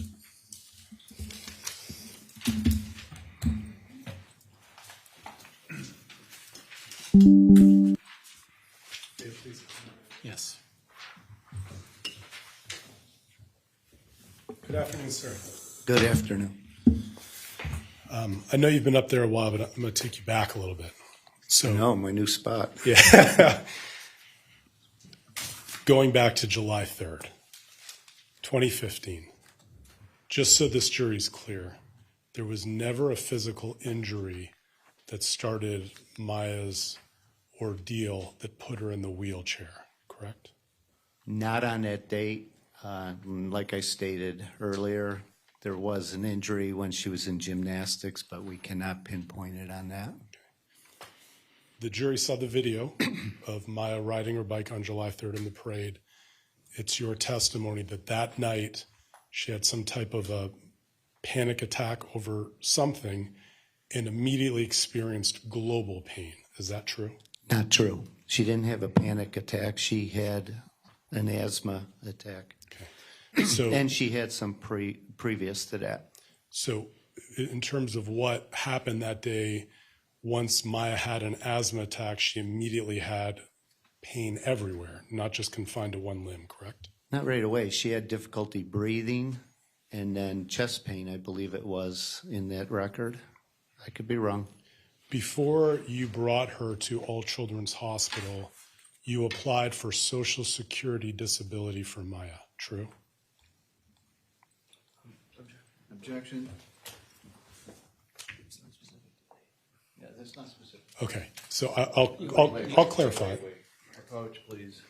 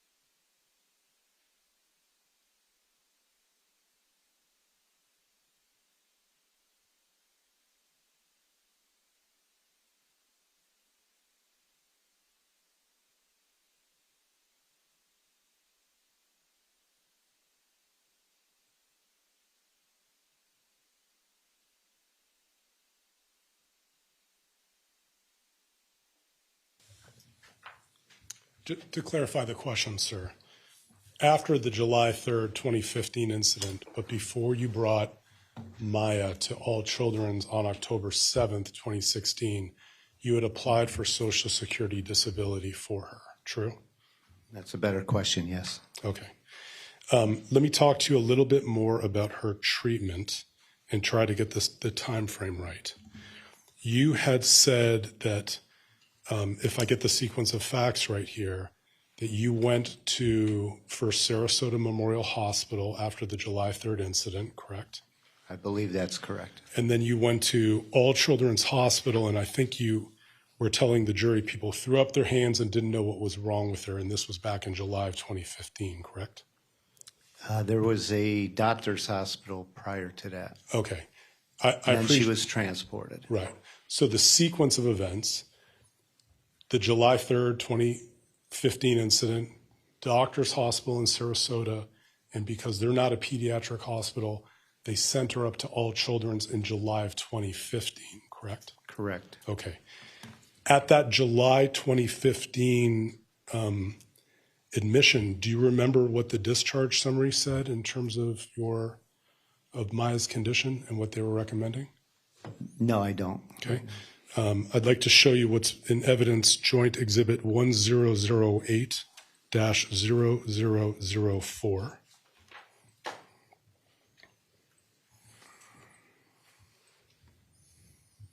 Okay, and on the last paragraph where it starts, the patient was seen. Do you remember, sir, on the second sentence, and this is from the first hospitalization where you said people threw up their hands in the air and said, we don't know what to do. In fact, that you had declined, or Beata had declined, a neurological and psychological examination back in July of 2015. Do you remember that? No, I don't. Do you remember in the next sentence that you had requested transfer to an outside hospital? That would be the Lurie's in Chicago. Is that true? That is true, after she put her arms up in the air. Well, do you remember that either you or Beata were adamant that there would need to be a PIC line, an IV line put in for the transfer? I'm unaware of that. Okay. Do you remember All Children's Hospital telling you that that PIC line would be inappropriate as both an infection and respiratory risk, and it was dangerous? Do you remember that? Didn't you put one in? In July of 2015, before you boarded a commercial airline to Chicago to go to Lurie's, do you recall asking for a PIC line then? I do not. Okay. Let me ask you about the records up in... We're reading reports, hospital records now? I'll ask you about the next one, sir. Okay. I actually won't show you this one because it's not in evidence, but let me see if I can understand your testimony. You did not go to Chicago to Lurie's from here, did you? Beata did. I did not. Okay. Were you aware when Maya and Beata returned that in Chicago that the discharge summary raised a concern for a psychiatric component to Maya's presentation? Facts not in evidence. Lurie records are not in evidence. Overruled. You can answer. Am I aware of it? No. Okay. Beata did not tell you when she returned from Chicago that Lurie's Children's Hospital back in July of 2015 raised the concern for a psychiatric component? Not that I'm aware of. Did Beata tell you that Lurie's recommended a therapeutic program that combined physical and psychological therapy? We did that. That was Tampa General.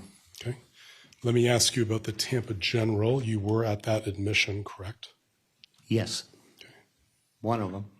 So I'll talk to you specifically about coming from Lurie's. Then you went to Tampa General from July 2015 until August 2015. Is that correct? Somewhere in that area, yes.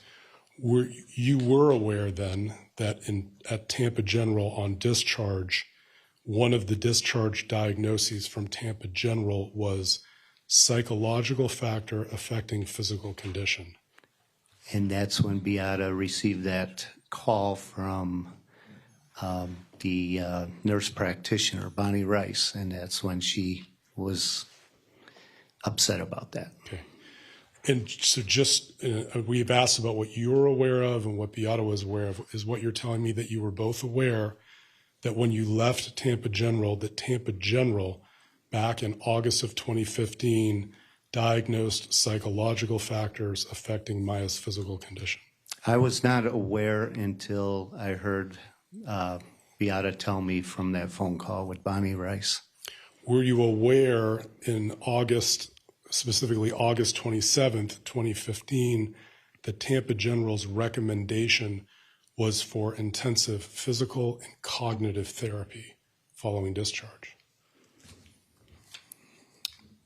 At Tampa General? Correct. When you were, I'm unaware of what I know she got the PT, but I don't know if she received anything yet. let me ask it this way, Mr. Kowalski. Is what you're telling me in terms of the specifics of what Maya's diagnosis was and the recommendations from Tampa General something that Beata would know and not you? Beata knows a lot more than I do. Okay. You ask a lot of fathers, I'm sure they don't even know where their kid's pediatrician is. Well, within a month of leaving Tampa General within those recommendations, you had established with Dr. Kirkpatrick in September, correct? In September, yes. Okay. And so while Tampa General recommended rehabilitation with cognitive and physical therapy, and incidentally, they did not recommend ketamine, did they? Who's that? Tampa General? She didn't get better in Tampa General, just the upper body. Tampa General did not recommend to you when you left Tampa General that you start ketamine, did they? No. And yet a month later, despite their recommendations, respectfully, you were at Dr. Kirkpatrick's office getting treatment for ketamine, true? We went to Dr. Kirkpatrick, after that, but we still did physical therapy on that, and she went to Eagles Wings. Okay. You agree, do you not, that there is a psychological component to Maya's condition? If anybody has any type of injury, there's some sort of psychological effect. You have heard many times, and you've personally seen, that when Maya's with you, she's completely normal, and that when Beata walked in the room, she's in pain. That's false. There's times she did it for me as well. That's false. I need to approach on this issue, Your Honor.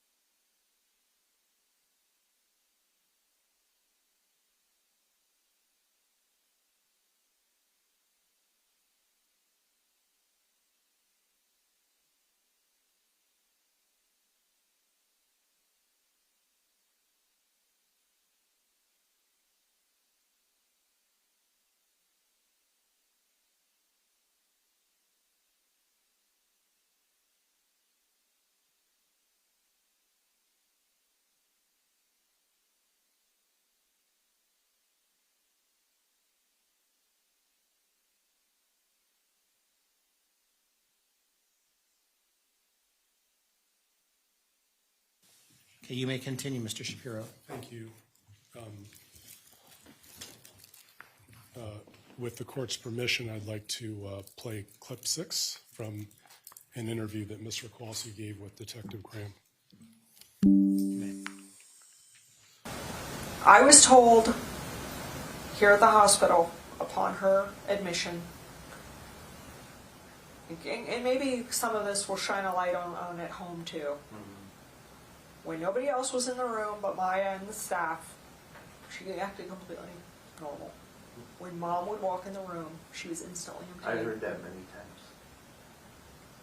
There's no other explanation Well, for that. Yeah, I noticed it too with myself being home, and then Mom comes home from work. And all of a sudden she's bad. There'll be changes, yes. So you're at home, your guys are doing well, playing. No complaints about pain. No complaints about But pain. then when Mom gets home, She's in maybe- pain. Mr. Kowalski, do you recall that interview was with Detective Graham on November 17th, 2016? I do. Okay. And everything you said to Detective Graham that day was true, correct? That is true. And then after reviewing medical records in your hospital notes, it states that she did the same thing for me. In terms of the timeline, did you go to Mexico when Maya was being put into the coma? We addressed that earlier. I went to my oldest daughter's wedding, and then from there I took my son back to Florida, and then I proceeded back to Mexico. Were you aware that the risk of death from that coma was 50%? There's a risk in every procedure. Well, I understand that, Mr. Kowalski, but respectfully, there's a risk, and then there's a risk that's a coin flip whether your daughter would unfortunately pass. Did you know that the risk of death in Mexico was 50%? They stated there was a 50% risk, but they also told us nobody ever died from that procedure. Are you aware of what complications Maya suffered while she was under her coma in Mexico? We were informed. Okay. Your wife blogged about those, did she not? She had a blog. Okay. And part of her blog was, you've seen the blogs, true? No, I have not. Okay. You're aware that your wife was blogging about Maya's care while Maya was in the coma. Is that true? Yes. Okay. I don't know if you ever had a sick person in your family, everybody calling you, and you're repeating the same story over and over. This was a way of communicating to everybody at once. After you got back from Mexico, you or Beata took Maya to a Dr. Elvin Mendez. Do you recall that? I do not recall that, but that name does sound really familiar. Okay.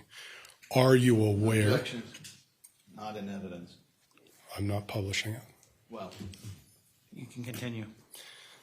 Are you aware that Dr. Mendez on December 10th, 2015, noted in his record that consideration may be given to possible Munchausen's by proxy? I heard of that after time. Okay. My question to you is, did Beata tell you that Dr. Mendez wrote in his record as of December 10th, 2015, that consideration must be given to possible Munchausen by proxy? Were you aware of it then? Not at that time, it was later on. You were, your wife kept notes of Maya's treatment? She did. And you were kind enough to turn over. Would you be able to identify her handwriting, Beatas? I hope so. Okay. This is not in evidence, but I'm going to ask, I can hand Mr. Kowalski a copy, or we can put it on the screen, whichever you prefer. Well, if you've got the paper copies, let's use that, but make sure Mr. Anderson sees what you're going to show him first.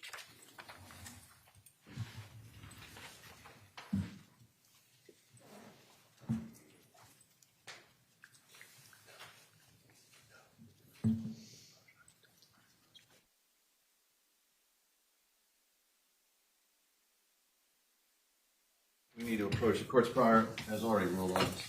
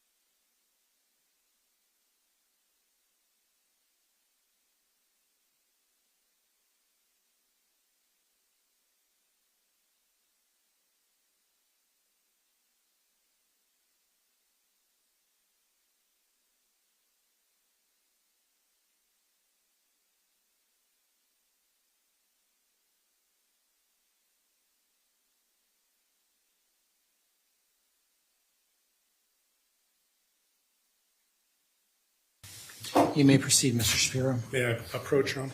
You may.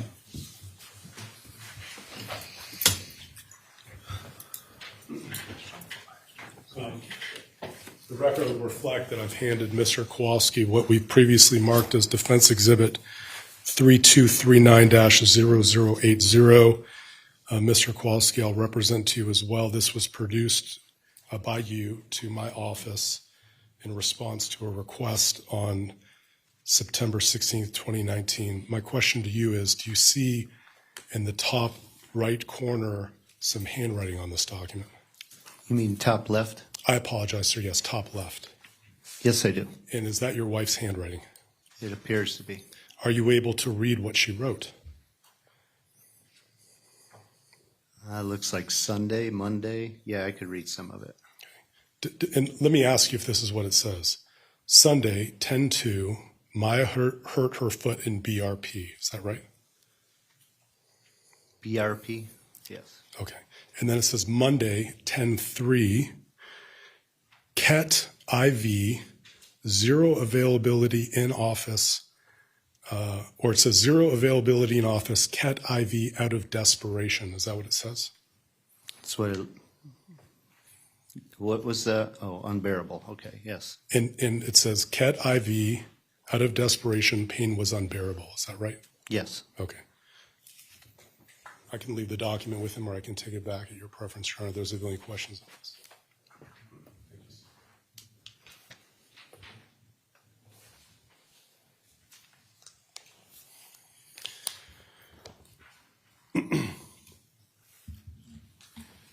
You don't recall whether Maya had any skin lesions when she left Tampa General, do you? No, I don't. And you don't recall whether she had any skin lesions when she presented to Dr. Kirkpatrick, do you? That I do not know. That would be in his medical records. Okay.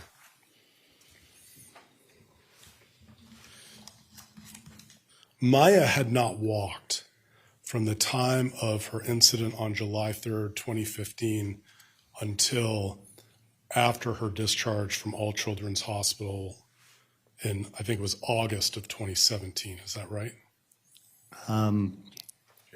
Sorry. Let me. Objection. Yeah, it was a confusing question, so let me just rephrase. From the time of Maya's incident on July 3rd, 2015, through when you brought her to All Children's Hospital on October 7th, 2016, she had not walked in that period of time. Is that true? Objection. Misstates the timetable. I believe she may have walked when she came home. She was weak. She was carried in. She walked a day or so, and then after that, no. Okay. I wanted to talk to you a little bit about what you described as a relapse in August of 2016. Okay. And okay. This was about the homebound school program. I just want to make sure I understand what you told the jury yesterday. Maya was asked to come to school for an evaluation in 2016. Is that right? No, that's wrong. You brought her to school in August 2016? Yes. And after being there, Taylor Ranch School said that she had to come back in full-time and canceled homebound. Is that right? Real quick, there was a fundraiser for her, the lemonade stand. So she went to that. She was sitting in the library. The person in charge of the homebound seen her in there with the kids, and after that she was denied homebound. Okay. After someone from the school observed her at the school at the lemonade stand, they then denied Maya's continued homebound. Is that right? That is correct, and then we had to hire Jane Wisner. Okay. You hired a lawyer to appeal that decision, and the jury's already seen the letters from Dr. Wassenauer, and there may be one from Dr. Hanna they'll see as well. But the point being, Mr. Kowalski, there was no physical injury at that time, was there? Object to the long predicates in these questions. I'll re-ask the question. When Maya had her relapse in August of 2016, there was no physical injury at that time. Is that true? No physical. It was caused from stress. Let me talk to you a little bit about the decision to go to All Children's. You were already up in Tampa on October 6th getting an infusion with Dr. Hannah, correct? No, Clearwater. I apologize. You were staying at the Ronald McDonald House attached to All Children's Hospital, correct? That is correct. You were already up in St. Pete, Clearwater, getting treatments with Dr. Hannah on October 6th. Yes, she was with Beata and I relieved Beata. The plan was, had she not been admitted to All Children's, she was scheduled for another infusion with Dr. Hannah on October 7th, correct? That is correct. You didn't come up here because of a hurricane, did you? No, she was getting treatment. Okay.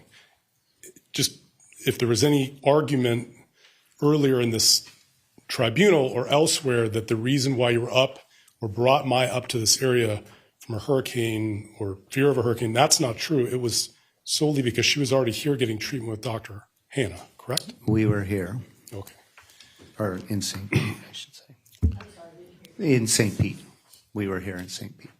Dr. Hannah referred you to All Children's Hospital, correct? No. I was with Maya, and she was in severe pain. I decided to take her there. I knew she had a treatment the following day, but I knew her pain. And you were the closest facility, and that's what I chose. When you arrived at All Children's Hospital, were you the parent that signed consent for All Children's? I was the parent that brought her in. Did you ever, in writing, revoke consent for treatment? I didn't know I had that opportunity. Let me ask you about some of the statements or records upon arrival at All Children's. This is Joint Exhibit 1001-18. And as a predicate, sir, were both you and Beata at the hospital at this point? Beata arrived approximately an hour later. That sounds about right. It takes about an hour from Venice to get to St. Pete. 9:45, I believe she was there.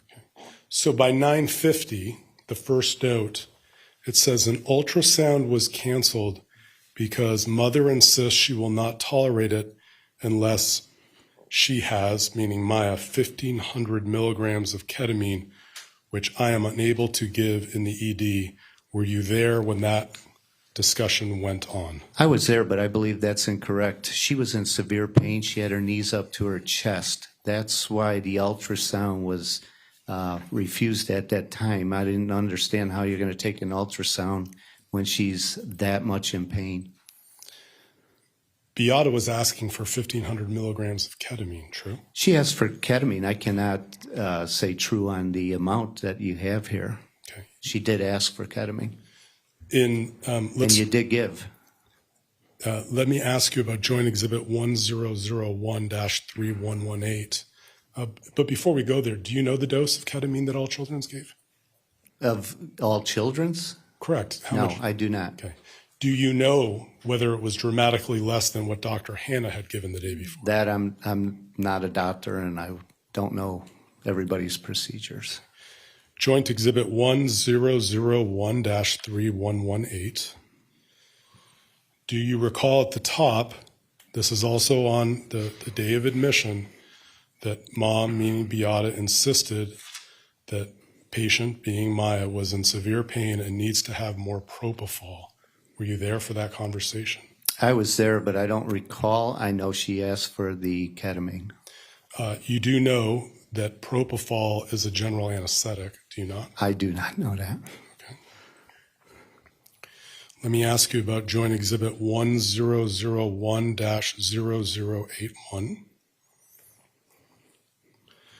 Let me ask you, this is also on the day of admission. Let me ask you if you recall this event. In the middle of the paragraph, the language that starts with, I was speaking to mother. I wanted to ask you about the second sentence. She, which would be Maya, had been attempting to take off all of her monitors. I, being Dr. Objection to reading medical records. Sauce for the goose. Sure. I'll have you read the highlighted portion. And my question to you, sir, will be that this sentence and the next one, if you could highlight it as well, all the way through the word staff. My question to you, sir, is, were you there for this event? I was there, but you have to, I think there's a big key missing out of this, and it was the blood pressure cuff. The blood pressure cuff was a big issue and causing pain. That she did get agitated, yes, you're right, but there was a component that caused that thrashing. Okay. Let me ask you about Joint Exhibit 1001-3117. And I'll represent to you, this is on the next day, October 8th. Were you there at All Children's Hospital? Does it say if I was or not? Undetermined if I was there or not. Okay. And that's part of the reason I'm asking these questions. If you were a witness to some of this treatment, if you knew whether you were there at All Children's on October 8th or not, do you know? I do not know. Okay. Do you have any knowledge of the bottom quote where it says 10/8/2016 about mom insisting the propofol not working? Any knowledge of this event? I do not have knowledge on that. Sorry. Okay. And again, well, let me ask you about the next exhibit. This would be earlier in the day on October 8th. Joint Exhibit 1001-2721.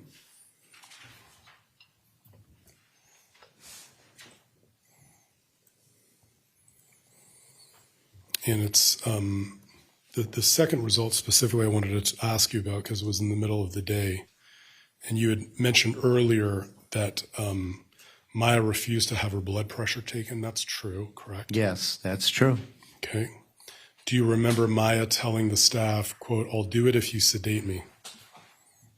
Do you realize the pain of CRPS? This little girl knows her pain. She knows what she could tolerate. She needs something for her pain to get a blood pressure. It sounds so goofy to us, but for her, she's in extreme pain and she needs something for that pain before she could tolerate a blood pressure cuff.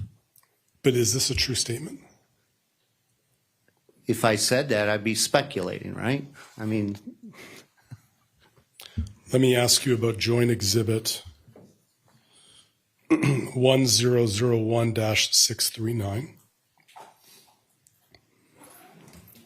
And I'll represent to you that this is an anesthesiology note taken on 10/8/2016 under the part anesthesiology note. And I'll ask you to read the part where it starts the second under additional comments. Family has insisted upon intubation with medically induced coma. Okay.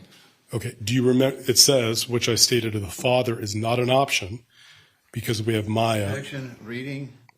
All right. I'll stop. I'll let you read this, Mr. Kowalski. I want to stop you there for a second. We told the story of Maya's history in the triage and in the emergency room. I don't know where they came up with medical-induced coma. We knew we could not get a medical-induced coma in the United States. We're fully aware of that. So wherever this came from, I don't know. That is incorrect in your records there. Okay. So in terms of what they've documented here upon your request on that day for a medically induced coma, you dispute it? I don't agree with that. Let me ask you about what's in the record at 1001-2711.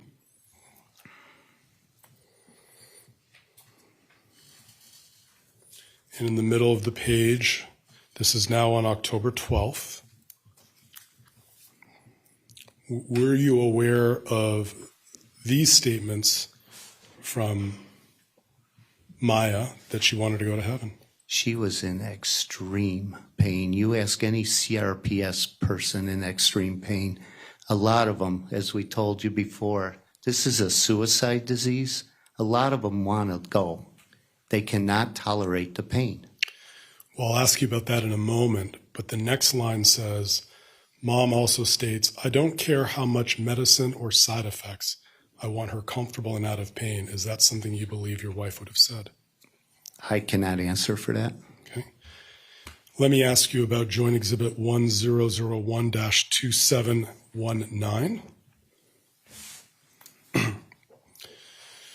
It's the text result in the middle of the page, text 8851, other during CT scan.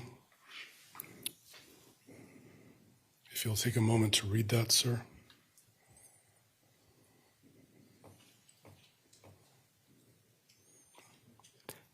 I cannot answer for that. Okay. You can't tell the jury whether or not this is true, whether Beata had told Maya she would get a reward of Valium if she laid still for a CT scan. Objection, Your Honor. This is triple hearsay, and we've objected to this before. What was your question? Can you tell the jury one way or the other whether Beata was using Valium as a reward for Maya? At home? At asking for this at the hospital. Oh, at the hospital? I wasn't there. I cannot answer for that. But at home, absolutely not. Okay. Lower down the page, T892, says there was a family meeting. I'll let you read it. It says in family meeting, mother stated. I'll let you read it.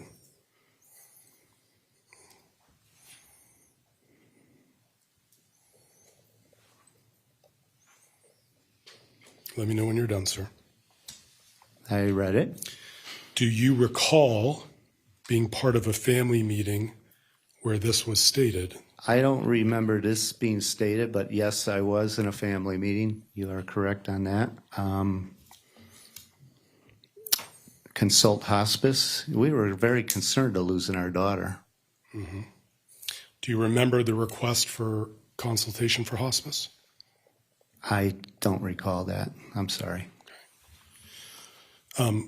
And I'm not, just there, when you're in that situation, you're very, very overwhelmed. So much going on. I do not recall a lot of that, and I apologize. Let me ask you next about,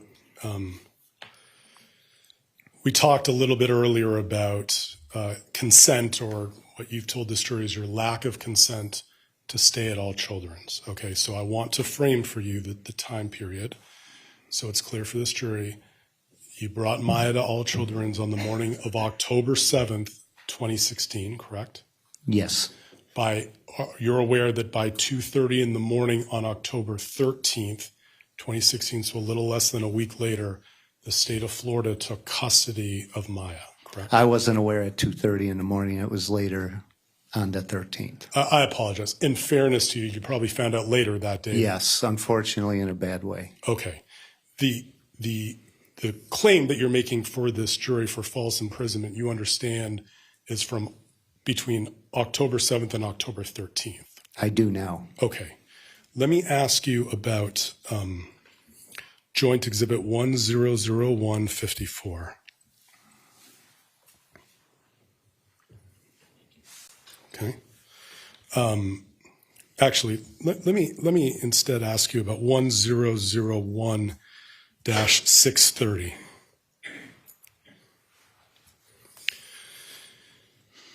I'll represent to you, this is a pain management note by a doctor named Dr. Jenny Dolan, and this is on October 9th, so the third day that you're there, and I'm going to ask you to read at the bottom, not the bottom, but about halfway down where it says, today, Dr. Dolan, Dr. Tepa Sanchez, and specifically the last part where it says, today is day 3 of ketamine and Precedex infusion, and all the way through the end.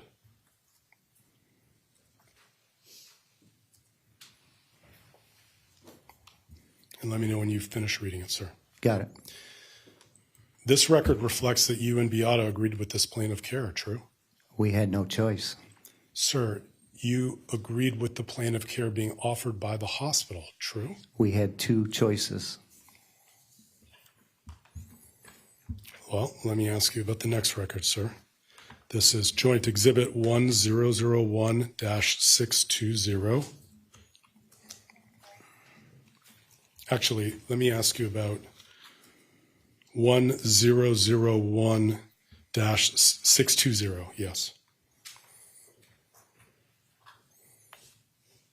This is a pain management note now on October 11th, 2 days before DCF took custody. Okay. Do you remember? And I'm going to ask you about the part where it says anesthesiology note. Take a moment to read it, please, sir.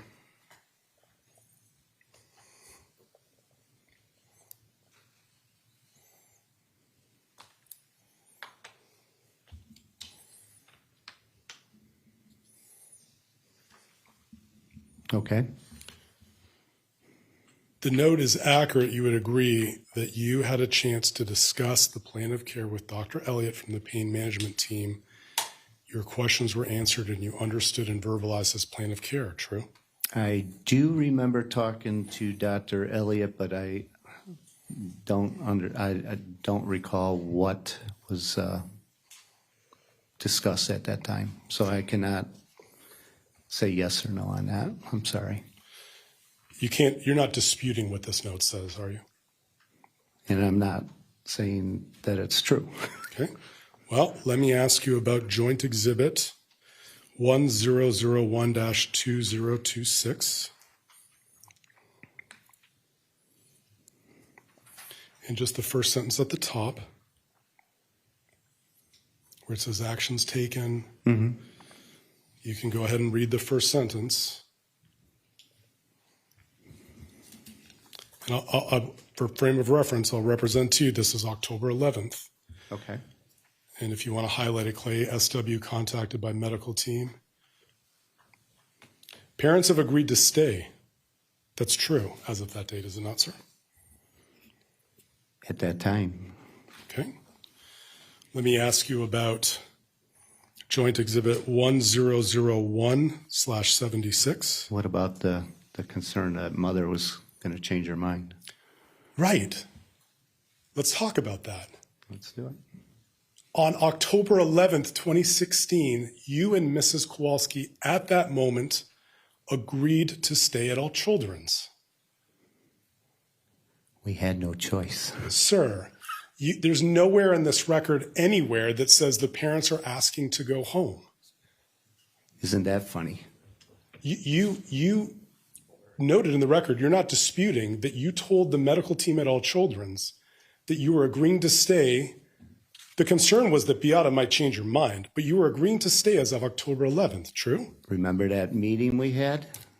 We were told if we left, we'd be arrested. Let's talk about that. I'm going to show you what's in evidence as Trial Exhibit 2408-1739.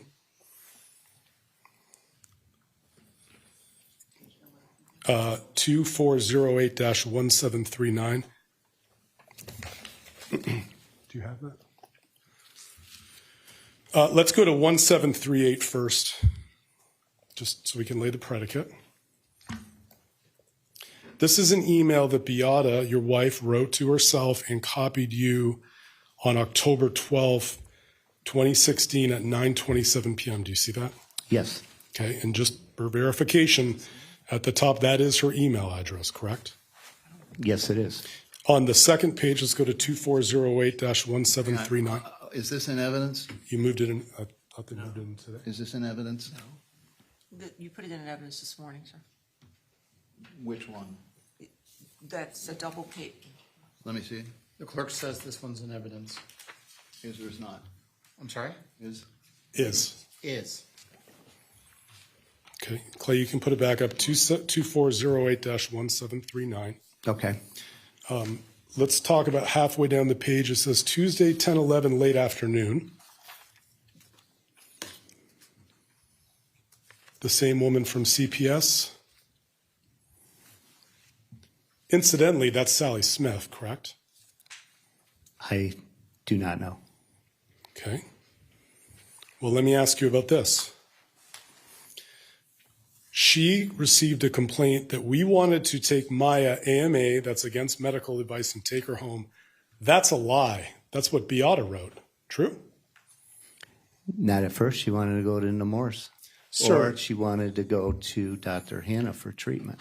On Tuesday, October 11th, 2 days before the state took custody of your daughter, your wife sent you an email and copied herself that specifically said that she was disclaiming, she was disputing the allegation that you and her wanted to take Maya out of the hospital. And to take her home.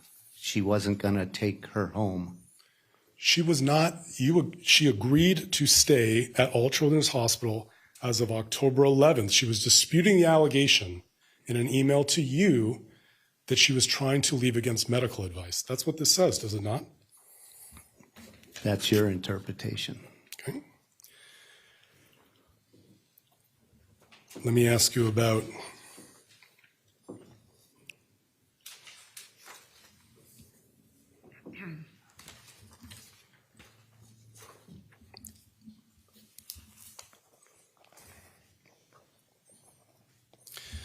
Joint Exhibit 1001-73. This is the next day, on October 12th. Okay. Under the interim history at the top, I'm going to ask you to read where it says they reviewed all of the patient's medical records to the, that's fine, you can leave it there, but what I'm focusing you on is halfway down where it says they reviewed until the end of the paragraph.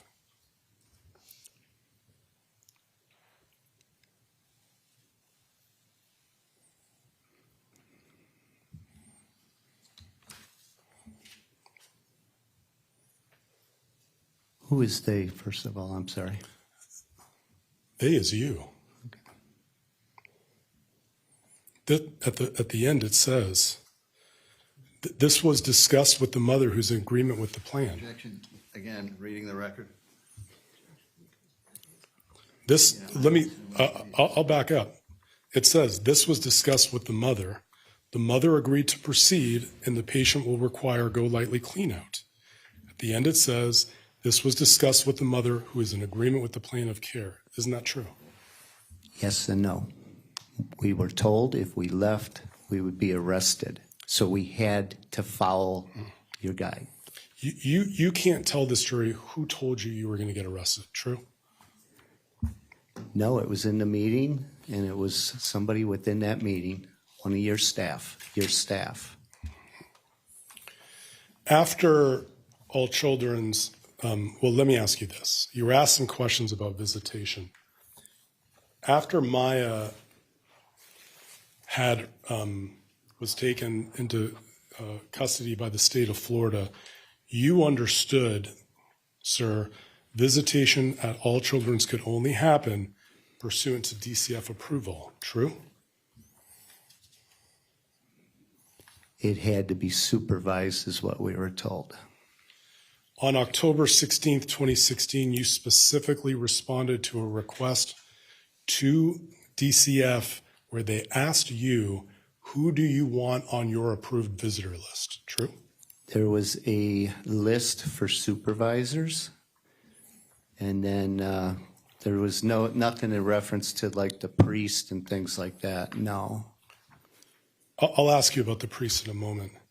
But do you recall, sir, that on October 16th, 2016, you wrote a letter to the child protective investigator with the state of Florida? Her name was Lindsay Massica. Yes, I do remember that. Social Security numbers on there? Yes. Yes. Because DCF required all visitors to go into All Children's Hospital to undergo a background check, correct? Correct. And they asked you, can you please provide us, meaning DCF, with a list of people that you would like to visit Maya? Yes. And then DCF was going to run background checks, correct? That's what they were supposed to do. And then my brother, Bob Reines, he called. And they said the hospital will not allow him because he's a family member. The hospital will not allow it. But you don't know, as you sit here today, whether that denial was because DCF had not approved him versus All Children's not getting word from DCF whether he'd been approved, do you? This is hearsay, but he could contest to it. Okay. He has a letter, and he also spoke with her, and they said the hospital is controlling this, and they should not be doing it. All of those decisions on who could come and go at the hospital after October 13th to your understanding, was under the jurisdiction of DCF approval, true? I just told you it wasn't. Well, let me ask you about, and just, this is not in evidence yet, but I would ask Clay if you can show him only. Well, no. Sorry. Well, let me ask you a question first. Let me lay the prayer. Do you remember that on October 27th, 2016, you wrote a letter complaining about the church people coming to Maya's room who gained access to her room without your approval? Not without my approval. What happened is, I believe it was Tori Nellis. She stated that there was some visitors, not only the church people, but there was somebody else that came in and gave a gift to my child, and then also the young lady that runs the Ronald McDonald House. She said, if these people come in anymore, I'm going to lose my visitation privileges. I was highly concerned, and I did not know about the church people. I had nothing to do with that. So yes, I did write a letter to my lawyer, Deborah Salisbury. Because you were working with Tony Niehaus, was with who? Tori. Tori was with who, sir? One of the third party, whatever, Safe Coalition or whatever, I don't know. With the DCF Safe Coalition group, true? Somebody like that. And your complaint was that you didn't understand how they were able to access Maya's room without your permission, true? I was concerned not only for them, but the other people that went in there as well. I did not want to lose my privileges. You didn't authorize them to come to Maya's room either, did you, sir? I don't have that authority. Let me ask you about, you were asked by your counsel about some transfer diagnoses, okay? Yes. You're not denying to this jury that as of November, after Maya was sheltered by order of the state, in early November, you and your wife had the opportunity to consent for Maya being transferred out of All Children's Hospital, but you and Beata refused. That is correct. Let me ask you about one of the other documents on that issue as well. Well, let me... And that wasn't you and Beata. Beata refused. I remember that. Okay. But just so this is clear, in November, Maya could have left All Children's if Beata had said yes. She could have, but we weren't going to do it under that diagnosis. The diagnosis code that had already been made at Lurie Children's, Tampa General, and at Dr. Menda's office, true? Objection. Those are facts, not evidence. Misstates the evidence, and if we're going to have him comment on... Sustained. And Mr. Shapiro, the jury has been seated for over an hour and 30 minutes. Now's a good time for a break, sir. Now's a good time. Now, members of the jury, this is going to be your last break of the day, hopefully. Let's try to keep this to 10 minutes. Let's do not discuss this case amongst yourselves. Do not do any investigation. Receive no information. All rise. For a second.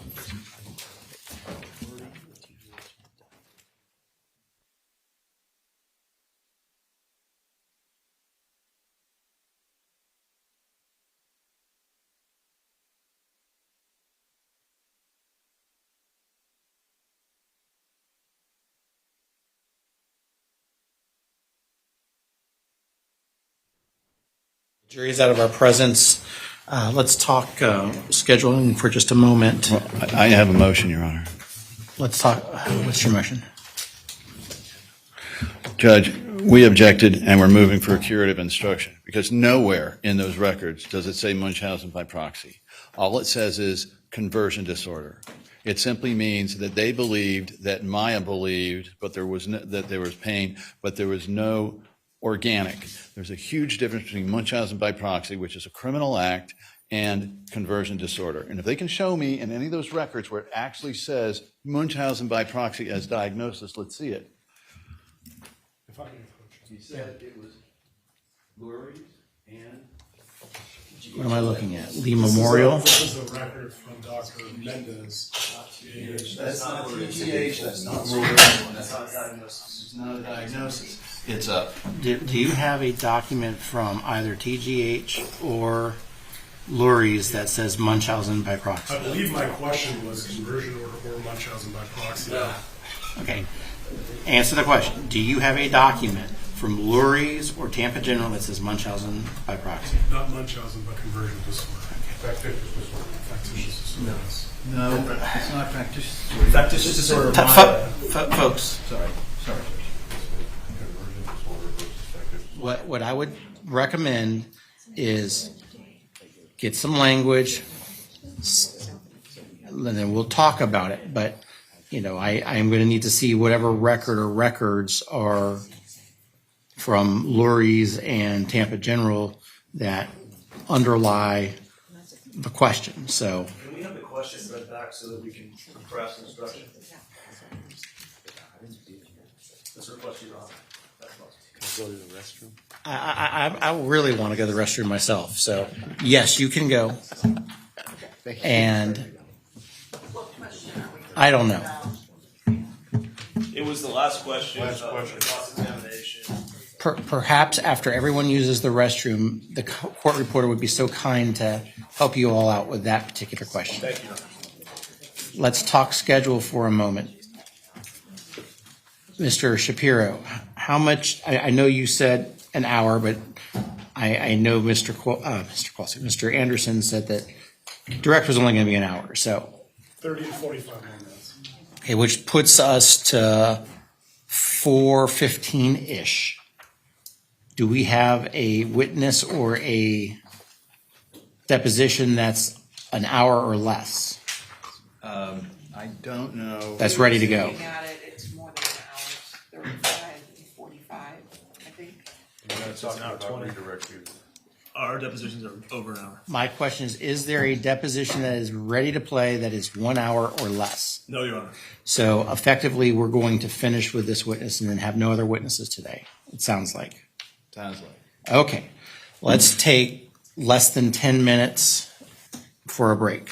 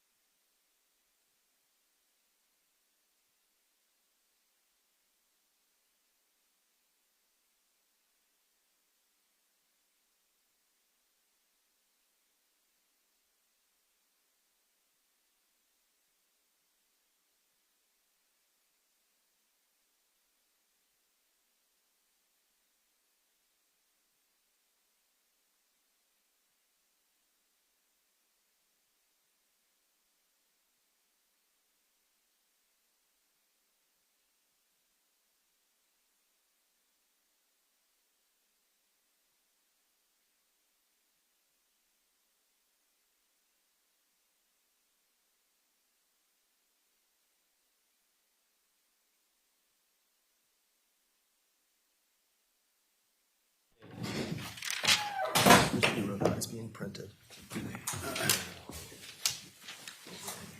Well, Mr. Hughes, All right, everyone quit on me. I'm trying this solo.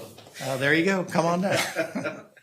No, I don't. I think people are probably still going to do it.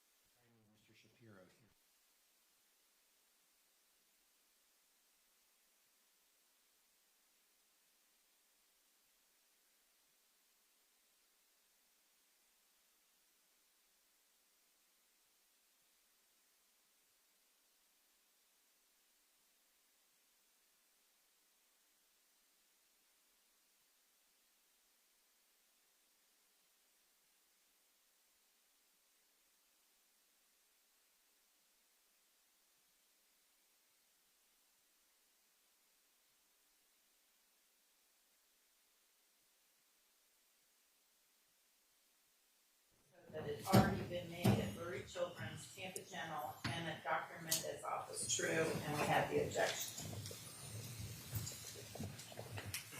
Wasn't a reference to It was a reference to Munchausen. That's what Dr. Mendez's records get used for. My implication from the question was 3 prior institutions had already put in their records that there was a psychiatric diagnosis to this illness, with the implication being that the plaintiff's point in this case is we weren't going to agree to any transfer that contains something referencing a psychiatric diagnosis. The rebuttal is it's already in the records. We weren't the first ones to put it in there. You're signing this doesn't indicate that there's anything new. That was the intent of the question, Your Honor. But I didn't specifically say Munchausen by proxy is in all 3 of the records. Remind me, the Lee Memorial Is Munchausen. was Maya an inpatient there? She went to see her allergist, and during the appointment, he said suspicion for Munchausen's needs to be considered. And that's the difference. He's also a pediatrician as well. Allergist, pediatrician. The Lee Memorial doesn't seem like an admission then. Well, I don't think I represented it was an admission. The problem is, Your Honor, the term diagnosis. There is a huge difference between a doctor saying consideration must be given or thoughts may be carried. There are 7 different theories that they were trying to figure out. The question as posed puts it as a certainty that Lurie's, Tampa General, and then Menendez here all diagnosed Maya with Munchausen by proxy. Now, leaving aside for a moment the question of whether anybody there was qualified to do so and whether there's a report in saying that, which there isn't, by any psychologist or any psychiatrist. The fact is that what they're trying to do is get in something through the back door that they cannot get in through the front door because they don't have a single expert that says that Beata Kowalski had Munchausen by proxy because they gave up their CME, and without that, no psychologist or psychiatrist is going to get up there and say that. So right now we're in a situation where the jury thinks that this is an ongoing diagnosis. And so we ask the court to instruct the jury that until shown otherwise in the record of a diagnosis, that there is no diagnosis of Munchausen by proxy at any time, diagnosis of Munchausen by proxy at any time before October 7th stay at Johns Hopkins. And that is the truth. The question that the court reporter read did not reference Munchausen by proxy. But, Your Honor, in the lead up to that question, he had presented the Lee Memorial Health record and Dr. Mendez's record, and the only suspicion in there was Munchausen by proxy. So the question built in that lead up of the Lee Memorial record and Munchausen by proxy. And that was the insinuation. And not only that, Judge, it is very important to consider here that no one diagnosed conversion before this. There wasn't a psychologist or psychiatrist that went in and said, I've done a differential diagnosis and this child definitely has conversion. What all of them say is the same thing. Consideration must be given. One of the thoughts is possibilities. It's all like that. And so what the defense has here now is an inability to get that before the jury directly. And the unavoidable conclusion of the jury from listening to the first question and then this one following up is, and it's a technique, I know it, but it confuses and conflates the issues between conversion and Munchausen by proxy, and that is simply not fair and it's simply not the truth. Anything else from the defense? Two things, Judge. First of all, Tampa General did in fact say diagnose. Let's hear it. Psychological factor affecting physical condition, conversion disorder versus factitious disorder versus other. The folks at Lurie's said something similar about a psychogenic disorder. He didn't say Munchausen by proxy. What I suggest we do is to say that the last question should be disregarded and let's start over. And let's be more clear. That's what needs to happen. No, this point needs to be made because it's going to come up over and over and over again in this trial. And that is that they do not have, and the court just heard, there's a lot of dancing around that, but nobody diagnoses it. Show me where a doctor says after interviewing Maya and after consideration of the record, we have determined, a psychologist or psychiatrist has determined that Maya Kowalski is a diagnosed conversion disorder or a factitious disorder or a Munchausen by proxy. It's not there. Well, the only thing I would respond to that is if we're saying in this courtroom that only a psychiatrist or psychologist can make this diagnosis, then they had Dr. Chopra come in as pain management and refute the diagnosis. But that aside, it's right here on the Tampa General discharge paperwork done by Dr. Paul Kornberg, who is a pediatric physiatrist. Let me see that, please. Physiatrist is your first clue. It is certainly welcome when you cross here it was.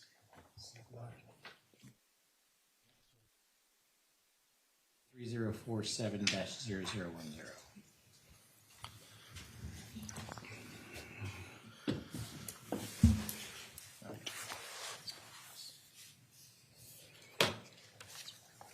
I am not inclined at this time to interject myself based on that last question. So I'm going to overrule your request for any sort of instruction with respect to that last question. I certainly don't want the defense to create an impression, though, that the records don't bear out. So let's just be very cognizant. Yes, Your Honor. Well, okay. Add that to the motion. We're going to get into it, and I think the court should enter some form of direction to counsel or order about this. Until they can show it, they shouldn't be coming in here and trying to mislead the jury over this. And that's exactly what's going on. Anything else? Not from the defense, Your Honor. I understand. Let's bring in the jury. Can we make sure that this is in the record? I'll write on it and hand it to the clerk.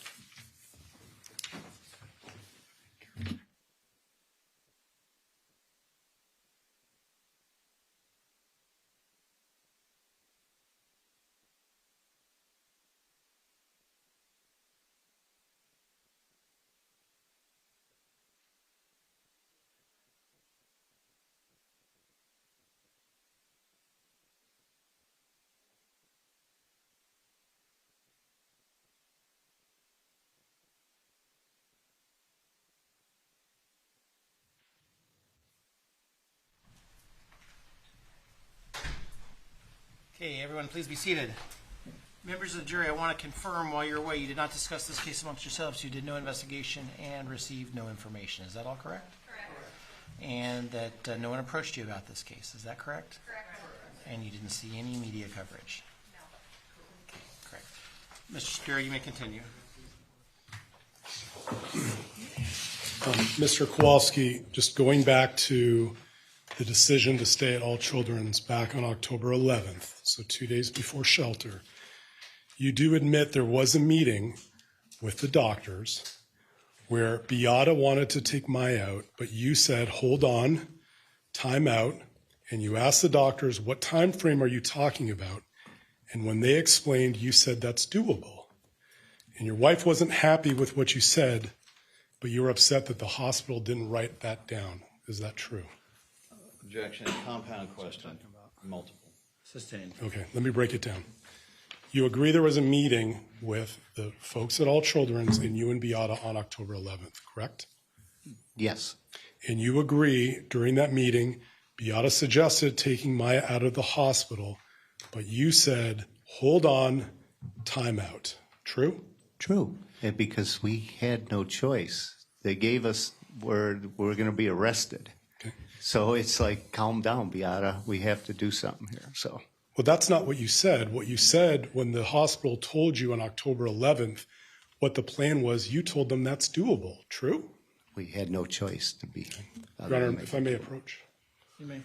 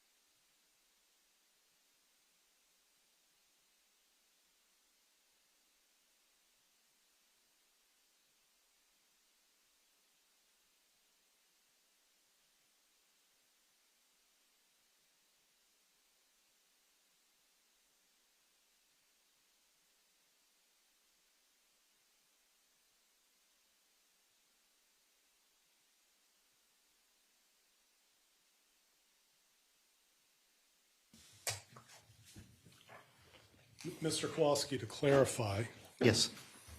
again, on October 11th, you were at a meeting where the doctors told you the time frame of how long they wanted Maya to stay, correct? I don't know the time frame. Well, you told the doctors, after they told you on October 11th, they wanted to keep Maya, you said that's doable, correct? There was some argument there, so. Well, you were upset when you found out that that conversation with you giving consent on October 11th to stay was not documented in the record, true? I'm getting confused here now. Say that question again, please. After you gave your consent at this meeting for Maya to stay at All Children's on October 11th, when All Children's told you the plan of how long they wanted there, and you said that's doable, when you found out that that conversation of you giving consent wasn't in the record, you were upset by that, true? Objection, compound. Overruled. Vague. I was upset or Beata upset? I didn't understand what. The conversation where you gave consent to stay on October 11th, you were upset that that conversation of your consent wasn't recorded in the record on October 11th, true? I don't know if it was the consent. What was I talking about earlier? That was not. It was about being arrested. That was not in the report. That's what I said before. Your Honor, I'd like to play for impeachment clip 1 of the audio. When I replied to don't think so her, at this time. Okay. it was in reference to being arrested.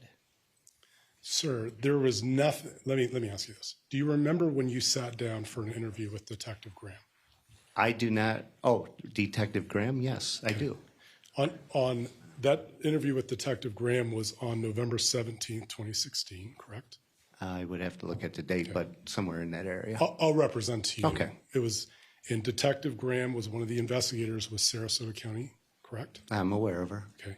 Do you recall having a conversation with Detective Graham where she asked you about whether you were supportive of keeping Maya at the hospital?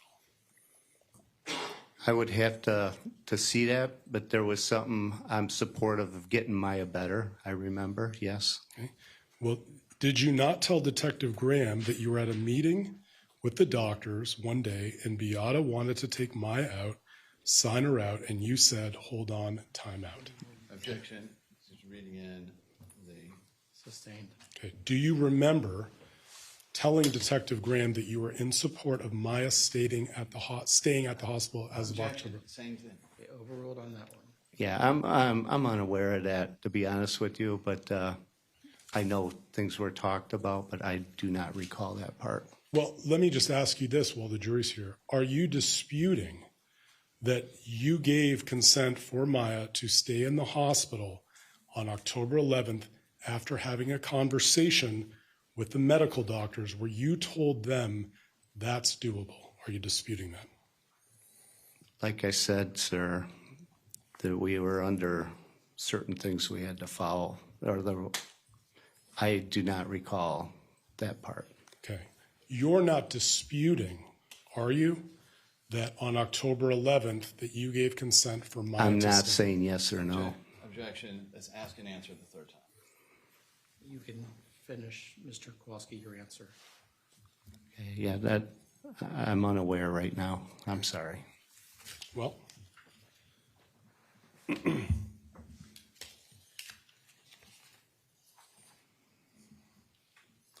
even as of November 17th, 2016, you were receptive to keeping Maya at all children's. True?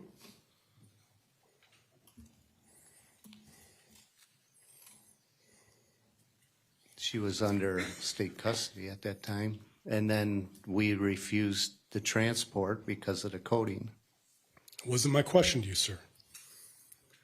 Even after state custody, on November 17th, 2016, you were receptive to keeping Maya at All Children's Hospital. Do you have something to show me to help back that up? I don't know where you're going with this. Okay, I'd be happy to play that Yeah, for please. you, sir.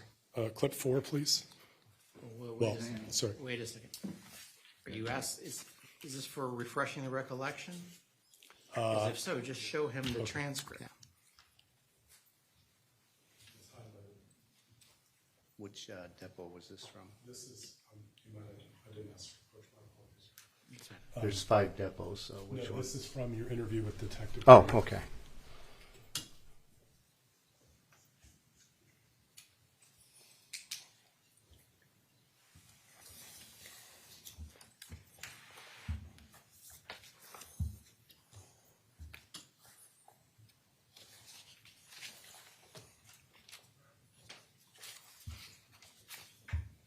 That's what it says there.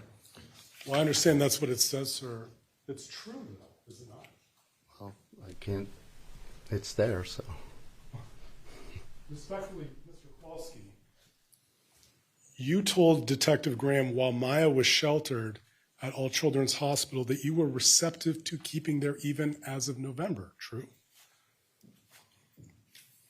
That's what it says, but that interview was extremely, very, very difficult to get through. She was, you heard the tape. Did you didn't lie? Let him finish, please. Sorry, go ahead, sir. I was under a lot of stress.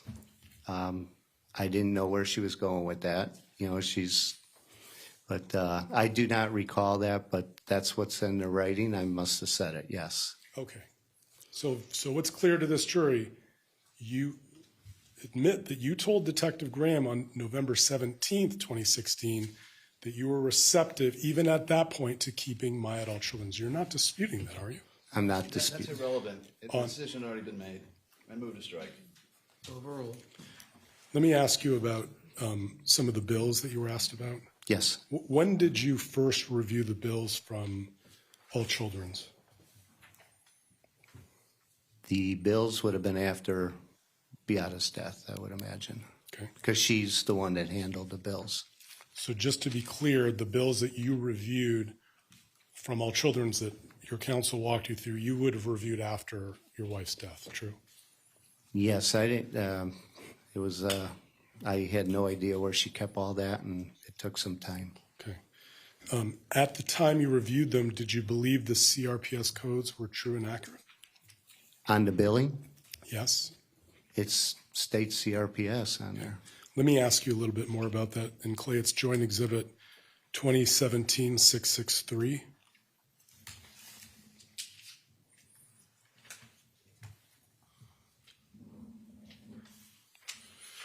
You might be able to enlarge it for us. Thank you. Okay. This bill that you were shown, you see that the services rendered included for endoscopy, true? Yes. They included for nutrition. Yes. There are, by my count, 1, 2, 3, 4, 5, 6, 7, 8, 9, 10, 11, 12 diagnoses codes that were submitted as part of this bill. True? Yes. Among those were CRPS and child neglect or abandonment, among others. True? I see that. Sir, can you tell this jury what percentage of the $5,980 was paid for CRPS? I don't see where the percentage would be. Well, it doesn't say it. Okay. And I'm not trying to trap you, but the allegation that All Children's billed solely for CRPS treatment, that's not what that says on this bill. When that question was given to me, I believe he asked what was if that diagnosis was on there, or what do you see on top? Okay. All Children's Hospital was paid for the bed while your daughter was being sheltered there. Are you aware of that? The bed, you said? Correct. Objection, that's irrelevant on that point. Okay. Are you aware, sir, can you tell this jury at all what percentage of the $5,980 Aetna reimbursed was for child neglect versus complex regional pain syndrome versus a throat infection versus immunoglobulin versus constipation versus abdominal pain, etc.? That I could not.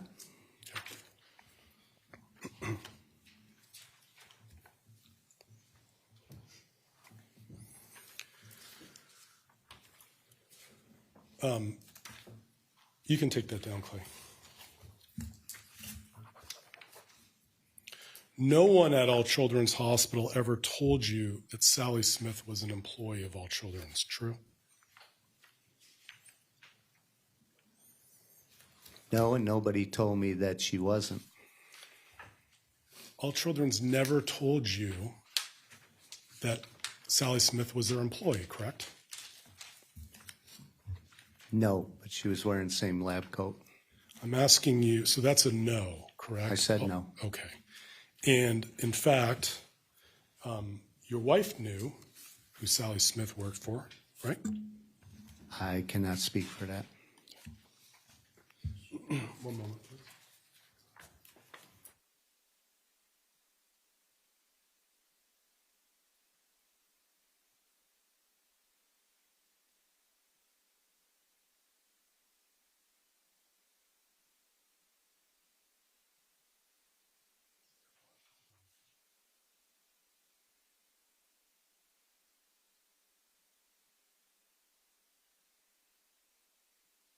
We could do joint exhibit or trial exhibit 240081739.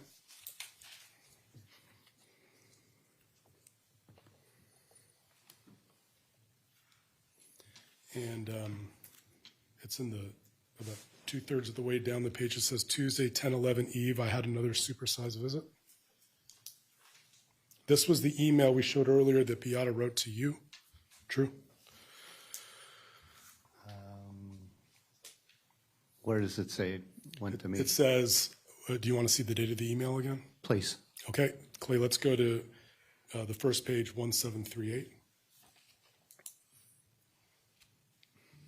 So I'll represent to you, this was... Yeah, I see it. Okay, so let's go to the next page, 24081739. Tuesday, 11 Eve, I had another supersized visit from MD Dr. Smith, who was sent by CPS to investigate this possible child and abuse and neglect case. That's what Beata wrote to you. Okay. Okay. Let me ask you about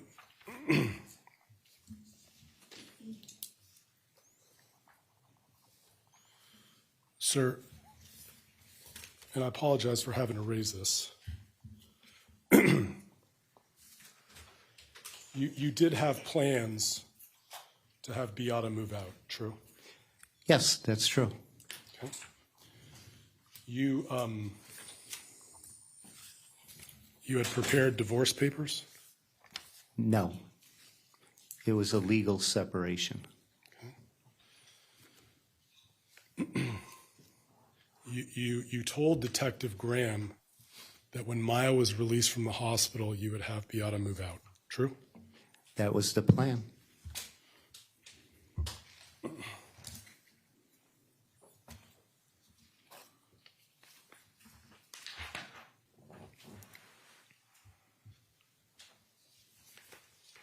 And divorce papers were prepared.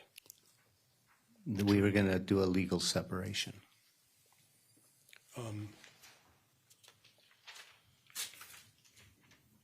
I'm going to be as sensitive and brief as I can on this topic, sir. The hearing on Friday, it was Friday, January 6, 2017, right? Yes. That you talked earlier, Beata was very upset about being separated from Maya for now almost 3 months, true? She was suffering. Anybody that would be removed from their daughter would be like that. Okay. The 3-month separation of Maya from Beata was what was causing her this emotional heartache, true? Most of it. That night, you do recall Beata left with a gun, true? That was my thought, but that was untrue after time. Okay. You reported to the police that night that Beata had left with your gun. I reported Beata missing and potentially, well, I said the gun's missing out of the safe, but it was in the house. You did not believe she was suicidal that night, did you? I was very worried about Beata. I called her family, but I was concerned when the gun was missing, but it ended up finding the gun in a long time after. She never took the gun. But on that night of December 6th, you were not concerned that Beata was an immediate suicide risk, were you?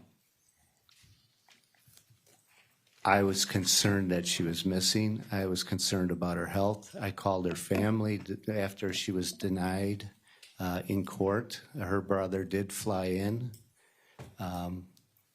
but she did come home. So that's a no. You were not worried about an immediate I was worried about her. I told you I was always worried about I her. wasn't asking if you were worried about your wife, sir, respectfully. I was asking if you were worried that she was at imminent risk of suicide. Well, when I didn't find a gun, I was very concerned, and I called the police right away. Beata never expressed suicidal ideation to you at any time, true? She never mentioned suicide whatsoever. And then the next day, which would be the 7th, now Saturday, January 7th, I think you said you and Kyle had gone out to a party. Is that right? We went to a neighbor's house, a birthday party. Beata was going to go with. She had a migraine headache. That was the day after she was missing, and she came home that night. She stated she had a migraine headache. She was in bed. She did get up to wrap the present for the child. we went to the birthday party. And when we came home, the door was closed where she was sleeping. So Kyle and I, sat on the couch. We watched TV. Kyle fell asleep on the couch, and then I shut the TV off and went into my bed. At that time, she was sleeping with Kyle. That was like her little security blanket. That's all she had was that little guy. So that night, her brother, like I said, I called because I was concerned about her. Yeah, and so just to make sure I understand the question, when you came back, you didn't check on her because you did not think she was suicidal at that moment, did you? No, she stated she had a migraine before we left, and I let her sleep. Okay. So, and again, just so the jury understands, at no point during this process did you believe that your wife was at imminent risk of suicide, true? I was always concerned about her. I'm But not yes, asking you yes, for it's concern. true. I was always concerned about that. With all that was going on, yes.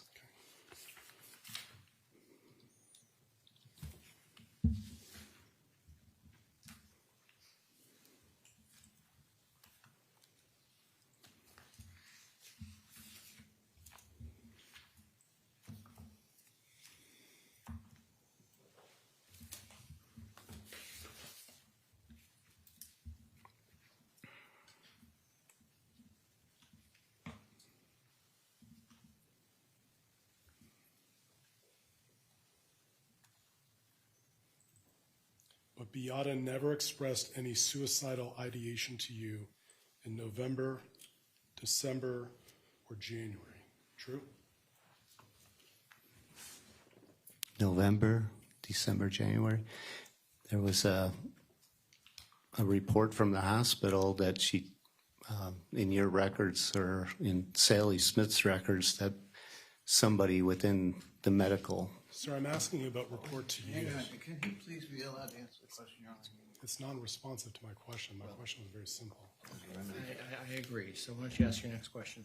Okay. My question to you, sir, was this. Did Beata ever express any suicidal ideation to you in November 2016, December 2016, or January 2017?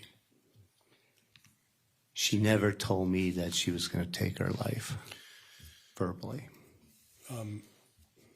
The jury earlier saw one of the suicide notes. Do you know why Beata said, I give rights of my parental rights of Maya and Kyle to my sister and brother in Chicago?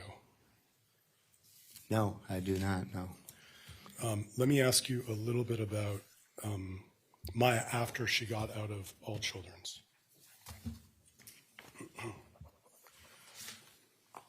We had a chance to talk to, at least my partner, Mr. Hunter, did, in November 2019 to give you an idea of time frame. First depot. Yes, sir. Okay. At that point, so now we are a little over 2 years after she got out of All Children's Hospital. Other than allergy medications, Maya was not on any medication, correct? Not that I'm aware of. I would have to review that. Okay. She had not seen anyone for asthma in over 2 years, true, by that point? That's true, and hopefully, like we said, the ketamine and hopefully the hyperbaric chamber did help for that. Okay. Well, to be clear, after she got out of All Children's Hospital in January of 2017, she's never received any ketamine, has she? No.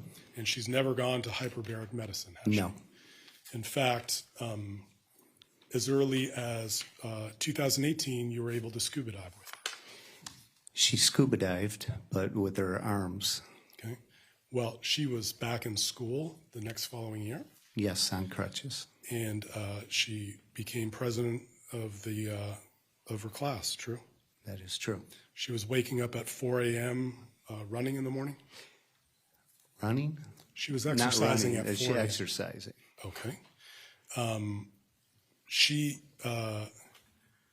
as of that point, at least when you talk to my partner, Mr. Hunter, You did not see any signs of CRPS in her at that time, true? At that time. Okay.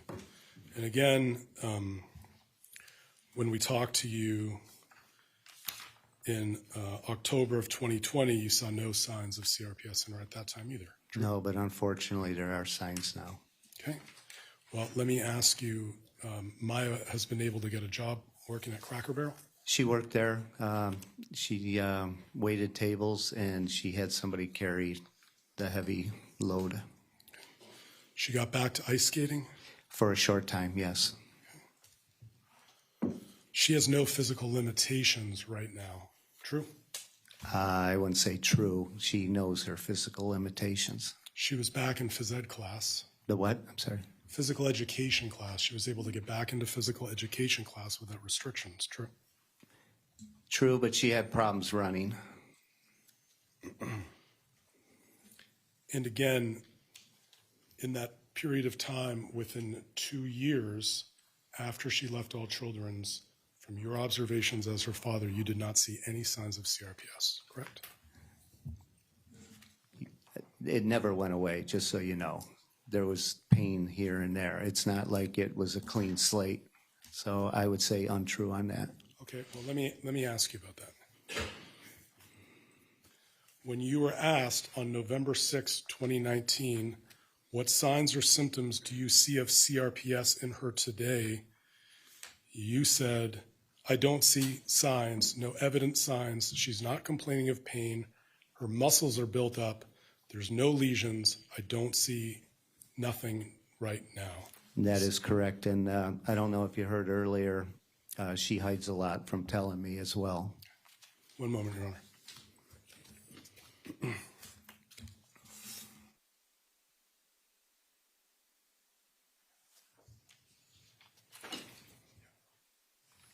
Just a couple more questions, sir. The famous yeah, true. The photographs that we saw earlier yes. of your daughter, Beata had not seen those before she died, correct? I wouldn't say that's correct. She would have seen some of them, yes. No, okay, so just to be very clear, the photographs that were taken, the date that Maya was being brought to court for the DCF dependency hearing, Beata had not seen those before she passed away, correct? No, but she heard about it. Well, you had not. I have not seen them as well. Okay. You had not seen the photos and she had not seen the photos, true? Correct. One moment now. Those are the questions I have. Thank you, sir. Thank you. Redirect.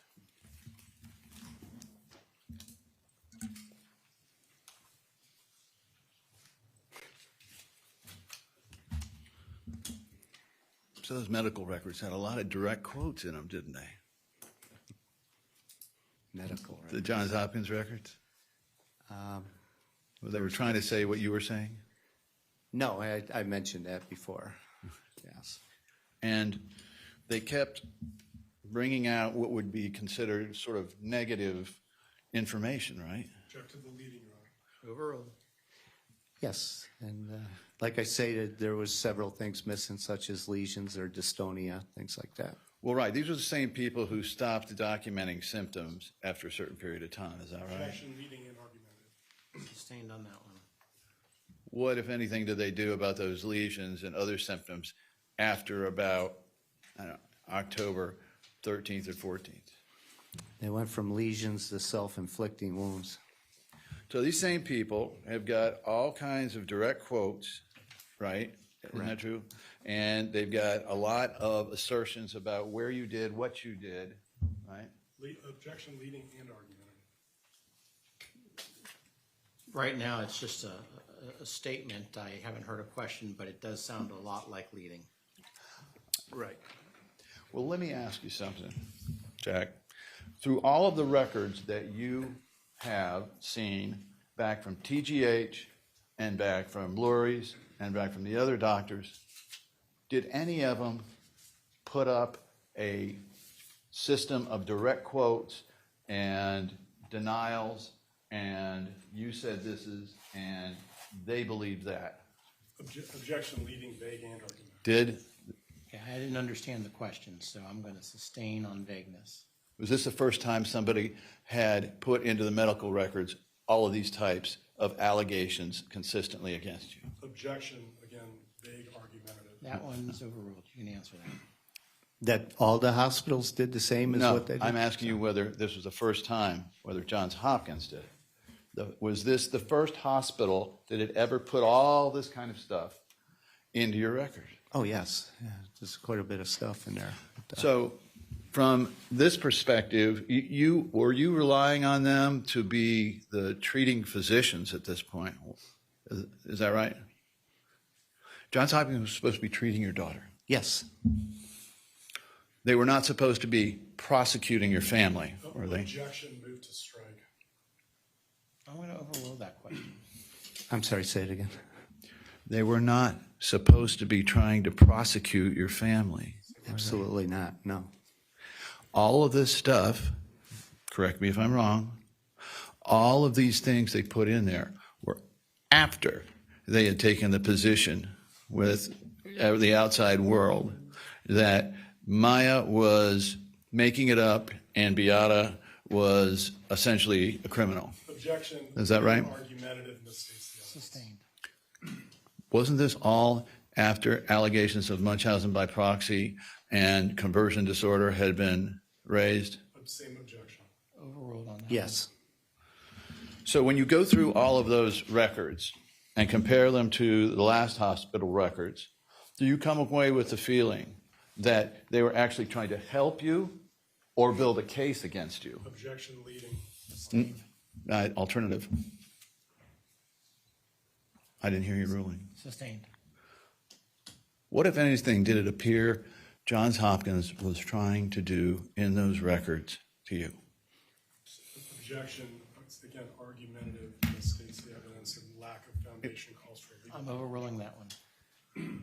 My feeling, they were painting a picture that we're doing something wrong. And they were supposed to be your daughter's doctors? Yes. How many times in your life had you had doctors put all of these things in your records just randomly? Objection, vague, and argumentative. That's all these things. Sustained. How many times prior to Johns Hopkins had any doctors consistently put negative after negative after negative, you said this, you said that, comments in your record? Objection, same objection. Okay. You can answer it this last time, but Mr. Anderson, you need to move on. I'm about You to. have more than amply made your point. I understand. So go ahead and answer it, and then we need to move on. That's the first time. So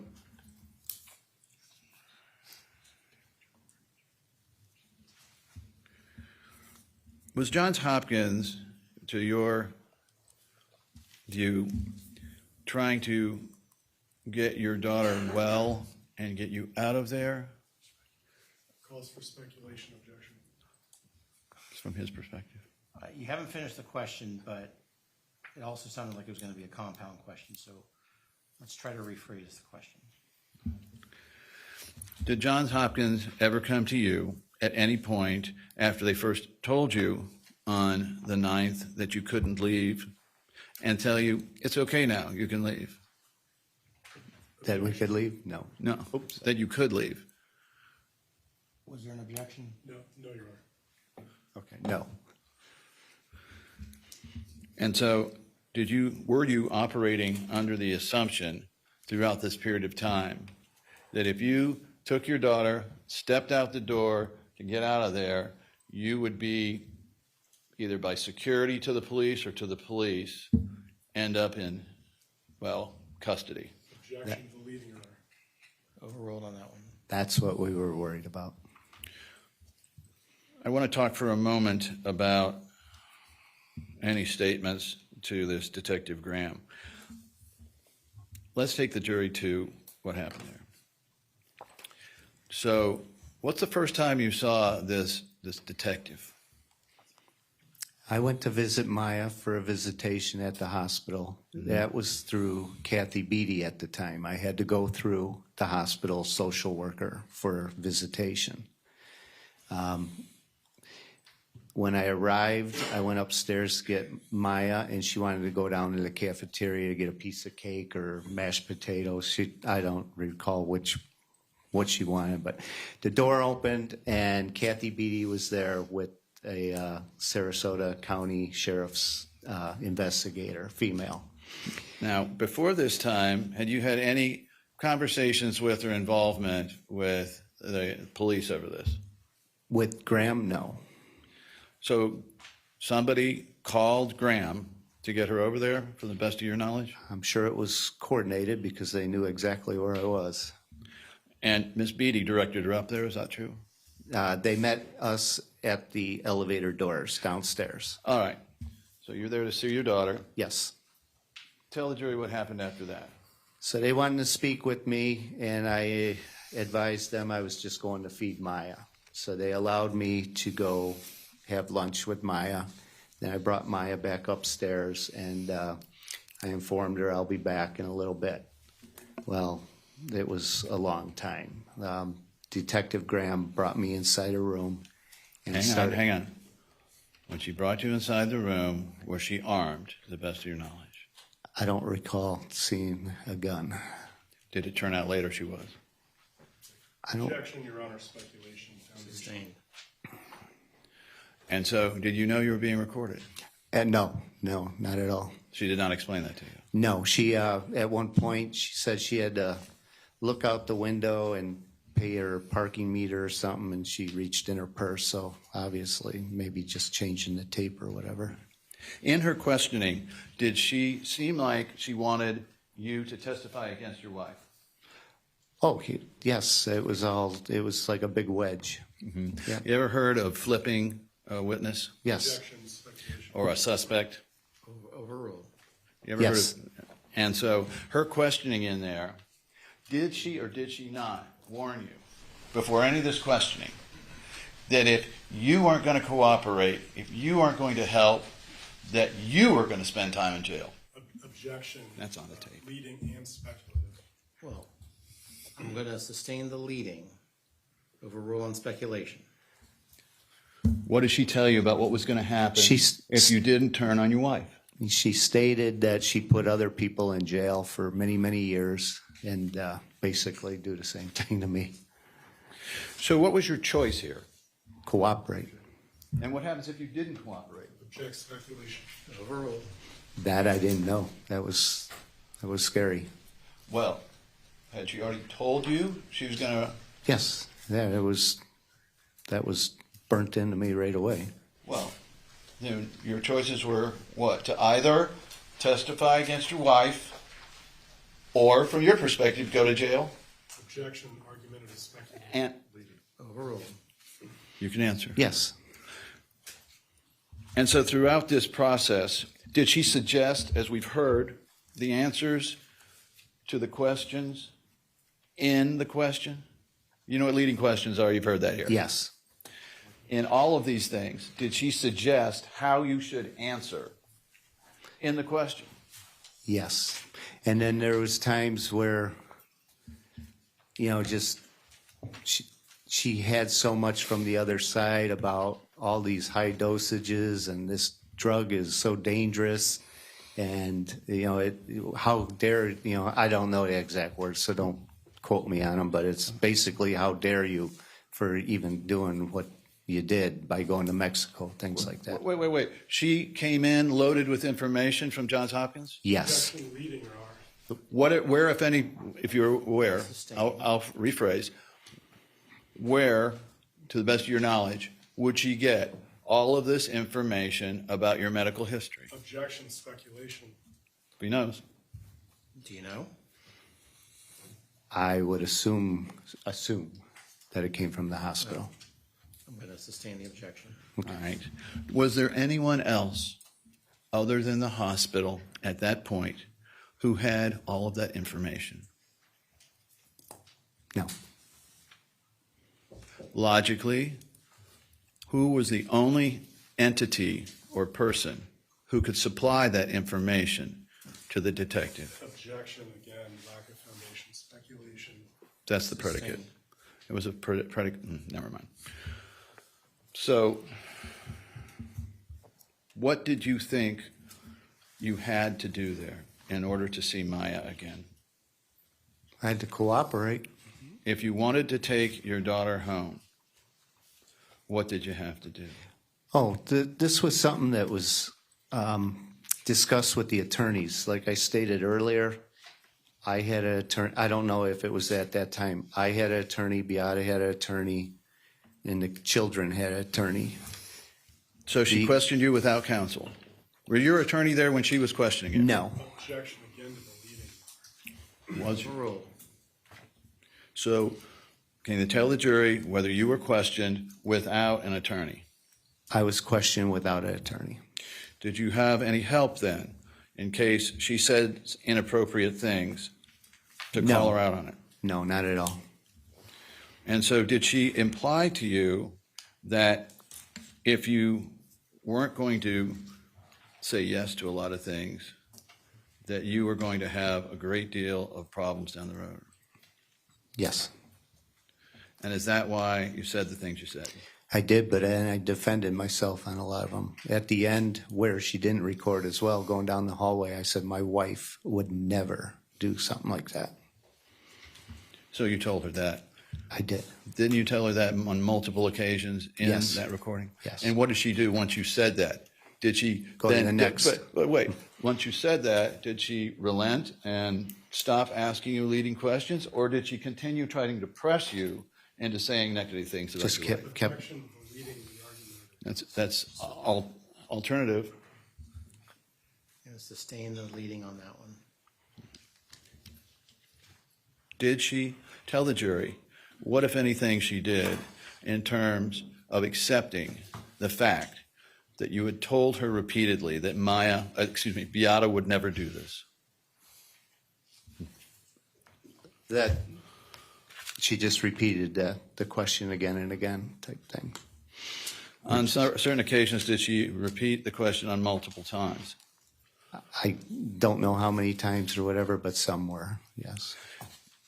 At the hospital, during the first part of the time you were there, when Sally Smith walked in, as you testified, in a white lab coat, were you relying on Johns Hopkins in terms of not letting people wander around their hospital with a lab coat on? Objection to the leading, Your Honor. Sustained. What, if anything, did you rely on the hospital for in terms of keeping people with a white lab coat and the emblem on it out of your daughter's room? Objection to the relevance. Overruled. What did I rely on? No. I'm sorry. Did you rely on the hospital in that regard to keep people out? Oh, yes, yes. And so did you start to discuss things with Dr. Smith thinking that she was another doctor there? I didn't even know her name at that time. She never introduced herself. She just came in and just started asking questions. So, yes, I thought she was a doctor for Johns Hopkins because she came in alone. She was the only one in the room with Maya and I. So no one introduced her? No. Did any hospital person correct that misassumption? No. And did you learn later that she was, in fact, closely aligned with the hospital? Objection mischaracterizes the evidence. Overruled on that one. That she was in with the hospital? Yes. So now, in this case, and you've been following it. Excuse me. Sorry, how many times have you been deposed in this case? 5 times. How many times has Maya been deposed? 5 times. Kyle won, I believe. And you have stayed in touch with who were deposing and who were not deposing. You followed the case, in other words. Yes. And have you heard whether any psychologist or psychiatrist prior to Johns Hopkins on October 7th ever diagnosed Maya with some type of fictitious disorder? No. prior to October 7th, did any psychiatrist or psychologist diagnose a Munchausen by proxy situation? I never heard of that, no. From your knowledge of CRPS, how unusual is it to have people at first question and consider these types of diagnoses, conversion disorder? I wasn't really educated on that, but a lot of them are diagnosed with that, fictitious or conversion at first, because they didn't get properly diagnosed with CRPS. But in Maya's instance, she was diagnosed with CRPS, after Tampa General.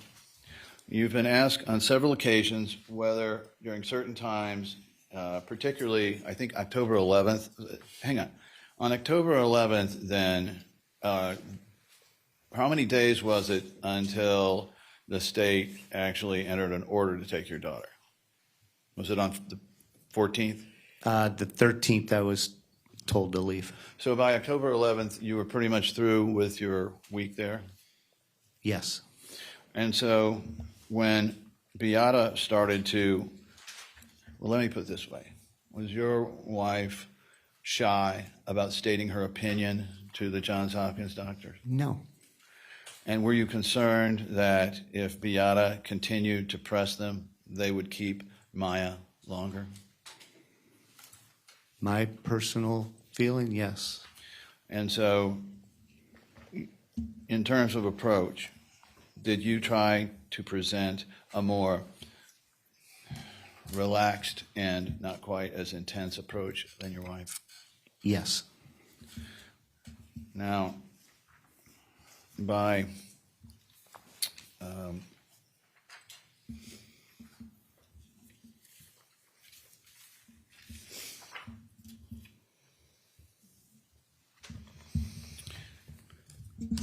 was it your impression, based on everything that happened to you, that the reason for your losing your daughter was because of the use of ketamine? Losing your daughter to the state was because of the use of ketamine? Yes. So after you got her back, tell the jury just how interested you were in trying ketamine anymore. Well, I was instructed not to, but we've seen great results with it. And so, continue.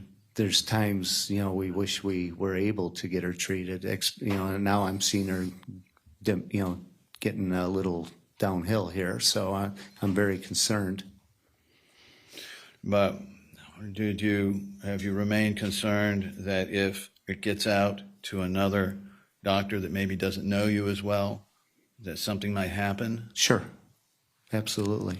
And from your knowledge, and how old are you now? 62. Sorry, Dad. But I feel like 80 after today. But has it been your experience that once something gets into your medical records, it tends to stay in It's your medical stuck there. Yeah.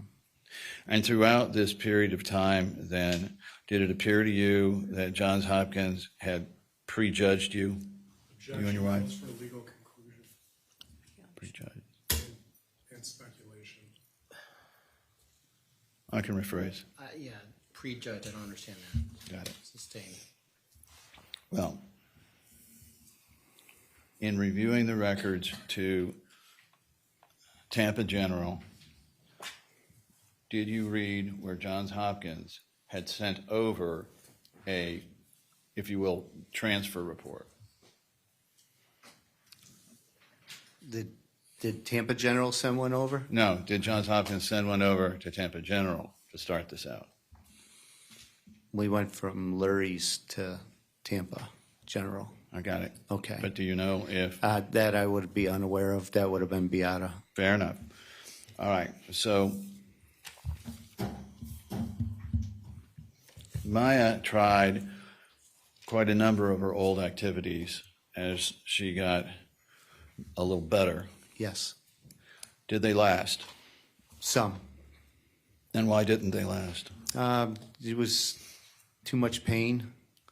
And what about memories of her mom? Strike it. Who introduced her to these various activities? Well, Mom, Beata, and Kyle, they did ice skating. At first, it was the two kids, and Mom was sitting on a cold bench in the ice rink.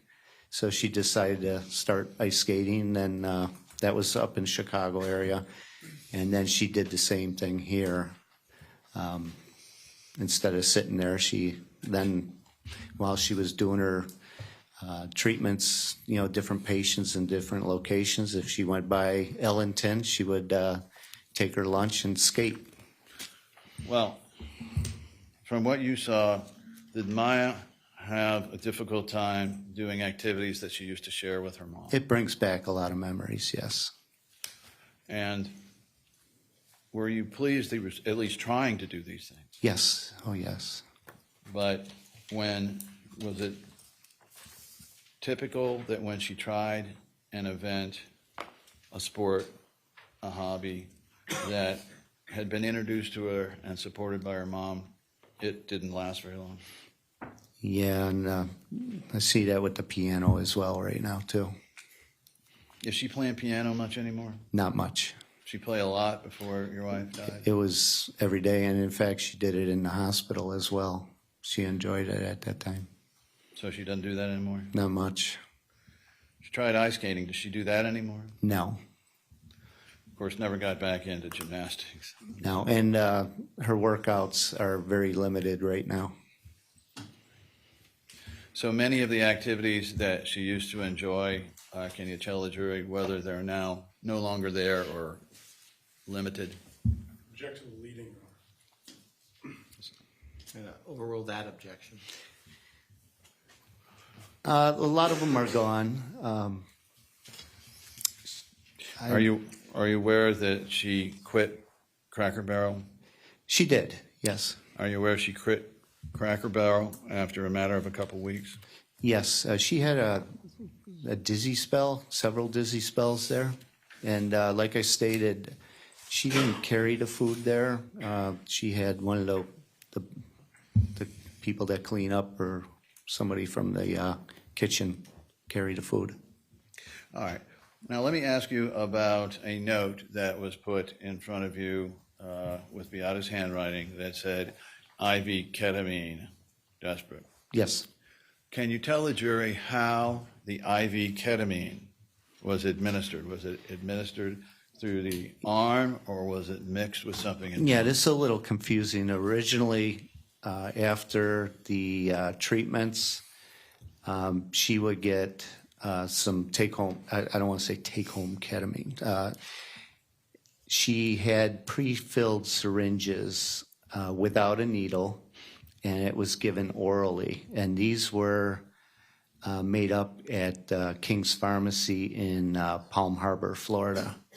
So after her treatments at Dr. Hannah's, we would have to go pick up that prescription, and these were for to give at home. It was difficult after a treatment to go to King's Pharmacy and pick it up because you have the child in the car and she just got out of the treatment, so she's tired in that. But we did that. Well, how did you administer it? Did you mix it with something? That one was mixed. I don't know if there was a flavoring in it at that time. But then she also had ketamine ointment for her lesions, to rub on the lesions. And then after time, the cost of those pre-filled ketamines for the oral, I believe they were pretty expensive. So at one point, they went from that to ketamine IV. It was a vial, and then you pulled the ketamine out of there, mixed it with Gatorade, and then gave it by mouth, oral. But it was confusing because now you got a IV prescription for ketamine. And that would last a while, I believe, because it was bigger or something like that. Will you please tell the jury whether you ever saw, heard, smelled, tasted anything in any way, heard from Maya, anywhere else, that Beata was giving Maya IV ketamine as an IV at home? No. And when Maya came in that first day, do you dispute many of the things that they put in those records? Objection, vague. I'm about to. Sustained. Do you dispute the inference from what they're saying that Maya was thrashing around needlessly? Was there purpose behind that? I justified that earlier. Yeah, I stated she was thrashing, but it most likely because of the blood pressure. And it's like putting gasoline on a person and lighting them on fire. I'm sure if you try to take their blood pressure, they're not going to cooperate with you at that time. I hate to use that analogy, but You know, it's interesting. On the photographs we do have of Maya in the video, you know, she doesn't seem to be that bad. Did you make a habit of videoing her or photographing her when she was curled up in bed on a bad day? personally, I hated to. It tore me up. And just seeing some of the pictures today of her little legs and her trying to lift them up, I don't want to ever, I cannot wait till this is over with to get rid of all that. One moment, Your Honor.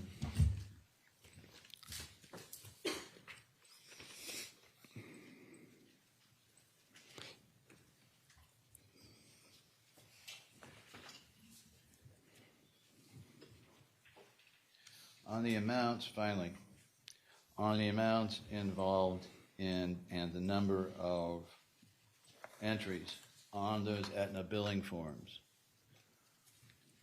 are you worried so much about the fact that it's the percentage or amount, or the fact that Johns Hopkins was telling Aetna and apparently privately saying she had CRPS, while in public and in discharge notices saying that was Munchausen by proxy? Objection, leading, and misstates.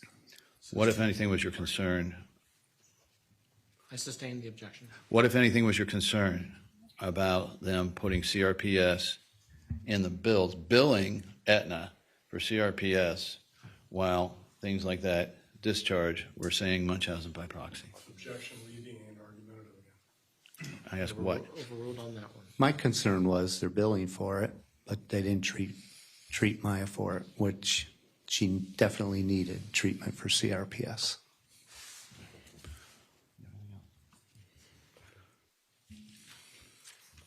Mr. Shapiro, any further questions? Very briefly, maybe the only one. Checks in the mail.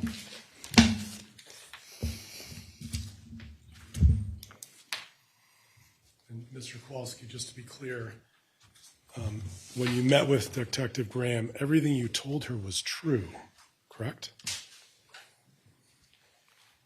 Like I said, she led me to answer some questions, but I did not lie. That's my question to you. When you met with law enforcement, were you truthful with them? I was truthful with her, Thank you. but I was led to certain things. Well, sir, whether you were led there or not, were your answers to the detective truthful or not? Yes. Okay, thank you. Mr. Anderson, anything further? Was the fact that somebody had called the sheriff's department to get her down there of concern to you? Very concerning. Did you believe at the time you were giving those answers you were under duress and being threatened? Objection. It's beyond the scope. It's also argumentative. Overruled. I stated that earlier. Yes, I was. No further questions. Nothing further, Your Honor. Thank you. Members of the jury, do any of you have any questions for Mr. Kowalski?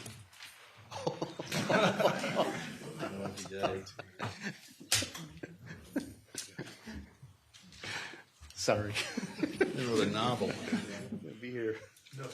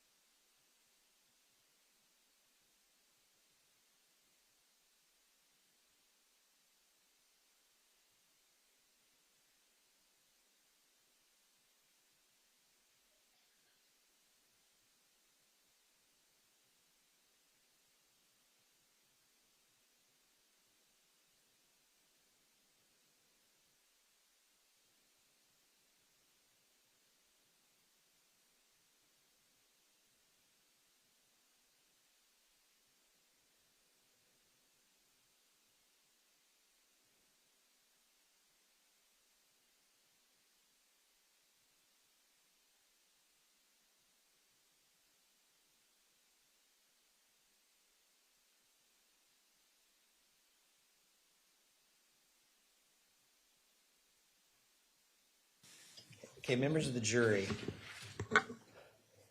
I'm going to ask that you step out because it'll go faster if I don't have that white noise machine on. So this is actually to speed things up. Do not discuss this case amongst yourselves. Do not do any investigation and receive no information. All rise for the next thing.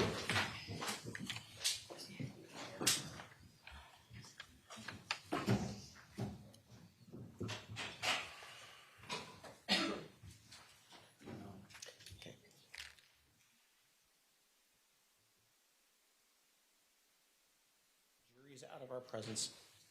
I'm going to ask that Mr. Kowalski step outside so he doesn't hear the questions ahead of time, since I don't have the white noise machine on. I do want the lawyers to stay up here because this way you can physically look at